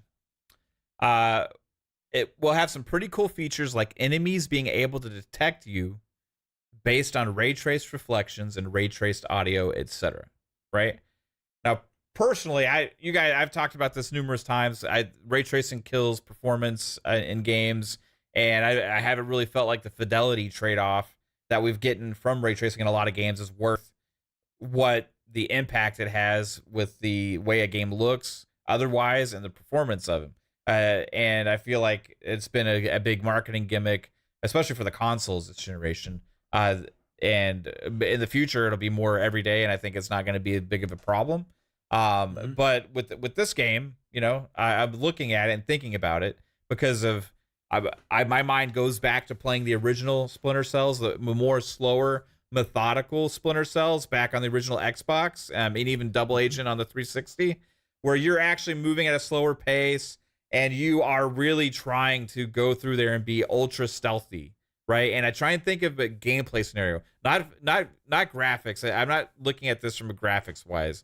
But if you have really good ray tracing that actually has an impact on the audio and the sounds of the environment and the sounds that you create in the environment, plus also the reflections from you and self-reflecting and all those kind of things on the environment, how that can have an impact if you have really good AI in there in a Splinter Cell game to impact the actual feeling and the immersiveness of the gameplay of it. That's where it becomes a gameplay thing, not just a visual fidelity thing. And that has me actually piqued my interest a little bit for the first time about what ray tracing could do in a game.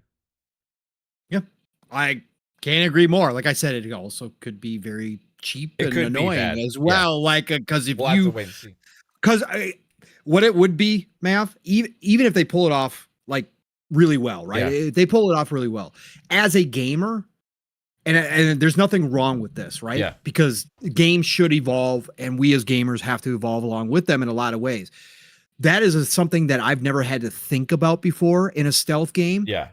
That I would not, it would take me a while to get used to having to look around a room for any possible reflection points, right? That I have to consider that, right? That would make it another level, and it would take some time to adjust to that as you're playing the game, especially when you get into like groove kind of aspect, and all of a sudden you go into a new area and you're just kind of in the moment and you're not really thinking about it.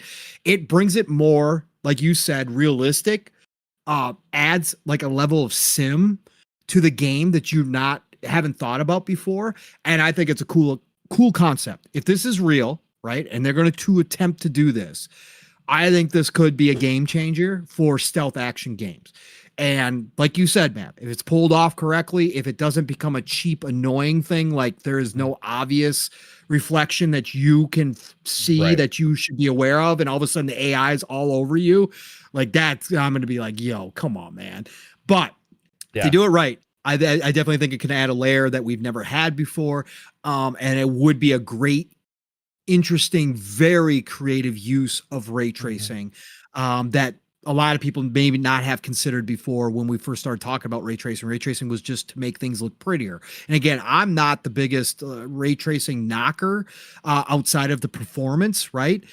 Because the performance hits is just too big currently. But ray tracing in games that I've seen can really add to the environment when it's done right. I mean, again, Cyberpunk, it's ridiculous. Yeah. Okay, Cyberpunk's already a gorgeous game. You throw the ray tracing in there full flat, like on the Nvidia cards, it's stupid, man. From what I've seen in the videos, like I'm a holy shit. This is like a totally different place.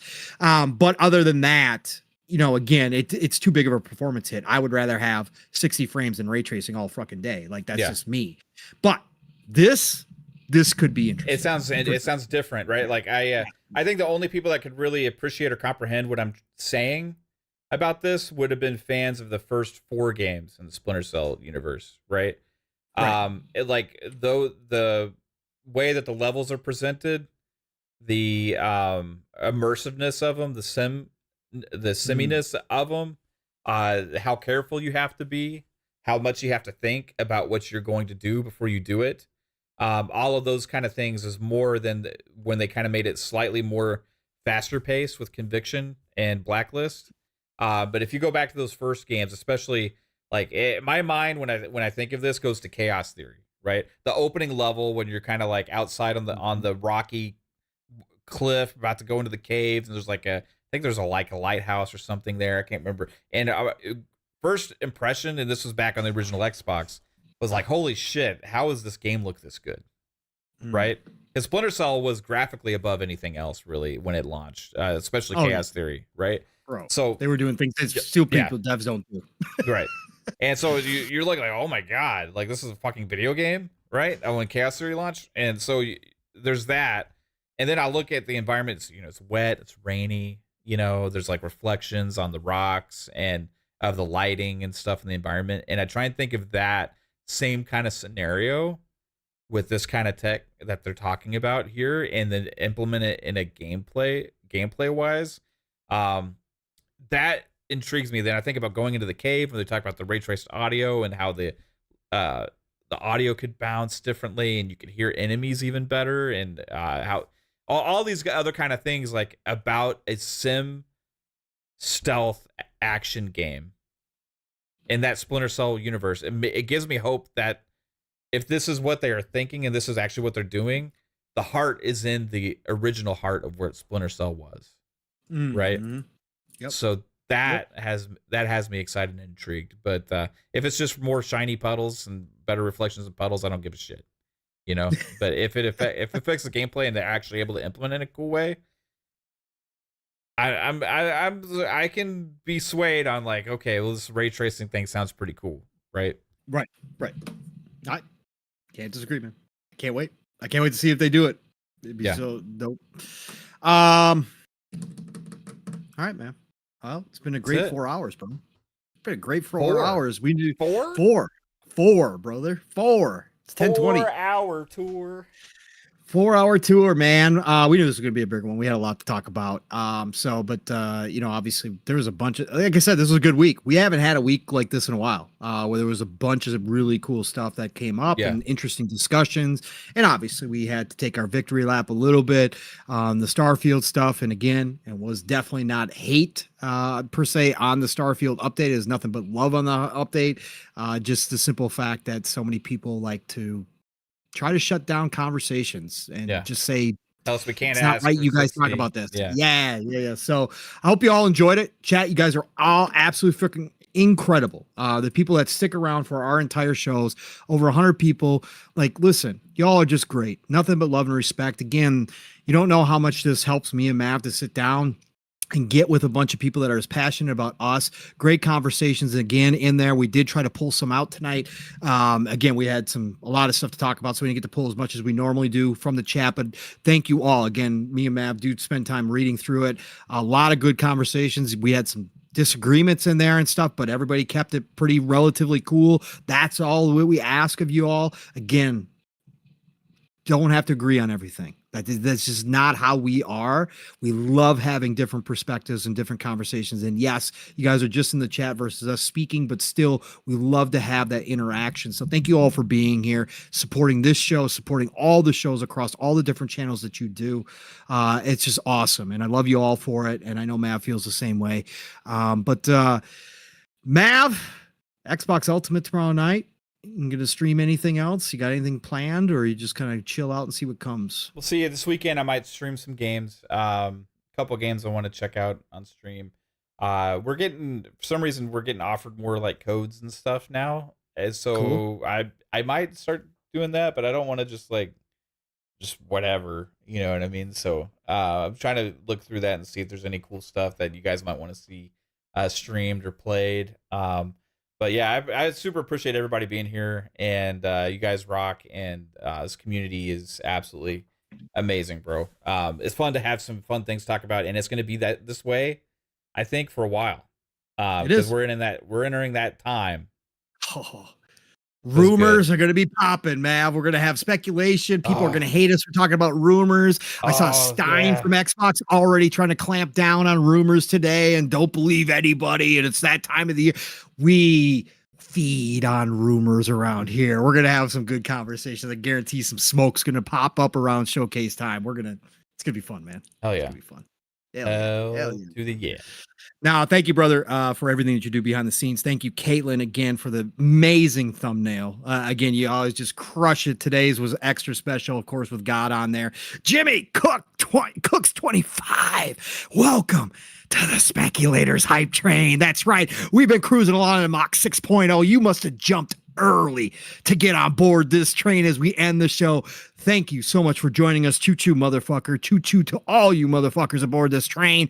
It's just getting started because showcase season is here, folks, and the hype's getting real. Love you all. Mav, thank you to you and Caitlin for all that you do behind the scenes and everything to get the shows ready. Appreciate you guys so much. Traybone, we might see holodecks before all of us are gone, sir. Just cross your fingers. Quantum computing is coming. AI is going to be life-altering. We are at a moment in time in general, again, where we're going to see some things pop off. As long as our governments don't blow us all up, we might see holodecks before we're done here. We might. I still have hope. 30 years, quantum computing, AI, the leaps in tech could be unbelievable coming up in very short periods of time. Again, what I've seen in 30 years from the time I was 18 to now is crazy. So again, we exponentially increase that with the amount of tech that's coming that could be absolutely ridiculous. We might get holodecks. I got hope for that. Thank you all for joining us. Pongsoul on X, formerly known as Twitter, Pongsoul on Xbox, Pongsoul on Steam, Pongsoul on GOG, Pongsoul on Epic Games, wherever you want to find me, Pongsoul. Otherwise, tomorrow night, I should be joining the Xbox Ultimate Squad. Again, I had to take last week off, but I should be back this week. We'll see, but I should be back this week. I'm hoping to be 10 p.m. Eastern, 9 o'clock Central Time. Join in. The fun is never ending over there on that show, because just we get together, we just laugh a lot and we just go crazy and we go wild, but we talk a lot of good stuff too, and I can't wait to get everybody else's opinion on some of this stuff as well. And then Saturday morning, Living Split Screen, we should be having a Saturday show. If you guys were listening to us last weekend, Steele's got some real life changing stuff happening as we speak too. We might go to a floating show Saturday, Sunday, depending on his schedule. We'll see how that all works out. But right now, it looks like we are going to have the Saturday show. It should be at least 3 hours. We'll see how our schedules are lining up. But 3 hours Saturday morning, living split screen, myself, my brother from another Steel Rain, live, raw, and uncut. Get your alarm set now, 10 a.m. Eastern, 9 o'clock Central Time. We get the hype train rolling there early in the morning too as well. Bold Alpha, Decado, they like to roll through on Saturday mornings, but Living Split Screen is the place to be Saturday mornings. And then Saturday night, we should be back for the Shop Podcast. PTK had a little something come up last weekend. We should be back for the Shop Podcast, PTK Blam's channel. It's the best way to end your Saturday night with Blam, Fuzzy, myself, and usually a guest or two. Chill out, have us on in the background while you're playing video games, 9 p.m. Eastern, 8 o'clock Central Time, the Shop Podcast. And then keep your eyes and ears open. Me and my brother, 3-Bit, we're going to have a special extra show on Sunday. We will be somewhere on Sunday. You guys probably all can guess, but just keep your eyes and ears open for that. 3-Bit and I will be doing a special guest appearance on Sunday afternoon. And then, of course, next week it starts all over again. Tuesdays is Double Barrel Gaming. Mr. Boomstick is the man 5 days a week, but Tuesdays, Xbox Factor Podcast, a little extra special for this guy right here. It was one of the shows I started out on, 12 p.m. Eastern, 11 o'clock Central Time. Be there. Always great conversations for that. And then Thursday, God willing, back here for another episode of PM in the PM. Pong and Mav in the PM. This bat channel right here, the Fun Speculation Network, as we like to call it. Listen, y'all, it's the golden age of gaming. Please get out there, enjoy it. Get this hype going for showcase season. Billion games to play. So much fun to be had. Play what you love. Love what you play. And I'll talk to y'all real soon. Hope y'all have a great Friday or beginning of your weekend, wherever you are. Mav, get us out of here, brother. Have a good one, everybody. Peace out. Bye.